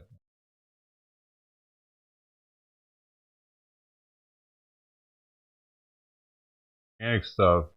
Dude, I've had some pretty good milk that I got from like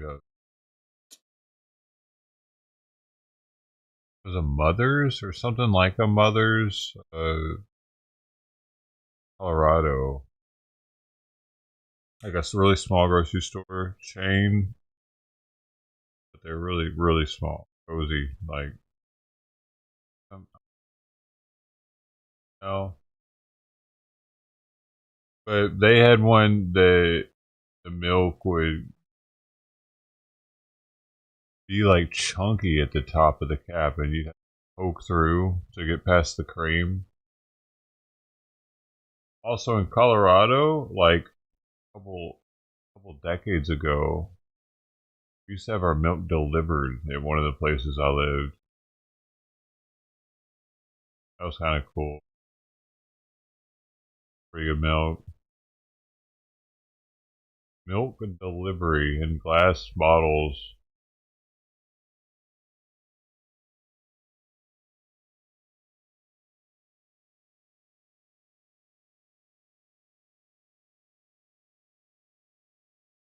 What is the difference here? I mean, I don't know. I got fucking 2 more gallons of this A2 milk, and I don't know why I have it now. I thought it was the same as this, like it was like a cheaper version of the Fairlife, which I liked before, but it's ultra filtered milk. That has 50% more protein and 50% less sugar than regular milk, and it's lactose free. All about that life. Oh, I don't like. I'm good with lactose, but dang, what the hell do I have? Here, I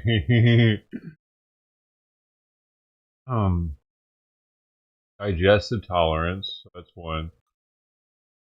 Inflammation. Oh, studies suggest that the A1 protein may promote inflammation in the gut, while the A2 protein does not. In individuals with inflammatory bowel disease or other gastrointestinal conditions. Improved nutrient absorption. Some research indicates that A2 milk may be more easily absorbed by the body. Lower risk of certain health conditions. Some studies have associated A2 milk consumption with lower risk of type 1 diabetes, cardiovascular disease, and certain neurological disorders. However, research is needed to confirm findings. Some people report that A2 milk has a sweeter, creamier taste compared to regular milk. Not all cows produce A2 milk.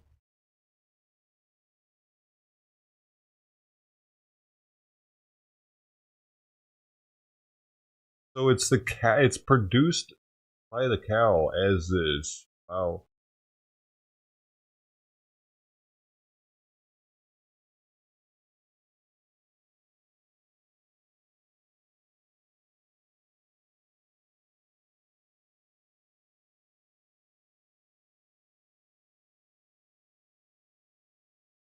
And it's a conclusion, A2 milk may be a suitable option for individuals who experience digestive discomfort after consuming regular milk. It may offer potential benefits in terms of reduced inflammation, improved nutrient absorption, and taste.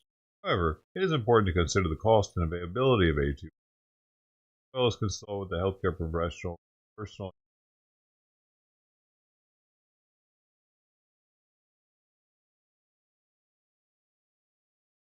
I guess if not just lactose intolerance that can cause stomach upset for milk.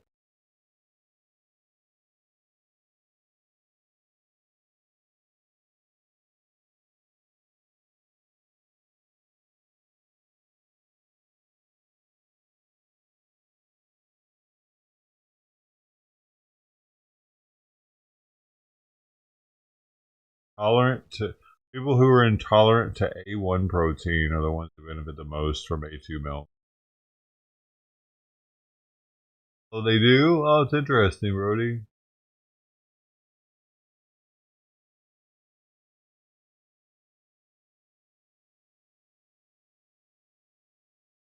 I mean, if it's creamier, a little sweeter, it doesn't have any more sugar in it, I'm cool with that.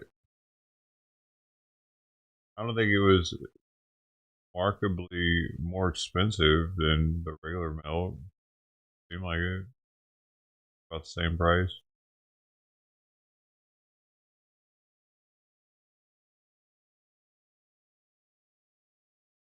But the oat milk did seem to taste better in tea and coffee.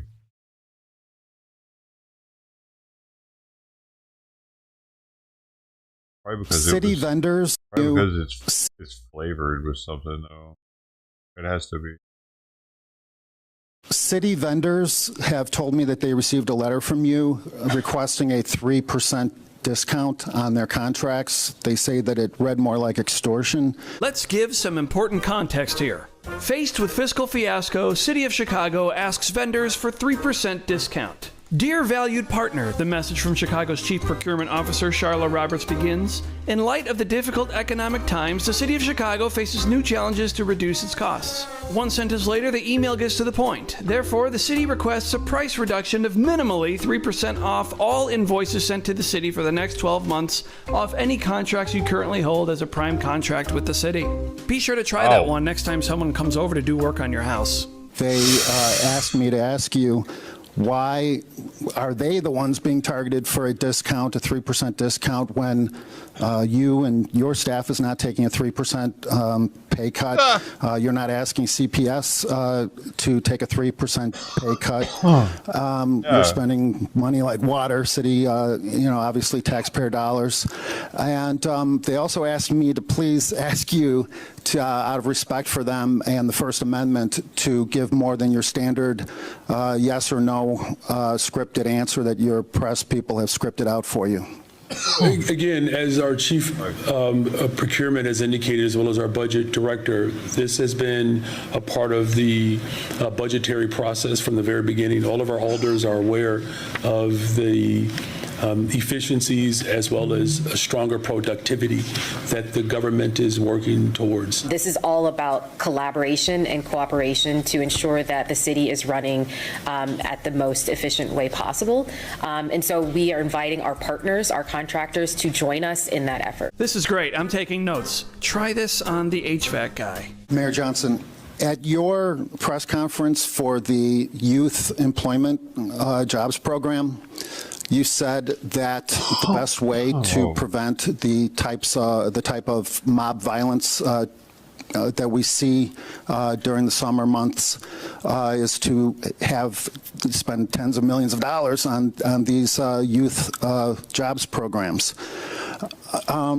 Many people, especially the residents of Streeterville, who are still waiting for an arrest in the case of the tourist. Quick context here. A 46-year-old woman shot in the arm walking down the sidewalk with her young son. Who was shot by a mob of violent black teenagers. We got to get to the question. Yeah, I know you don't like the question. We just got to get to it. They asked me, is this really extortion. Pay us tens of millions of dollars, or else there will be violence in our neighborhood. Thank you. And by the way, and they also asked me. I think I have your question. I think you have multiple questions there. Investing in people is our top priority, and that's what we've said from the very beginning. And I don't think no one's going to deny that even with all the work that we've done to invest in people, and as violence continues to go down in the city of Chicago, no one's going to argue that we still have more work to be done.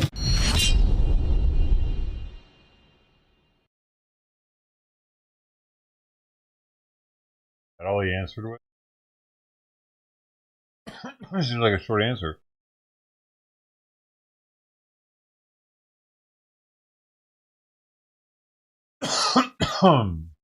Elon Musk's transgender child features on Teen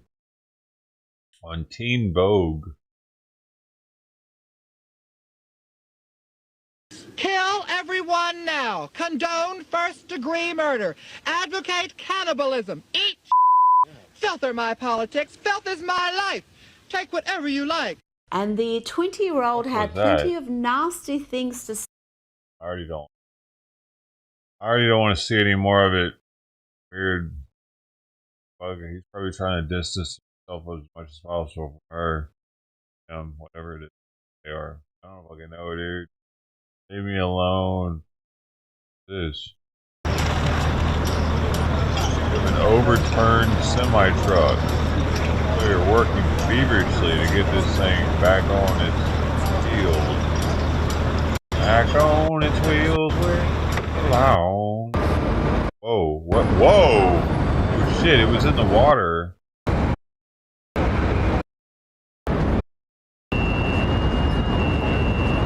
Oh.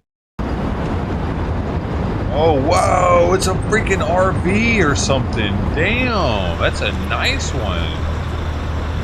Yeah, that's so nice. Brand new thing. Bottom of looking all not looking. Oh, he didn't see the no parking sign. That's a good point. And I bet he didn't read the instruction manual that it doesn't float. Probably a twofer there.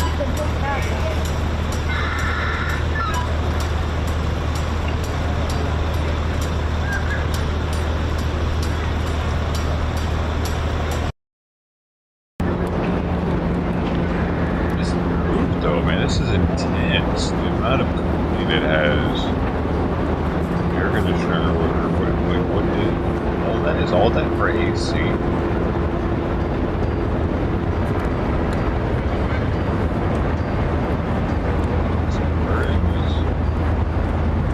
It's a bus or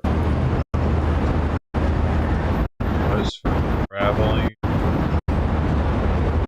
ticket or AC paper. Oh, there's a bus in Italy.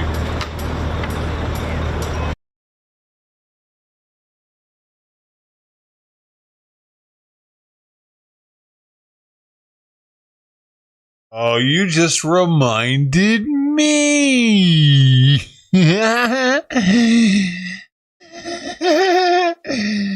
You see how that works?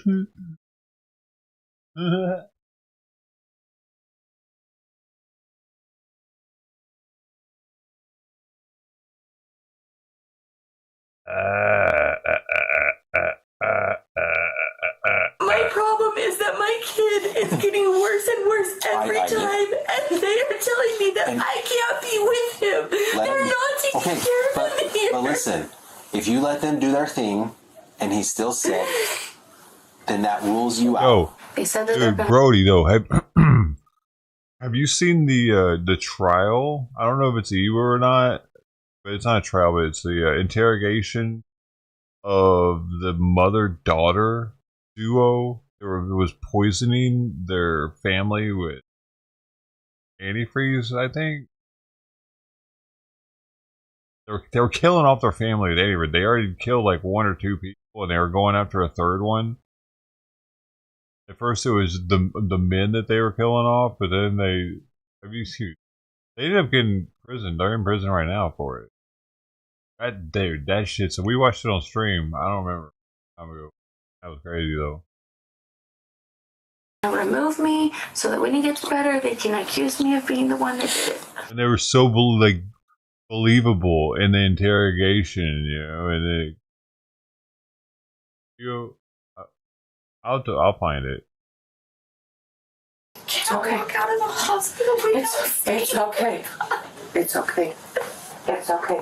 On December 21st, 2023, an officer arrives at Primary Children's Hospital in Salt Lake City, Utah, to investigate claims about a 2-year-old boy whose declining condition allegedly coincides with his mother's visits. Could I just kind of look through your stuff and see? Okay. The following report is based on official police records, and the footage has never been seen before until now. Please note that all persons charged with a crime are presumed innocent unless and until proven guilty in a court of law. In December 2023, 2-year-old James contracted a serious bacterial infection and was treated at a hospital in Colorado. Doctors sent him home with a PICC line, a tube that delivers antibiotics directly into his bloodstream. Before his follow-up appointment in Salt Lake City, his condition got worse, and he was admitted to Primary Children's Hospital. There, he tested positive for E. coli and other bacteria. Hospital staff expressed concerns that the 2-year-old would get worse each time his mother, 33-year-old Kayla Barlow, visited him, and they asked her to be removed from the hospital. An officer arrives to speak with Kayla, who is already meeting with a representative from Child Protective Services. I was admitted to a crib that had poop on it and somebody else's wristband taped to it. How was the crib clean? And I've been complaining about it the whole time that I will move to a safer hospital. What? And they won't let me. That crib you're talking about, was that when he first got here? Yes, when he first got here. Hey, Kayla, really quick. I'm not talking to you. You're police. No, that's okay. That's okay. You don't have to talk to me. This is the crib he was admitted to. We're not accusing you of anything. We're just been told, like, hey, it is a possibility that this could be happening. And we want to isolate that and figure that out. It's a possibility that something from outside his body is being introduced inside. Yeah, and if it is, it's from the nurses and stuff okay, here. and we will figure that out, okay? I'm not here to say, you've done this, you're going to jail, so I'm not mad, I'm not angry, I'm not here to do anything. I understand that you're not specifically accusing me. My problem is that my kid is getting worse and worse every time, and they are telling me that I can't be with him. When he dies, I'm not going to be able to be with him. And Kayla, it can be something, because I have 2 young kids. It could be something as if he's putting his hand in his diaper and playing with his poop or something. It could be he has an accident in his crib and he's rolling around in it. Like, it could be anything, okay? But we have to look at every single possibility, even if it is a person doing this. And the only way that they can do that is isolate them, take care of them, and it's only going to be for a short time. Okay. According to official documents, Detective Curl in Logan, Utah had been investigating Kayla for abuse against her 2-year-old son and had been informed that the hospital reported human feces in his drip line. Kayla explains that when James' PICC line was replaced by the hospital, the bacterial infection returned. She adds that the Colorado hospital trained her on how to clean the line and describes the process, claiming that staff at Primary Children's Hospital are not following the same method. I've been watching them. Like, I have to tell him to clean his room after they've gone days without cleaning it. Like, if I'm not here, what are they going to do? They took him to a CT scan without permission and said that they didn't sedate him for it because I hadn't given them permission, but he was completely active, playful, and when I got back from after the CT scan, he slept the rest of the day. Well, and let's look at it this way, okay? 3 things are happening, Kayla. Either the hospital's doing stuff that they're not supposed to be doing, or, they're not cleaning the PICC lines, whatever, okay? It's someone that's visiting them, like you, family, something like that, okay? Or neither you or the hospital are doing anything, and it's something else, okay? When he got sick the other night, my sister was here. Okay. But, And what we I want completely trust my sister. She didn't do this either. It's not like she was here yesterday when he got sick. And what we want to do is we want to start eliminating things. Okay, that's why we want to talk to you. Is we want to eliminate you. And now it's down to 2 things. I wasn't even here for several hours before he got sick. I was in Logan taking my kids out for ice cream because he was doing so good. I felt like I could leave. So look at it this way. Yesterday. If he's here in the hospital, they're taking care of him, and you let him They're not taking care of him here. But listen, if you let them do their thing, and he's still sick, then that rules you out. Okay? All right. If he gets sick again, it's even worse. But if he does get sicker and you're not here, then that rules you out. Then I can get out of here, and you won't ever see me again. And if he doesn't get sick again? Then if he doesn't get sick again, then we look at the other 2 options. It's either you or someone in your family, or it's something else that is happening. An earlier comment from Kayla leads investigators to revisit her concerns about James' care and possible sources of bacterial exposure. And you talked about when you first got here that they put him in what you felt was a dirty crib. Yeah, it had poop on it. And somebody else's name tag. Okay. You showed me a picture with that name tag on it, so, and I'll get that from you. I'll have you forward that to me. Did you happen to take a picture with the poop on it? I have a picture from the last time he was admitted with the poop. My sister's the one that found the poop this time and immediately started cleaning it up. So I don't have a picture from this time, but The last time, which hospital was this hospital. This one? Okay. He was discharged and 12 hours later was readmitted to the same room that he had previously been in, which is super rare, I know. Being in the same room. Yeah. And the poop was still on the crib that I had pointed out to the nurses earlier that day and had asked them to clean it up, and they said, oh, we'll do it when you get discharged. And they didn't. It was still there when we got readmitted. And the room had supposedly been cleaned for a whole new patient. Kayla explains he was admitted with norovirus at the time and shows them an image on her phone, which she offers as proof to support her claims that his crib was contaminated. The whole week there had been poop on his crib, and norovirus is caught by putting poop in your mouth. So he was reinfecting himself with norovirus the whole week. And then they did give him the antiparasitic so he could get over it. But it's just another example of what you're saying. Just this hospital just does not take care of him here. Despite Kayla's claims, investigators agree that the best way to move forward is separate Kayla from James to see if he shows improvement. I don't have a search warrant, so totally asking for your permission, but could I just kind of look through your stuff and see? Okay. I'm not going to let you look through my stuff simply because I have IVF medications. Nope, that's fine. I have IVF medications that can connect. I mean, they have the same twist connection. Okay. But they're my IVF medications. They're for me. I'm using them for medications for myself. Okay. And I know that if you look through my stuff and you find them, you're going to be like, oh, this is a possibility. Well, but see, that's the thing is I don't know I'm not a doctor. I have no clue. I know, but I'm just like... No, and that's fine. I just wanted to ask is all, okay? I've done this before. They claimed that I was abusing my son and that I had cut him in utero, and they went through all of my stuff, and I had crochet hooks and things like that to keep me busy in the hospital, and they totally blamed that I was using those to hurt. No, and like I said, I don't have a search warrant, and all I can do is ask permission. You say no, that's 100% okay. They didn't determine that I was at fault or not at fault. They determined that they couldn't say that it was child abuse. What the fuck? Because it was before he was born.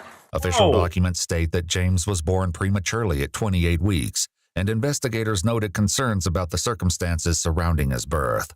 Investigators explained to Kayla it's time to leave, and she calls her sister to pick her up from the hospital. They said that they're going to remove me so that when he gets better, they can accuse me of being the one that did it. That's not exactly what they said. That's what I was just going to say. That's what I heard. They're ready to escort you out. I'm not. So then she can take you to go wherever you need to go. I am not ready to leave the place where my son is with him. Okay. Never see. Unfortunately, that's not a choice right now, Kayla. Okay. So. My sister wants to talk to you. Can I come to where she is so that I can help assist? Kayla's sister is allowed to help her gather her belongings. Kayla is also informed that she won't be permitted to return to James's room. Can't walk out of the hospital. It's okay. It's okay. It's okay. Hey. Hey. We've talked about the hospital doesn't have a plan, right? Right? If this is what they have to do to force good care, that is what it is. I don't even have to touch him or anything. I just wanted this. I understand. We should have gotten a water days ago. This is ridiculous. It's okay.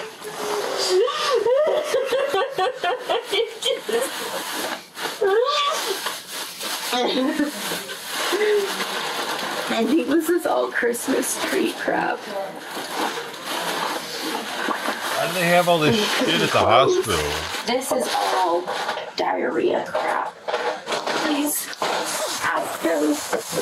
Tell them that if I could just have 1 minute to just see him and say goodbye without even touching him.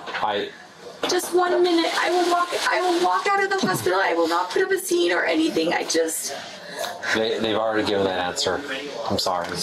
Though we have no records confirming whether 2-year-old James showed improvement in Kayla's absence, court documents show that 33-year-old Kayla Barlow was arrested and charged with aggravated child abuse. She remained in custody without bail until February 21, 2025, when she was granted supervised release with an ankle monitor. At a pretrial hearing on March 14, 2025, a motion to dismiss her case was denied. However, her ankle monitor restrictions were removed, and she's allowed to travel to Arizona. A protective order was issued barring Kayla from being near James, along with an order prohibiting her from purchasing firearms. We were unable to confirm the current status or condition of the child.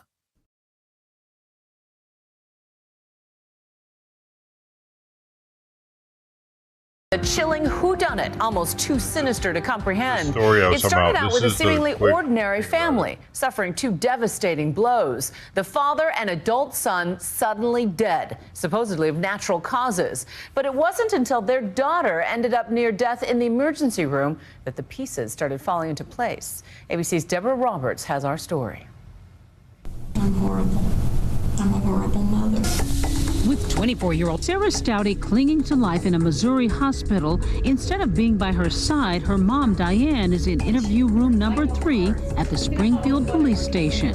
My husband died last year of a heart attack. Answering questions about the recent deaths of her husband, Mark, and son, Sean.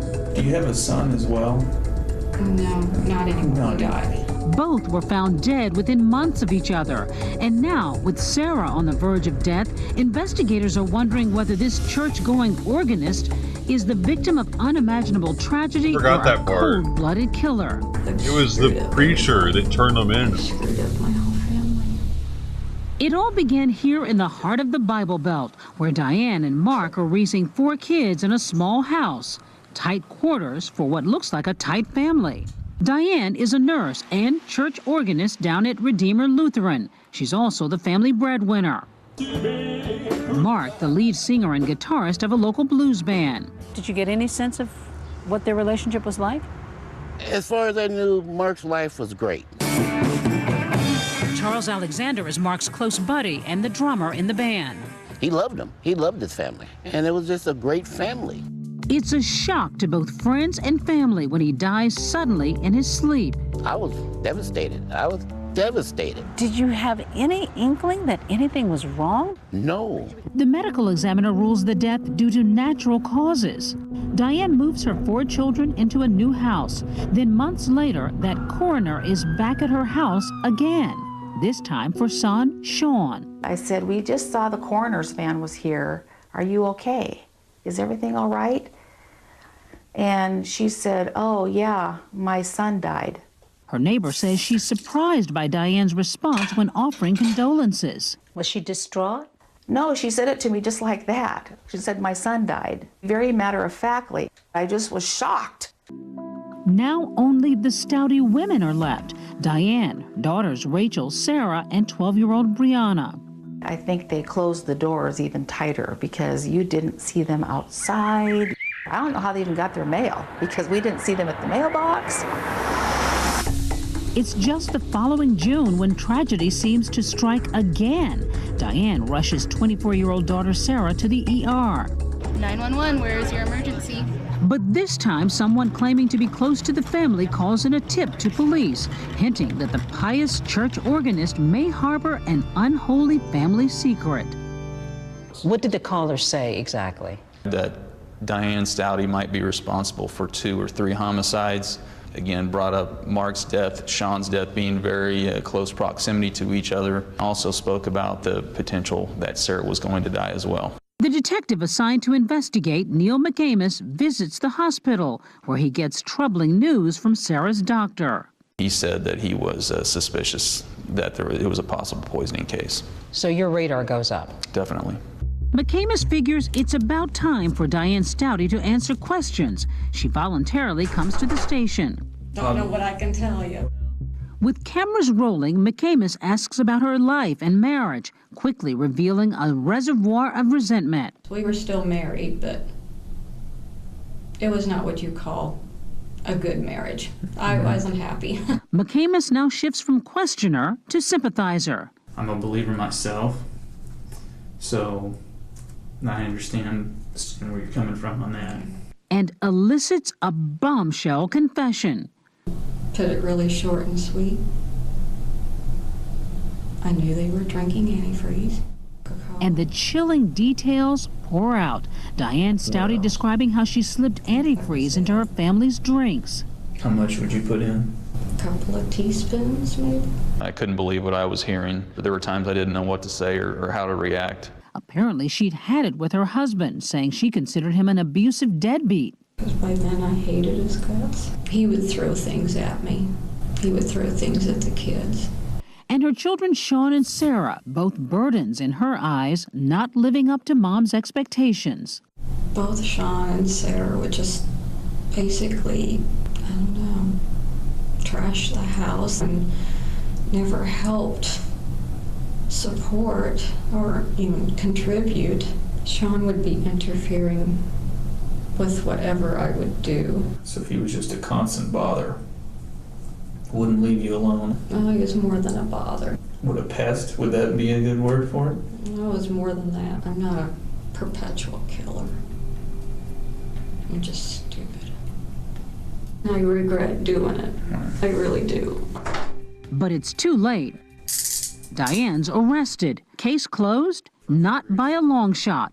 With Sarah still clinging to life across town, police are busy combing through the Stouty home. The antifreeze in plain sight. They also find an unassuming purple diary that belongs to Diane's other daughter, Rachel. It appeared to be a journal entry written by Rachel, knowing that Mark and Sean were getting ready to be killed. That journal entry dated June 13, 2011, nearly a year before Mark Stouty died. It reads, "It's sad when I realize how my father will pass on in the next 2 months. Sean, my brother, will move on shortly after. It will be tough getting used to the changes, but everything will work out." So at first you're thinking this is a mother, an evil mother, who's tried to wipe out her family. And now you discover her daughter might be involved helping her? Yes.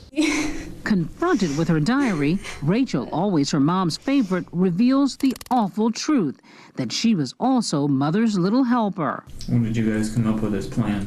I mean, we talked about it like Christmas. In another interrogation, Rachel tells police that she and mom Diane weren't exactly finished. The next target, the youngest daughter, 12-year-old Brianna. When were you guys gonna kill Brianna? Sometime after Sarah.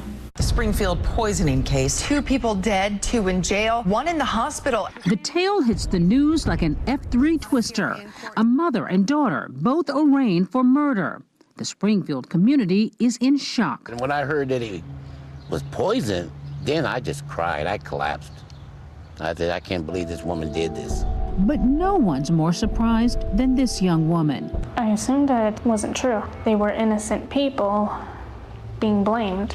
This is Sarah Stouty sharing her story for the first time, defying all the odds, surviving a vicious poisoning and living to tell the tale. Do you still consider them family? Not anymore. I consider them as killers who hate me.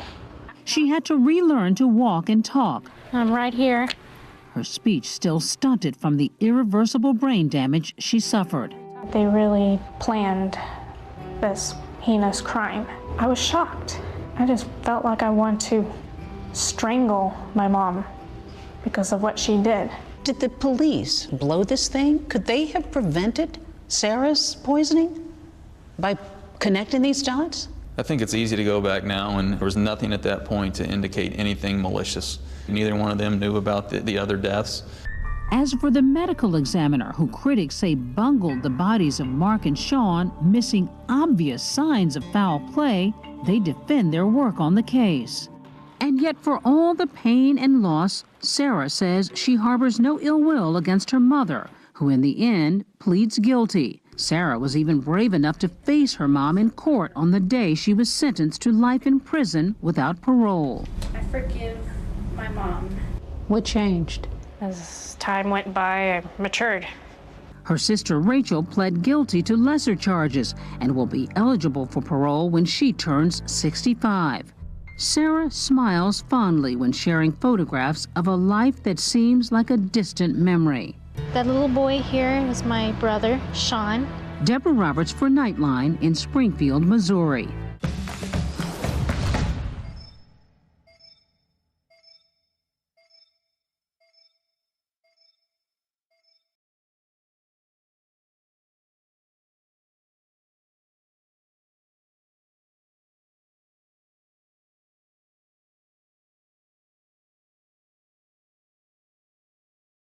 Yeah, that was what you guys were crazy too. I didn't know either. Like, I was just watching them, the interrogation, and I bring the daughter in. It like all unfolds, and it's like, what the fuck? Are you serious? What? No way. Followed the whole thing. It followed the case, like them, like guilty, prison.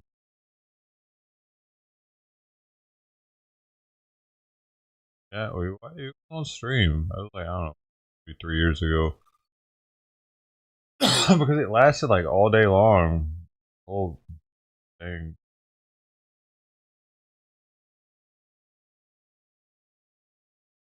I thought I might even title the stream.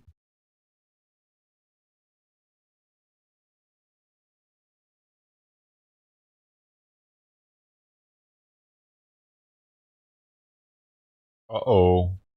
4 American soldiers are dead in Lithuania. NATO Secretary General Mark Rutte says he doesn't know all the details yet. One anonymous U.S. official, however, told the Associated Press of course, Brody. The 4 Army soldiers were in a training accident. Well, the best Rutte I've seen is an confirmed American the deaths one. during a trip to Warsaw and sent his condolences to the families. The U.S. Army Europe and Africa Public Affairs Office in Germany revealed the soldiers were performing scheduled tactical training at the time of the incident. U.S. service members were reported missing during an exercise which was taking place about 6 miles from the Belarusian border. A subsequent search and rescue mission was launched involving helicopters and border guards, the Russians have and now them? news of their deaths is coming to light. As the NATO Secretary General said, what exactly happened is still unclear. We do know the Baltic NATO nations of Lithuania, Latvia, and Estonia do not have great diplomatic relations with Russia, which backs Belarus, and those ties only grew more tense when Moscow invaded Ukraine. We're going to keep an eye on this story, and we'll bring you all the updates. To get those, download the Straight Arrow News app today. Who is this massive fucking guy behind Putin? With Russia, which backs Belarus. That makes Putin look and like a those ties a only kid. grew more tense when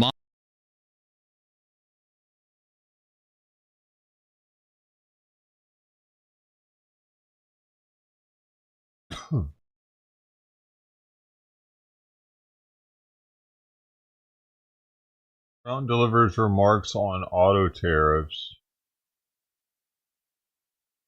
Breaking news, baby. It's happening, man. It's fucking happening, man. You know what I'm saying?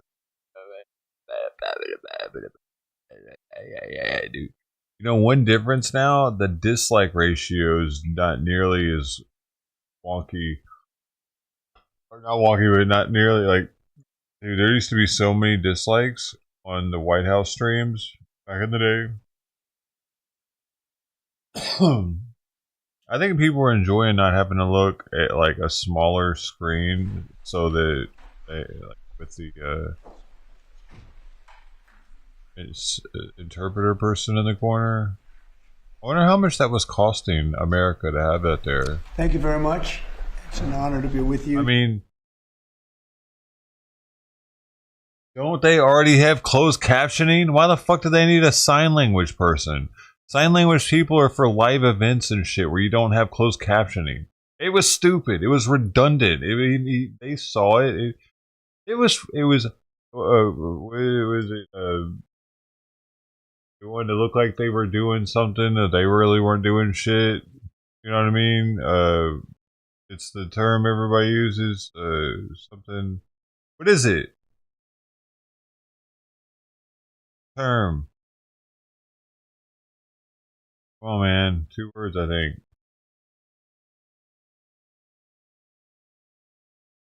I got it. Virtue signaling.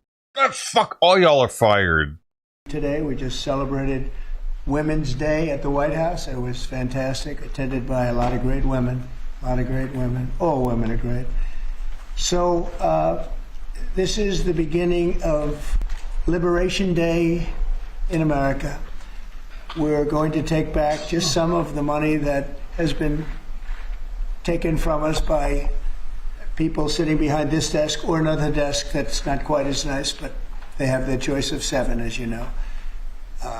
And we're going to charge countries for doing business in our country and taking our jobs, taking our wealth, taking a lot of things that they've been taking over the years. They've taken so much out of our country, friend and foe, and frankly, friend has been oftentimes much worse than foe. Did anybody else ever think about that? How they already have closed captioning? Why the fuck was the White House spending money to have interpreters, translators, on everything that they broadcasted? And they were always making sure that they were DEI looking as fuck. They were always a female or a minority. They were definitely virtue signaling with that shit, dude. Bro, hopefully people can see now that it was unneeded and like, so unneeded. Why the fuck did we need that person there when we have closed captions?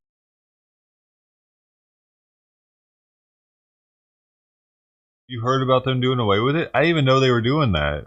When did you hear about it? And this is very modest. What we're going to be doing is a 25% tariff on all cars that are not made in the United States. If they're made in the United States, there's absolutely no tariff. We start off with a 2.5% base, which is what we were at, and we go to 25%. And basically, as you know, and as you've been saying, not reporting as accurately as it should be reported because it's a massive story.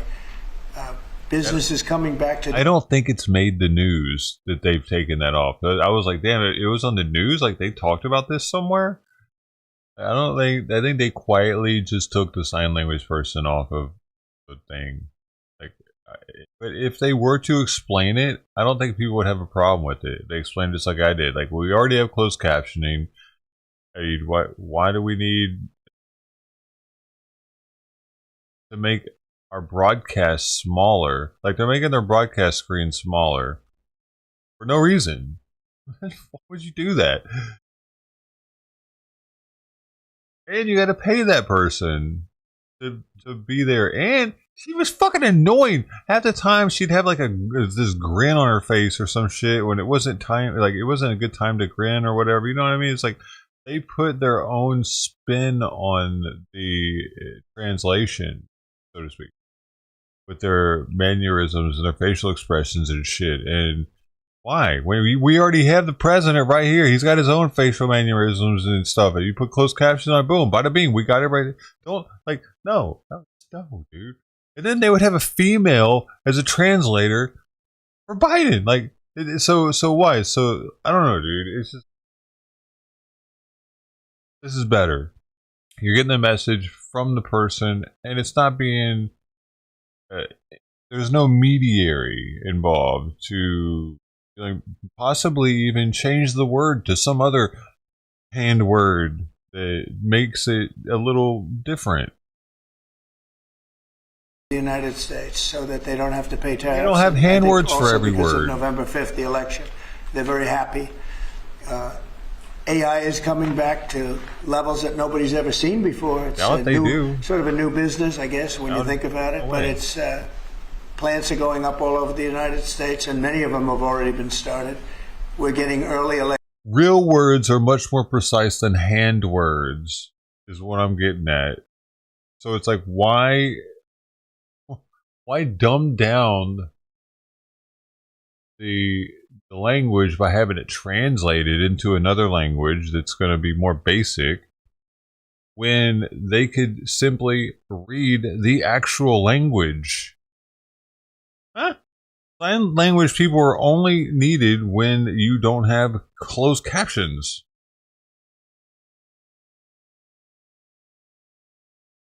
Closed captioning will always be superior as long as it's precise. Electricity taken care of. We're getting permits very quickly for them, and we're going to make their life very happy. They're coming in with tens of billions of dollars. Individual plants will cost 10, 15, even 20 billion dollars. We're going to let them build electricity generating plants along with their plants. So it messed up right there on cost. It said cause. If you're fucking retarded and deaf, you might not understand that. But any simple person is going to understand that he meant cost, not cause, if they're paying attention to what he's saying. So it does make some mistakes. Where is that? That people didn't grow up with words, though. Oh, shit.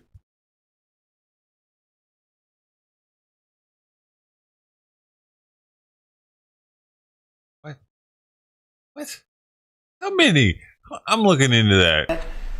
And they can't even believe it, and we're going to get them very quick permits, as I've done always. I did that in Louisiana with 2 LNG plants. I got them one permit in 1 day after waiting 14 years, and the other one in 1 week after waiting for 12 years. But this is very exciting to me. This is the automobile industry, and this will continue to spur growth like you haven't seen. Before I was elected, we were losing all of our plants. They were being built in Mexico and Canada and other places. Now those plants largely have stopped, and they're moving them to our country. In Indiana, the great state of Indiana, I love Indiana. Honda is building one of the biggest plants anywhere, and they've just started. They wouldn't have done it without this. In all cases, they wouldn't have done it without what we're doing. So we'll effectively be charging a 25% tariff. But if you build your car in the United States, there is no tariff. And what that means is a lot of foreign car companies, a lot of companies are going to be in great shape because they've already built their plant, but their plants are underutilized, so they'll be able to expand them inexpensively and quickly.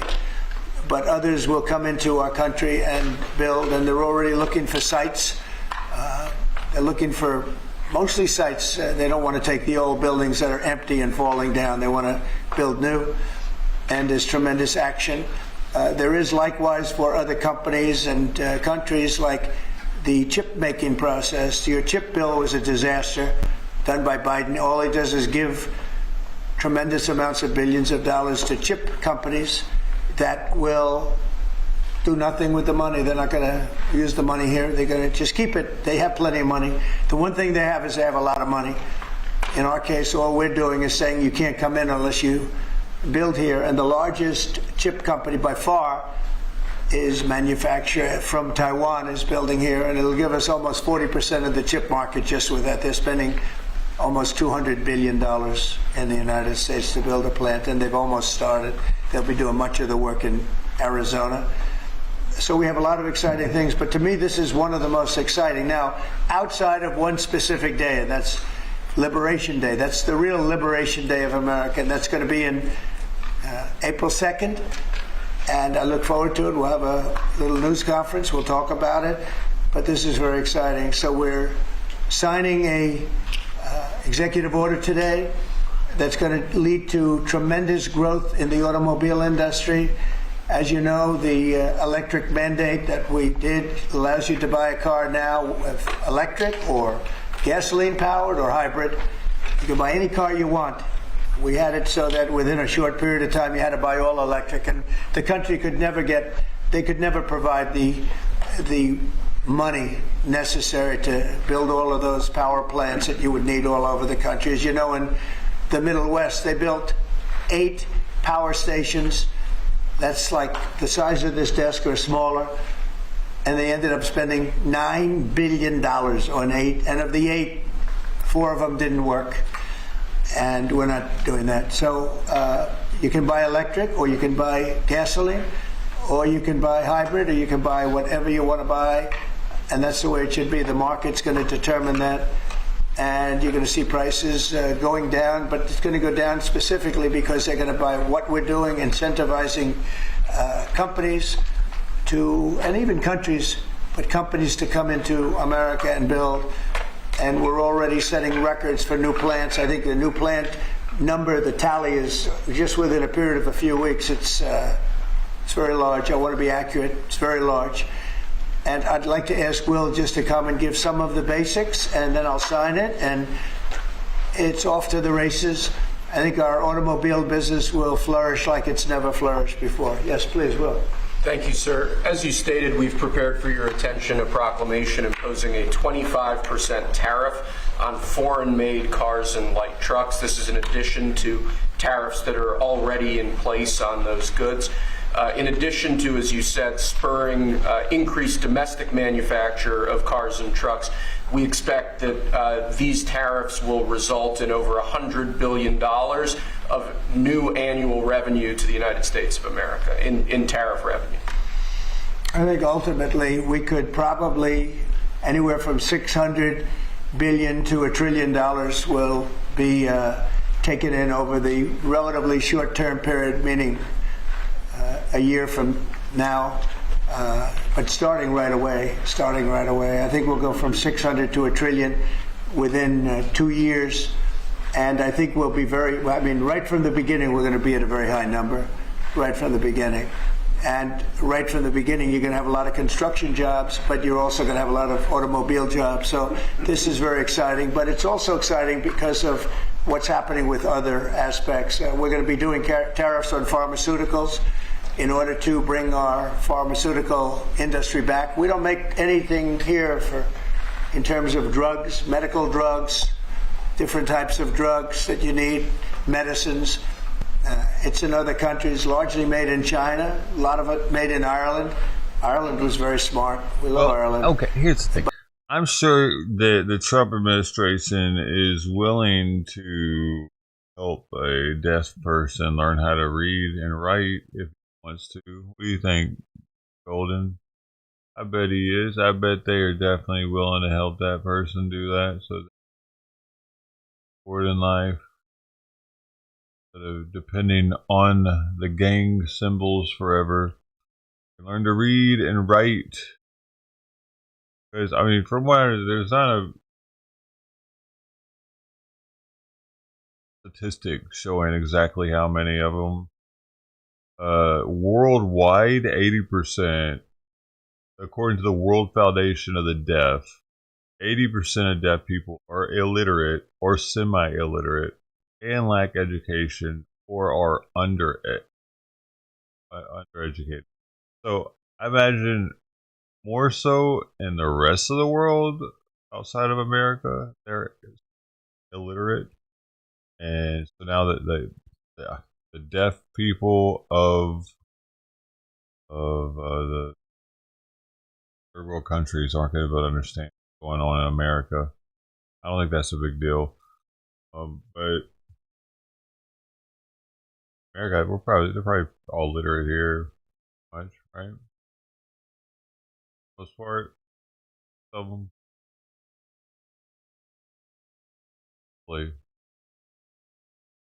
That's a bummer though for them though. Now, hopefully they read. But We're going to have that. We're going to have lumber. We're going to free up some of our land, and you'll be able to meet a lot of other standards like. Wait. Let's just think about this. Why wouldn't they want to learn how to read, man? Come on, stop being a fucking idiot. Fucking deaf people. Learn how to fucking read. You already, like, you know what I'm saying? You already.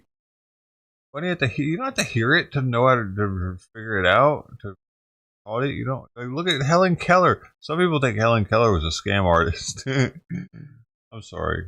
Alex Jones is going to come start sitting next to me or something.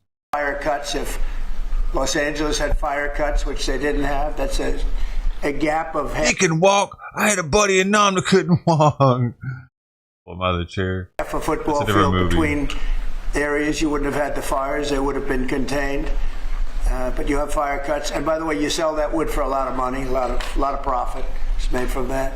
But we're going to be doing lumber. We're freeing up our land so that we don't have to use outside sources of lumber. Energy, we're doing fantastically well at. You know, the energy prices have been coming down rapidly as we increase supply, and we've already done that. We have Chris and Doug are doing a fantastic job in that. That's Department of Energy and Department of Interior. And they're working together hand in hand because Interior has the land and Energy has the ability to do the drilling and do what they have to do. Our coal areas are going to be opened up for clean, beautiful coal. Germany's opening up mini coal plants now. You know, they tried the wind and it didn't work. They almost went out of business. They almost went bankrupt. They tried wind, which is a disaster because it's too expensive and it doesn't look good, kills all the birds, a lot of problems. But Germany is now building a lot of coal plants. China is building one a week. They can read. What do you mean they can read? Golden Coin said they can't read. They don't understand words. I mean, that's true though. In some areas, in some countries, they don't understand words. But I think in America, for the most part, they understand words. Hopefully, and if they don't, we're letting them down. Seriously, letting down the deaf people.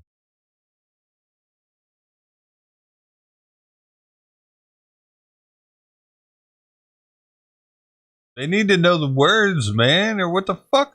We're keeping the deaf people down if that's the case. We need a Deaf People's Month, dude. We're not making sure deaf people know words. If anything, we should be setting aside extra time making sure the deaf people learn the words. And if we're not, we need to stop everything. What are we doing? They need to know words, man. That's really important. Hey, in the beginning, there was the Word, and the Word was God, or something like that. You know what I mean? Like, of course they gotta know the words. They won't know. What do you mean?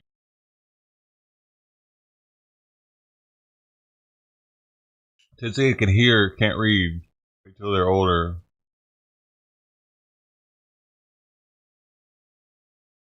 Well, you're saying illiterate rates or illiteracy rates are growing? Yeah, that's a problem. And they're using coal, which is very powerful. Because the whole no child left behind bullshit. Just letting kids pass. All that shit. They let them behind. Hell, they used to hold kids back. Stop doing that.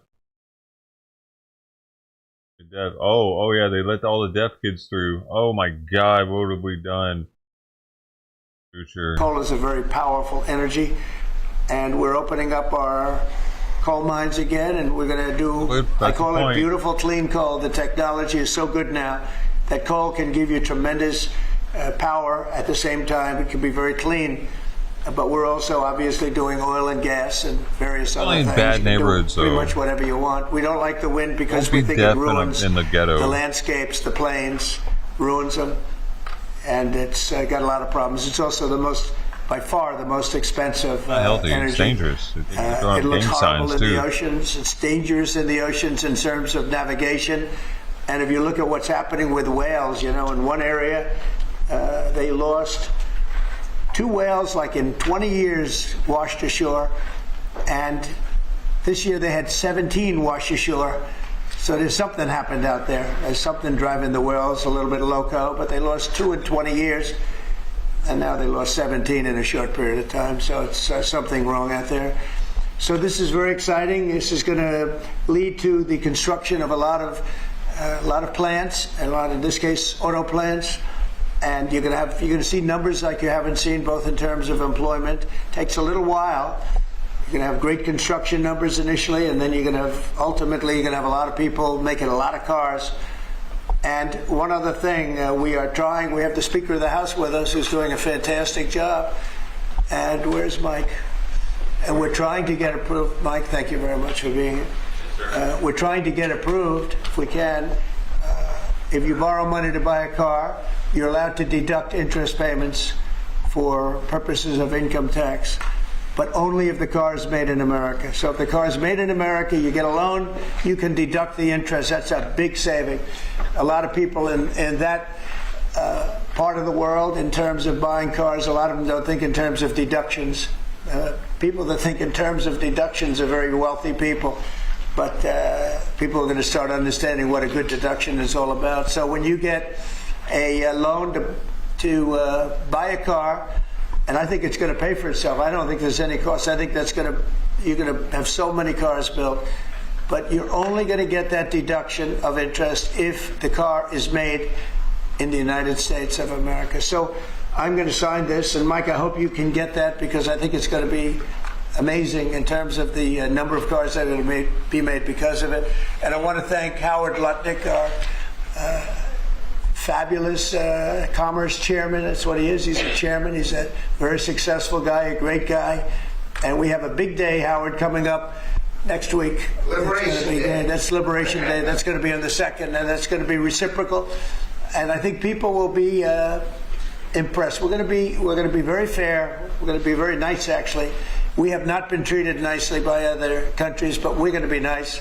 So I think people will be pleasantly surprised, but it's going to make our country very rich, because we're the piggy bank that everybody steals from, and they've been doing it for many years, for decades, so we're not going to let it happen.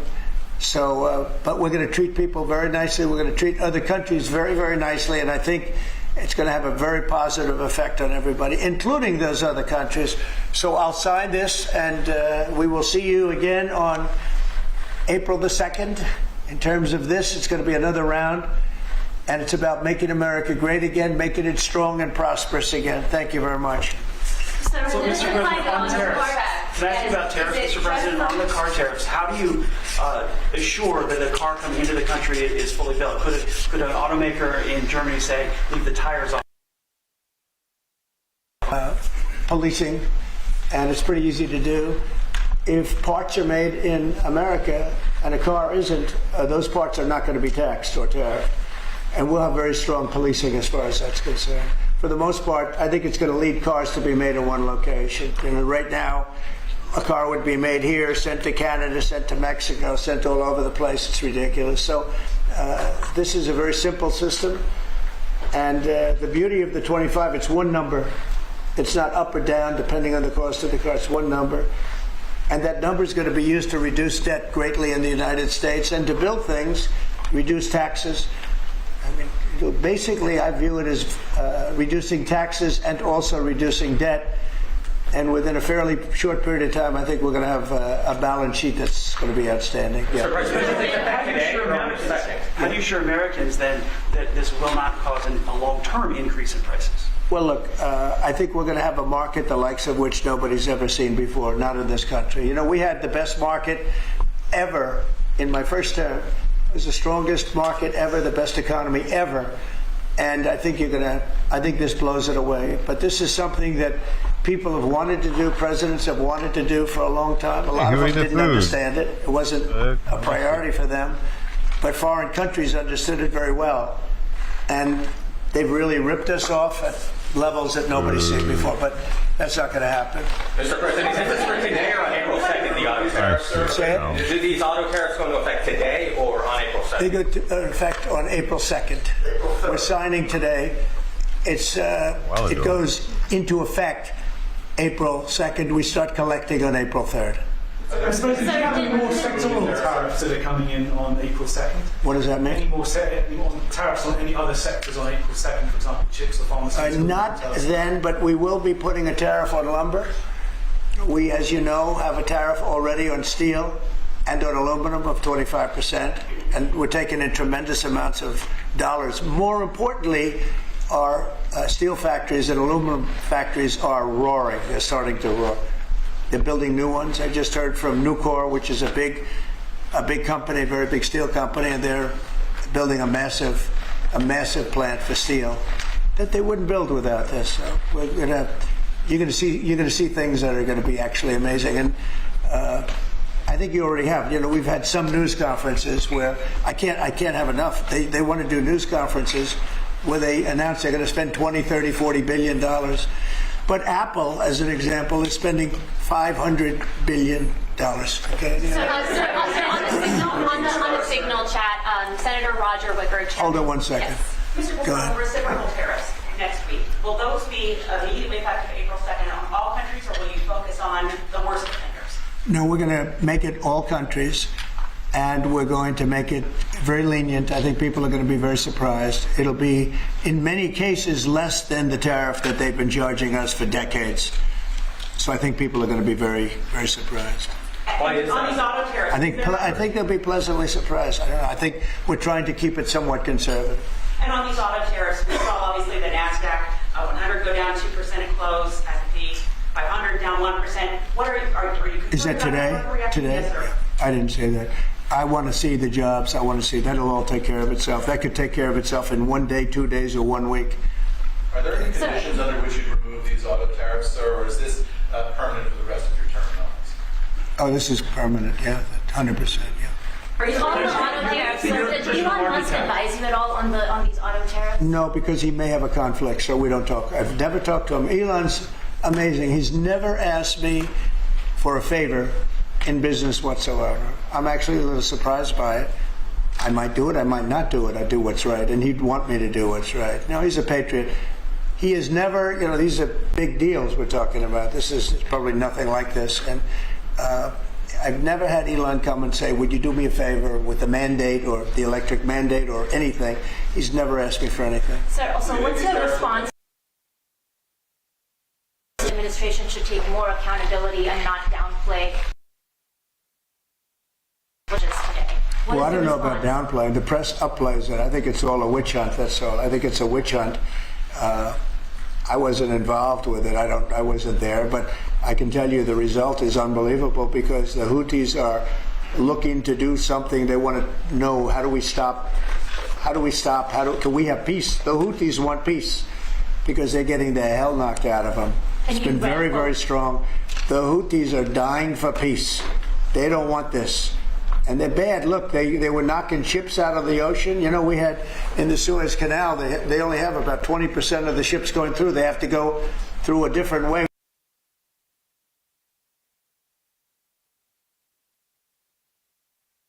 These have been hit hard and they want to negotiate peace.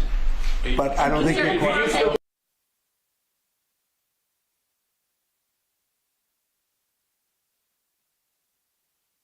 The official broadcast from the White House. I can only tell you this. You know, you don't want to talk about it. The Houthis have been horrible to the world. What they've done, killed a lot of people, and knocked down a lot of ships and planes and anything else. You know, it's not just the ships. And they have been hit. They have been hit harder than they've ever been hit, and they want us to stop so badly. And they've got to stop. They've got to say no mas. But I can only say that the attacks, it's attacks every day, every night. It's not just the one, you're talking about one. The attacks have been very successful, even beyond our wildest expectations. We've hit them very hard, very successfily. And we're going to do it for a long time. We're going to keep it going for a long time. Senate Republicans have said that they have formally asked the administration for an Inspector General report on the Signal issue. Will you agree to that? It doesn't bother me. I don't know. You know, I want to find if a Signal doesn't work. It could be that Signal is not very good. You know, it's a company, and maybe it's not very good. I think we'd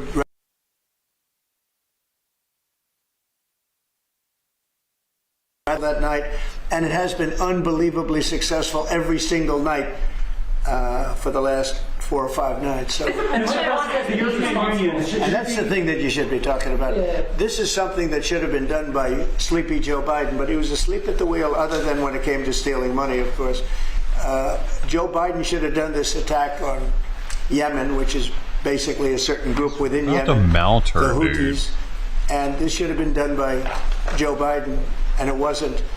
And that's caused this world a lot of damage and a lot of problems. So Mr. President is responsible, but he's also overseeing the investigation to find out what went wrong. Maybe.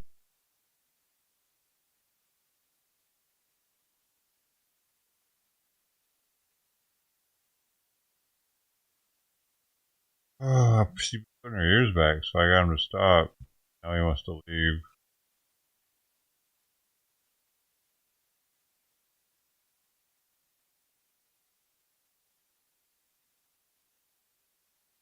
White House stream kind of having issues here.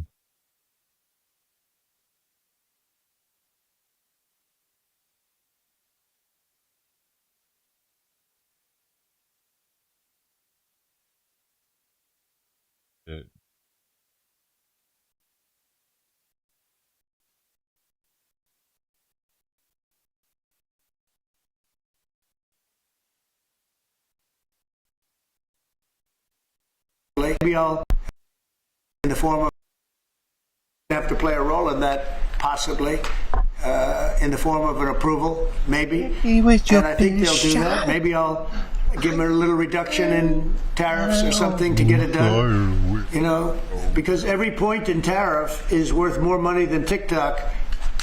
If you think, every point, tariff is a much bigger world, and TikTok is big, but every point in tariffs is worth more than TikTok.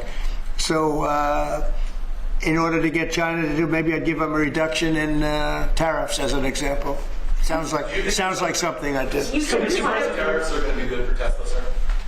Good for who? Tesla, which makes us well, he is a fantastic Tesla. Will tariffs be good? I think they may. It could be a net neutral, or they may be good. He has a big plant in Texas. He has anybody that has plants in the United States, it's going to be good for, in my opinion.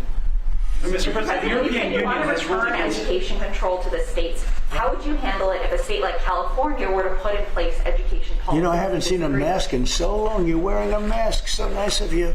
I haven't seen anybody wearing a mask in a long time. It's good. You feel more comfortable, right? Yes. Good. That's good.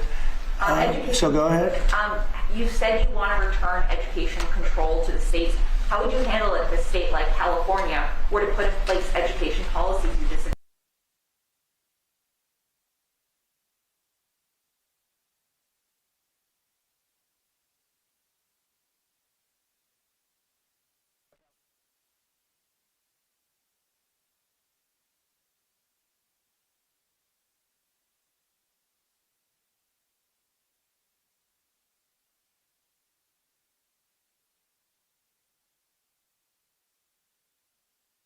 Very successful. I think in New York, as an example, you'd go to Long Island, Westchester, you may have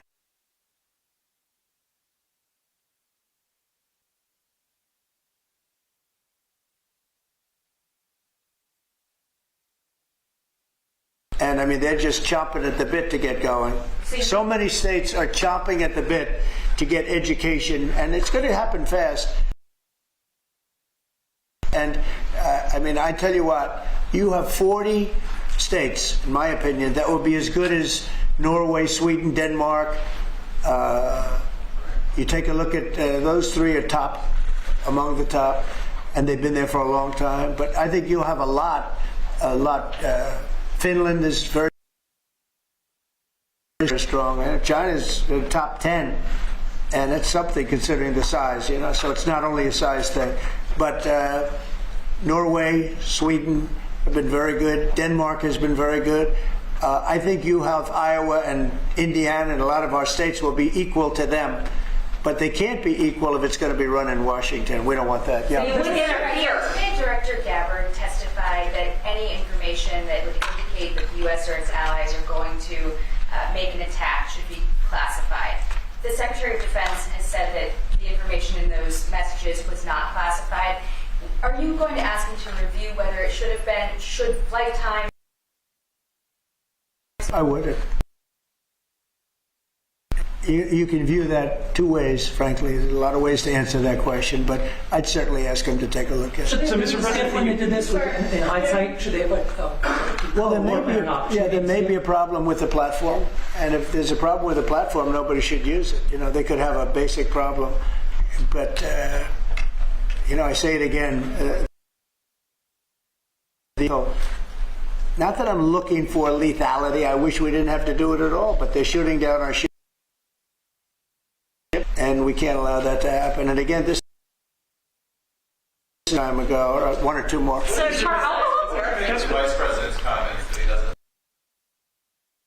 Do you agree with that? Well, I understand where he's coming from.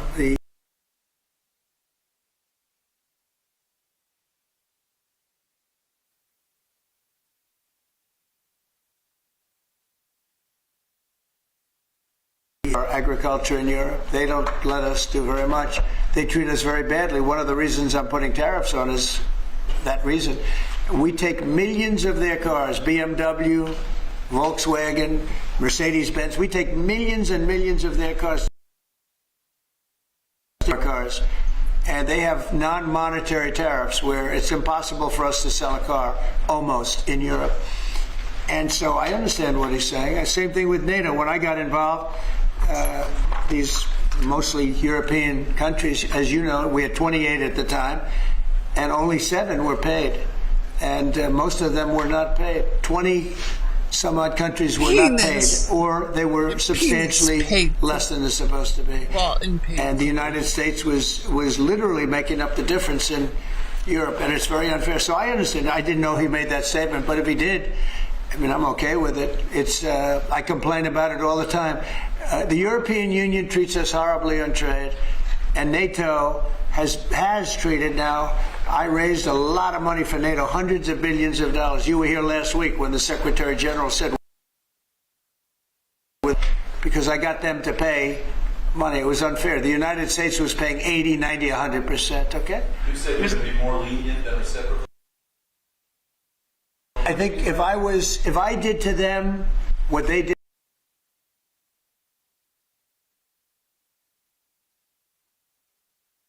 it'd be much more lenient. You'll see on April 2nd, I'm going to be much more lenient. They were really bad with us, I tell you. They should have stepped up. They should have stepped up and done something, and they didn't do it. And hence we have 36. Mr. President, you've criticized Jeffrey.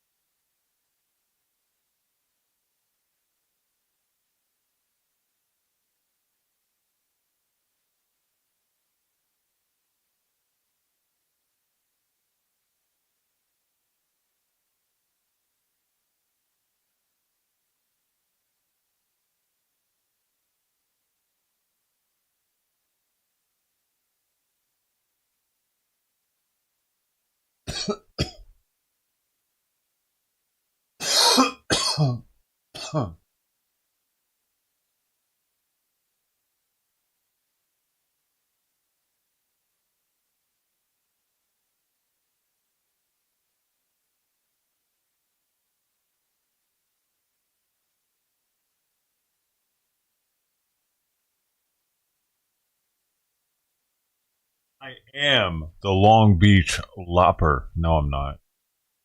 I was supposed to. He decided to join his wife instead of sending her. She was going to do solo to the dog sled race, and now he's going on Friday. Who's going into the Vice President? But Usha was going to go to Greenland on her own. I don't know. I'm not sure. I think you may have JD going, actually. Yeah. I don't know if they've split that up, but Usha's great. But I understand JD might be going. So the European Union has voted or decided against Apple and Google during the Digital Markets Act, and they're the first U.S. companies they targeted with that. An Apple executive told me they believe that's politically motivated because of the tariffs on April 2nd. The European Union is suing a lot of our companies, like Apple, and they have $17 billion. Facebook, they're suing a lot of other companies. And they use that money just like it's like a tariff. They go before judges that are very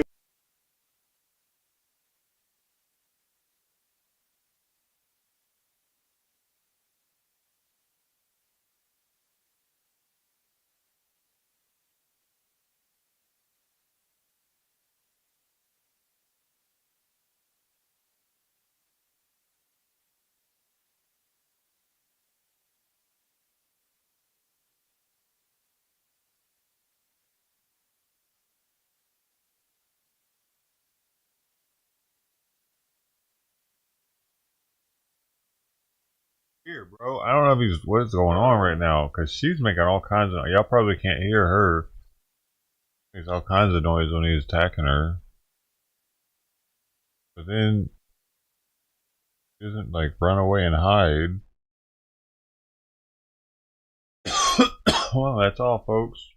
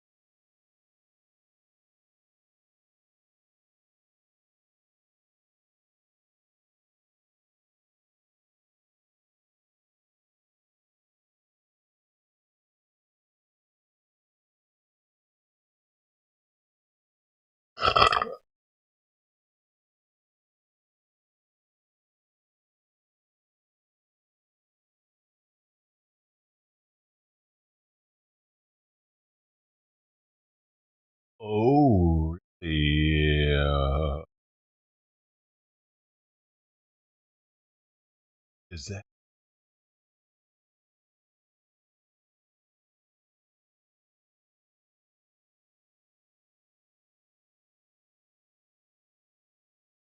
What are y'all doing this?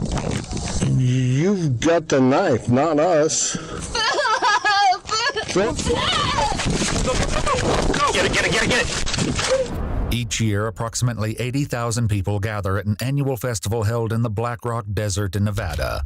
On the fourth day of the festival, on August 29, 2024, reports emerged that an attendee has stabbed a security guard. Deputies in Pershing County race into the scorching desert to respond, their cameras capturing a rare glimpse of the unpredictable madness that occurs at Burning Man. And you thought Burning Man was striding around looking at Mark. The following report is based on official police records, and the footage has never been seen before until now. Please note that all persons charged with a crime are presumed innocent unless and until proven guilty in a court of law. According to police records, 47-year-old Jennifer Harbour was escorted from her group by a BLM ranger after expressing concerns about being poisoned. The ranger, noting possible signs of an altered mental state, called for medical and security assistance. But when they attempted to remove her from the vehicle, she allegedly stabbed security personnel Alexander Gershenso in the wrist and attempted to stab another. As Alexander left for medical attention, she reportedly turned the knife on herself, prompting Pershing County deputies to intervene. I'm Sergeant Rogers. I'm with Pershing County Sheriff's Office. You mind if I come talk to you? Can you come on this side of the fence? What's that? Come on that side? I can cross the fence? I am the real police. I'm Sergeant Rogers. I'm with Pershing County Sheriff's Office. I'm Sheriff Ferguson. He works with us. We're sheriff's officers. Do you mind if I talk to you? What's going on? How can I help? I need my campmate. You need your campmate? What camp are you with? Hangout. Hangout? Camp Hangout? And where is Camp Hangout? Behind Center Camp. Behind Center Camp. Okay. Can you get Pyromantic? Can I get what? His name is Philip Safari. With a knife pressed against her own neck, Jennifer adjusts the mirrors to check her surroundings. Okay. Nobody's sneaking up on you. It's just going to be us. These guys are going to help me out and make sure that nobody comes near. They work with me. This guy's leaving right here. Okay? I've got most of these guys are going to be taken off, okay? It's just going to be us, okay? Jennifer, you okay? Please get you. Please. Okay. While the deputy radios back to Camp Hangout in search of Philip, others nearby formulate a plan in case she does the unthinkable. Well, we'll try to talk her out. But the fact is, she's already stabbed somebody. We're not playing. No. There, if she starts, and she goes to herself. No, then what? Then we're gonna go and get her. We'll do whatever. I mean, we'll tase her right there. Try to take it from her undercurrent. Undercurrent. Yeah, as soon as she does that, we're gonna tase her, and then we'll drag her ass. Just stay on the taser until we have her on the fucking ground. Yeah. And you thought Burning Man was striding around looking at Mark. Back at the vehicle, Jennifer's unease continues to grow as the deputy attempts to understand what led to this situation. Is this your first burn? I've been here 20 years. All your doings. No, it ain't my doing. It ain't my doing. What happened?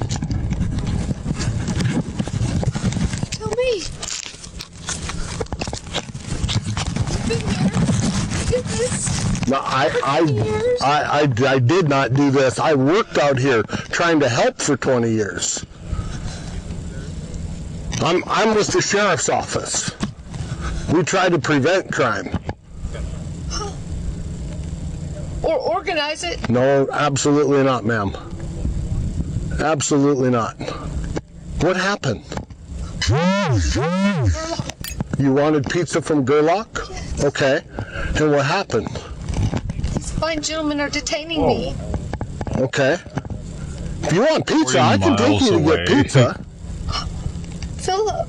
Okay. When Philip gets here, do you want to go get some pizza? Okay. That's easy. Try shit on something, dude.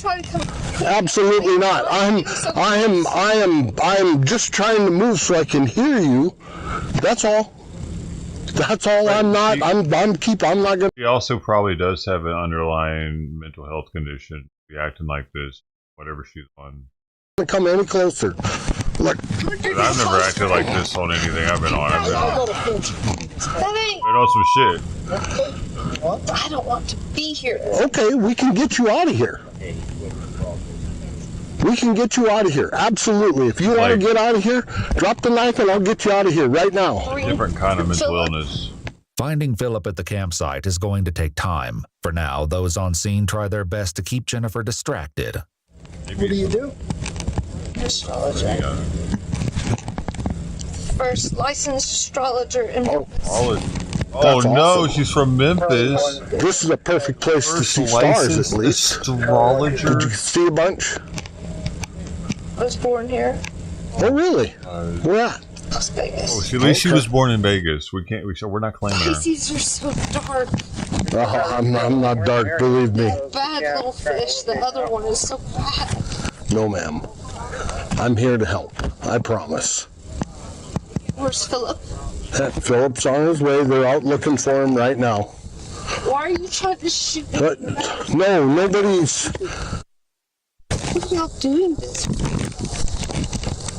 But you've got the knife, not us.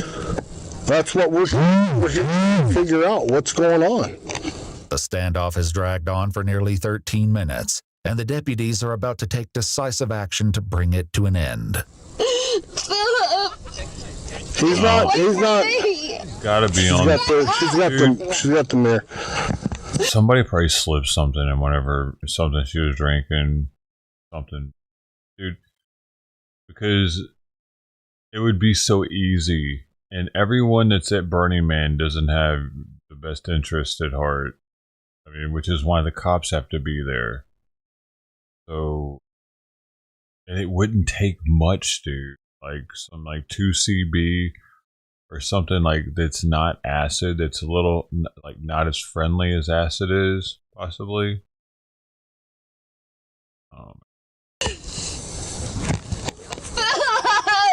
Philip's coming. Philip's coming. Get it. I got the knife. Got the knife. I got to take this. I'm down. I'm gonna go. Got to be.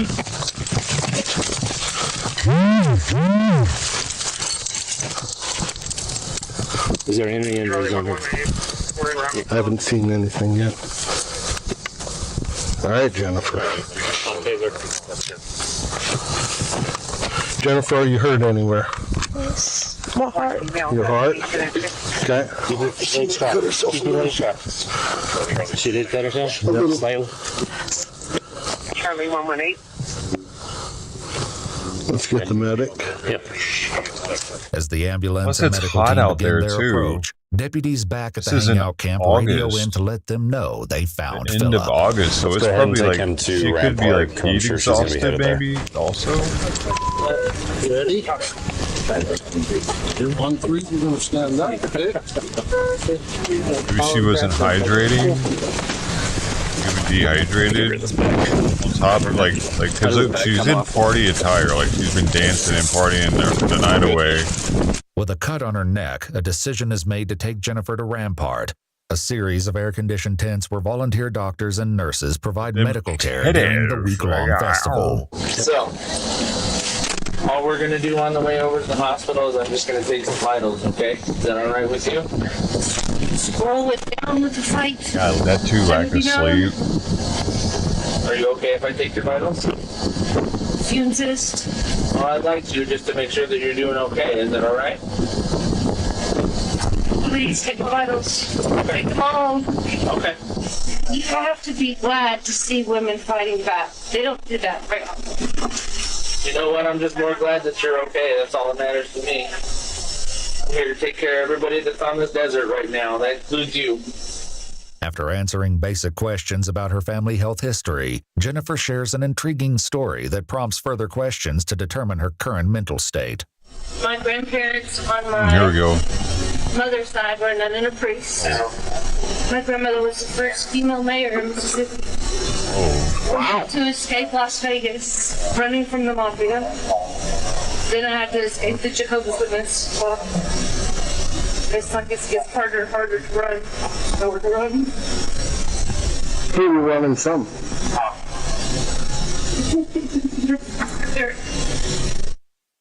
You know what year it is? 24. Okay. How about the president? You know him? Biden. Okay. Excellent. Trump was here. This wouldn't be happening right now. I was just gonna say we get a spicy answer when we ask who the president is. Right.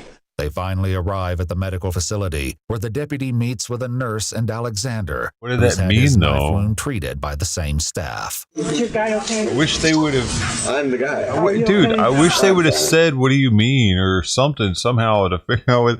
Because do you guys understand what the hell that meant? We're all the way from the heart. Is this close to the vein? Outside the medical tents, What? Philip, otherwise referred to as Pyromantic, has finally arrived. But somebody the almost deputy got has a few stabbed questions for him before in he'll their be vein. allowed to see Jennifer. So you saw her. What time did you guys go to bed? Like around sunrise? That's her friend. Sunrise? Okay. Did you party all night last night?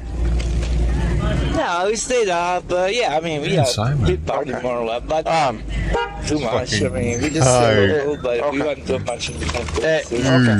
What the fuck? And I don't know quite what they got going on out there, so I'm just trying to gather. Just go in the fucking hell. Just give me 1 second. For scuffed ass combination.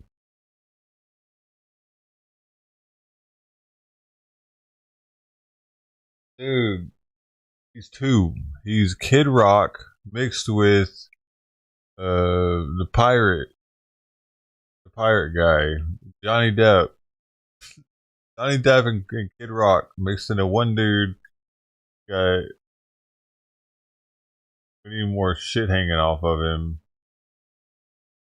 So Some information from you. Try to figure this all out. Any illegal substance use? That's the least of our worries at the moment. Okay.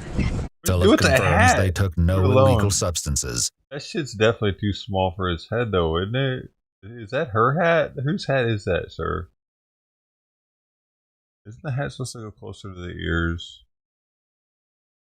Oh, weird. Flexing on me? Is Our worries at the moment. Okay. Philip confirms they took no illegal substances. Back inside, the deputy checks on Jennifer. Is there anything else hurt? Any other pain anywhere else other than your heart? How come your heart hurts? Uh-oh. I'm sorry for putting you through this. You're okay. You're okay. Desert. Yes, ma'am. have to go to jail, I though. bought tickets to come here to do this. I'm not pregnant. Yeah, but you got the whole experience. Oh, Do wow. I get a t-shirt? Wow. Well, you get a shirt, but it's not a t-shirt. After Jennifer is medically cleared, the deputy lets her know what comes next. And here's yet another. Damn, dude, she won tickets to go to jail. I bet she was drugged, dude. Their interesting story. You are under arrest. Okay, and it'll be a battery with a deadly weapon. But our thing is your mental health. We want you to be all good. Like she looks better all of a sudden. We don't want you to suffer in any way, so we're going to take care of that. Have you ever been arrested before? Okay, for what? You know Jerry Lawler, the wrestler? I beat up his girlfriend. Which one's better? Me and my friend. Wait, Jerry Lawler, what did she say? He really is from. Wait, what? Jerry Lawler is a wrestler and he's in Memphis, and he in like 4th of July, he's always on TV selling fireworks. We don't want you to suffer in any way, so we're going to take care of that. Have you ever been arrested before? Okay, for what? You know Jerry Lawler, the wrestler? I beat up his girlfriend. What? Me and my friend, well, my old mentor, Joe Cooper, helped get this bar running on Bull Street. Like, keep the liquor license people. And, but the girlfriend always thought I liked Jerry. I didn't. I only even worked for him to make my husband jealous on this web. So I would drop him off at the restaurant. Your husband knows that. And pick him back up, or whatever. So I dropped him off one day, and I went in there waiting for him to come, and she was like, "Oh, you're drunk. You need to leave." And I was like, "Oh, make me leave." And then everyone thought it was part of the wrestling, and it wasn't. I was like, "What? It was real." That's hilarious. I love it. As Jennifer is escorted to the police cruiser outside, the deputy allows a temporary reunion with Philip. They're taking me to jail. What? What's that? What? It's a battery with a deadly weapon is the charge. Battery on who? Part of my investigation. I can't divulge that. Somebody was trying to pull me out of the car. The police car. Yeah. No. But anyhow. It looked like a police car. Wasn't it? It's a trick. I haven't gotten all the stuff yet. If she wants to talk to me, we'll go back. I'll do an interview and we'll go from there. But right now, she is under arrest. So. Well, what kind of weapon are That's part of my investigation. I'm not going to say. Did you have my knife?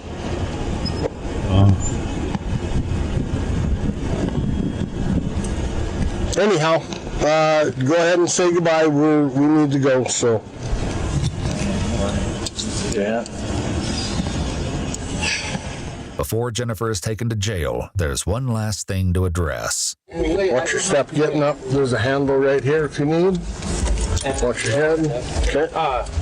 Do want a picture of her real quick for eviction. Yeah, okay. Well, let's hit man hard.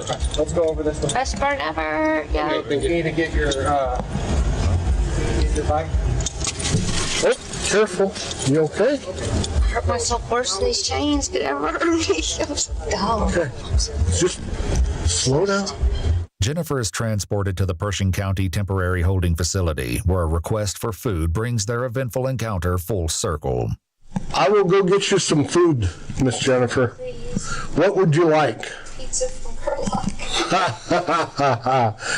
Pizza will do. You know what? I told you I would get you pizza too. Holy smokes! Let me see what I can do. I would be much obliged. Let me see what I can do. In the meantime, to keep you. I'll never felt so safe in jail. Thank you, government. Thank you, Saturn. According to police records, 47-year-old Jennifer Harbour was arrested on 1 count of battery with a deadly weapon and 1 count of assault with a deadly weapon. Her bail was set at $40,000. Jennifer would later comment publicly about the incident on Facebook, claiming she was dosed and thought the police were kidnapping her, though no official reports confirm this claim. The Pershing County Court confirmed that the case is still ongoing.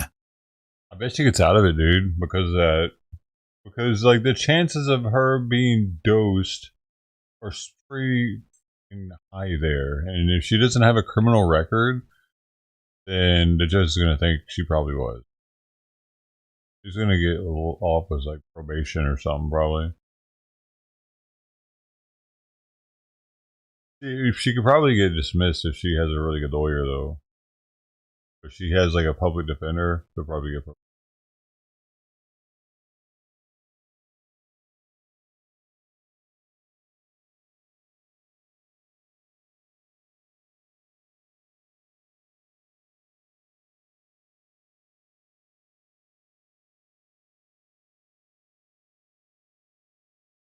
You would probably like it too, Brody.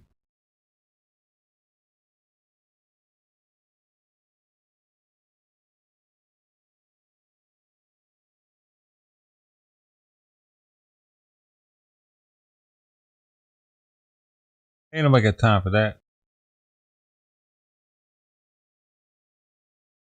I don't got time for that.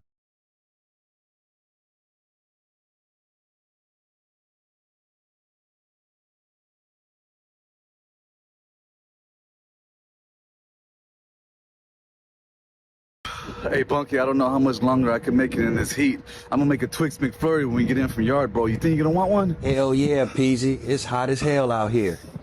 What you need me to do?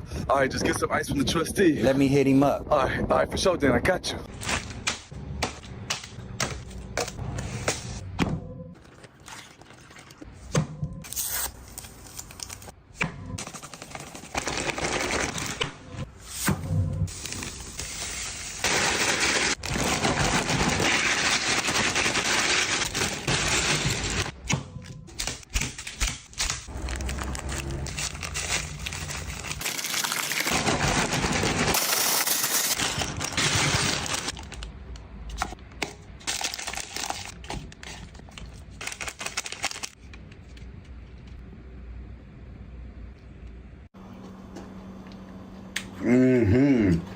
Awesome.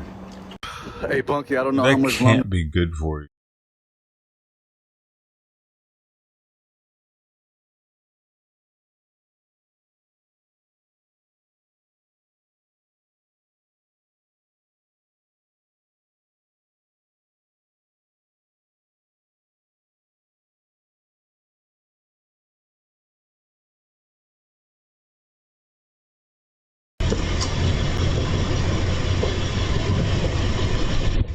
Detained by immigration authorities. Why is this a thing?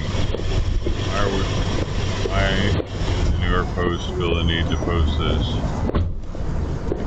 Happened yesterday.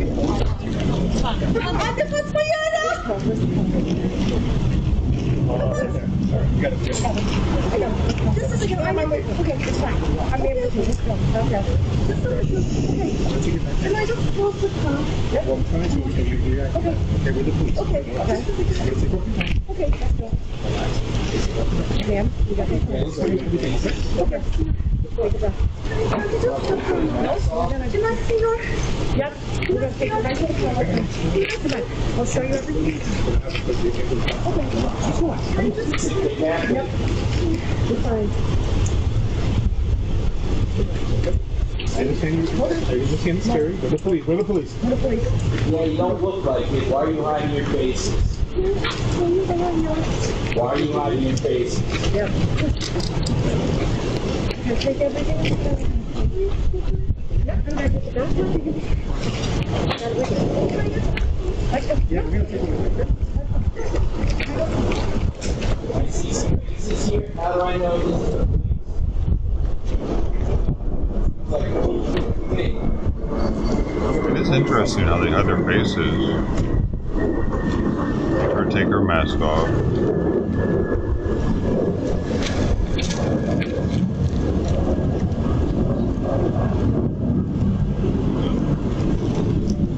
Is anything going on here?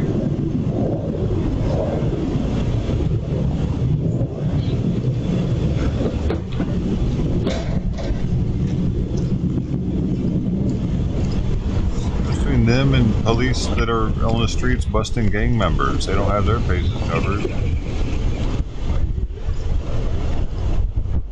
Why are they special? Why are they in more danger than one patrolling the streets? Makes sense to me. How do they get to cover their face?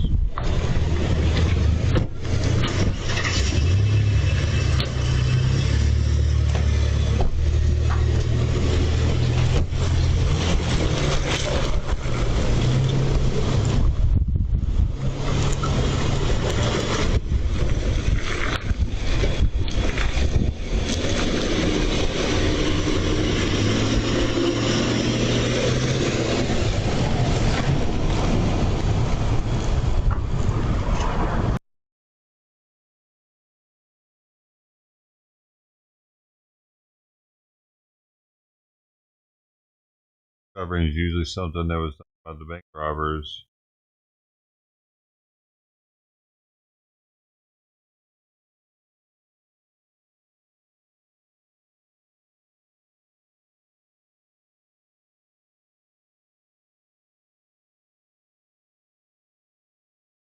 Anybody else? Should the defense secretary? What country are you? Wait, what country are you from? The UK. Okay, we don't give a crap about your opinion and your reporting. Why don't you go back to your country where you have a major migrant problem? Okay. And you, no. You should care about your own borders. Do you care about American lives being put at risk? Let me tell you something. Do you care about people from your country? What about all the women that are raped by migrants? Do you care No, about by migrants. No, do you care? Okay, you're done. Do you care about American lives being put at risk? You know what? I don't care. I don't. Members fighting for your country. I don't care about your fake news. Do you have a relevant question? Yeah, this is an American journalist. Thank you. I'm an American, and I'd like to hear your answer to what she's asking. I'm not answering her question because I don't care about her network. If you would like to ask, I can answer. Do you have any concerns whatsoever about the complete disregard of operational security from the top level of this administration? You want to know about complete disregard about operational security? You should talk about the Biden administration and how they ripped our borders open to terrorist, cartel, child sex trafficking, human trafficking, and drug trafficking across our borders for 4 years. The Trump administration is doing a great job, and I stand by their statements. I stand by their statements. My comment to you is I'm thankful to President Trump that he is leading us out of wars, that he's ending the war in Ukraine, where American lives could have been killed if Joe Biden was still president today, whether he liked it or not. We're talking about NPR and PBS today. We're talking about fake news that was funded with federal funding from American taxpayers. That's what this is about today, not journalists from the UK that care about their... journalist is being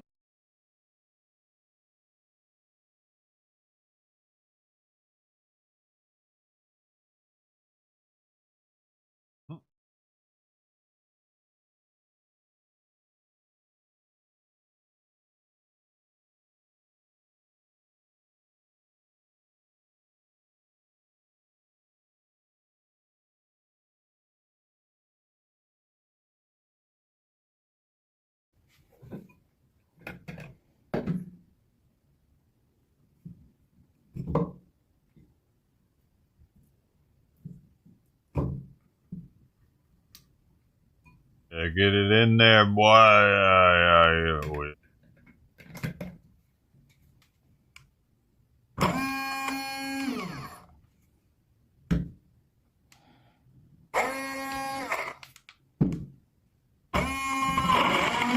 Oh.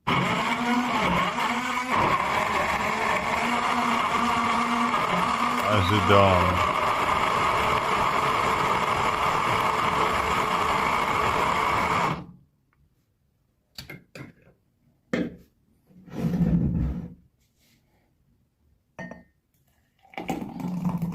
Chunky. Oh man.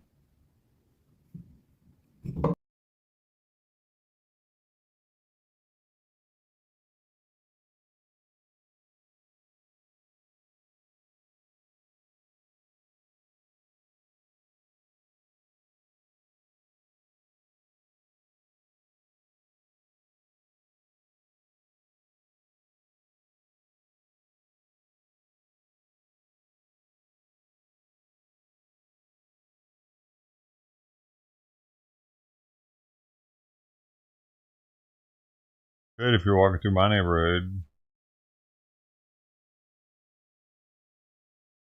Neighbor has like a tangerine tree or something. I have a guava tree. Some people do that with guavas.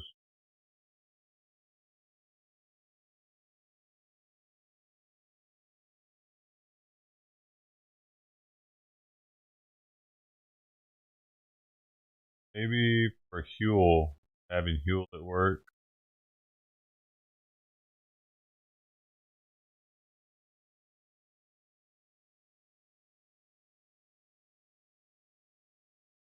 You want to have a margarita at work.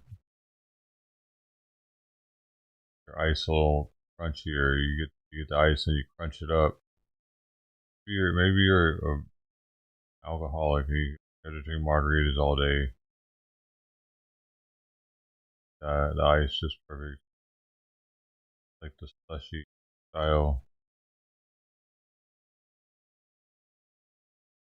Maybe I like to use it for coffee. The fuck? Frightening video of a robbery in Westchester County. A group of men smashing their way through a jewelry store and taking off with about $1.7 million worth of stolen goods. The crime happening a few months ago, but today a break-in the case. There's been a break in the case, and 2 people have been charged in the robbery. The video, more than disturbing. Eyewitness News reporter Marcus Solis live at the courthouse in White Plains. Marcus?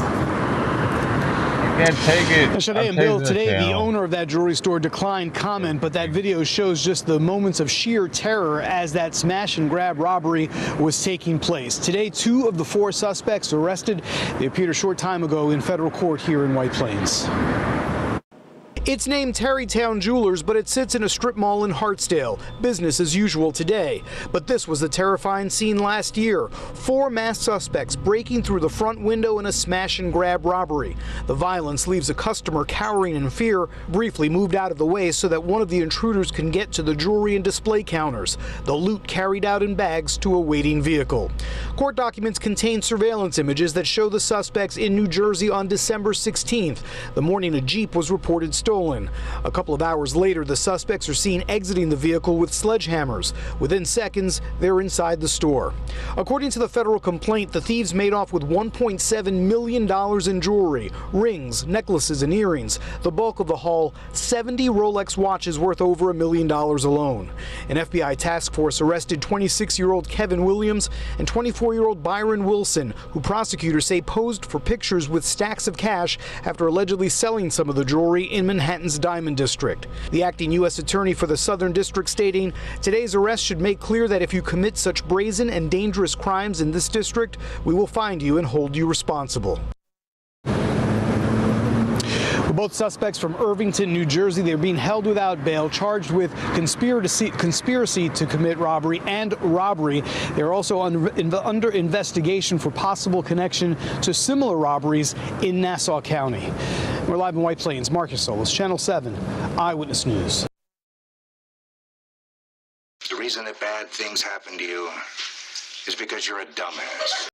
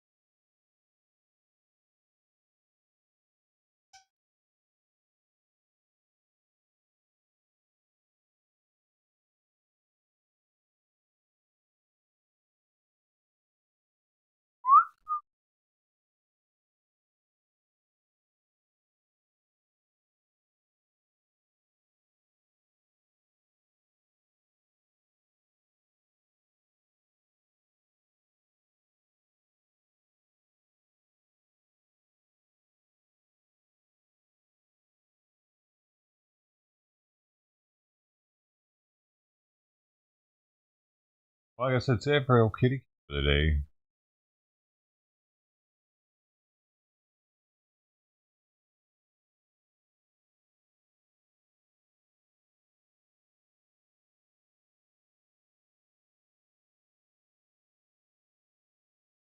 Hanging out though.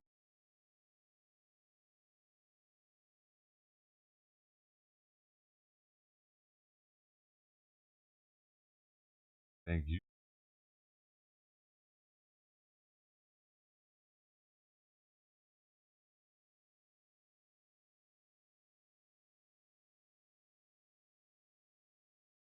So get on the next one.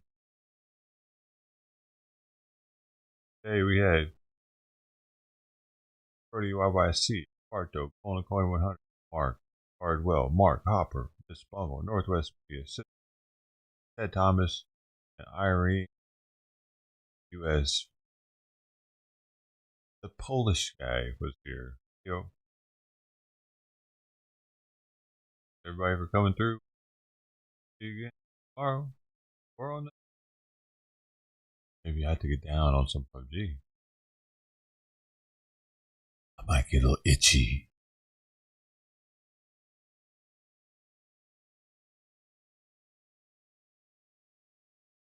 Later.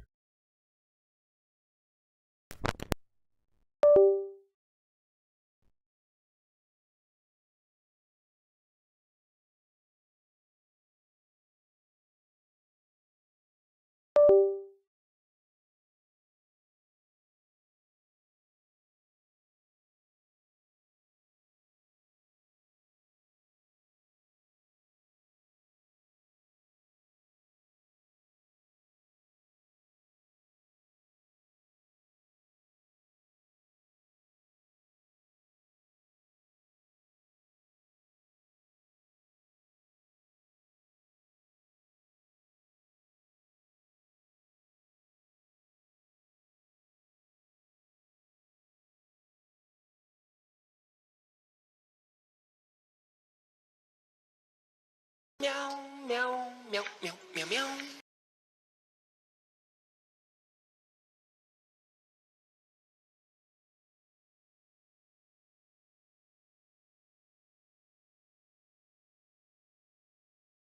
Thank you.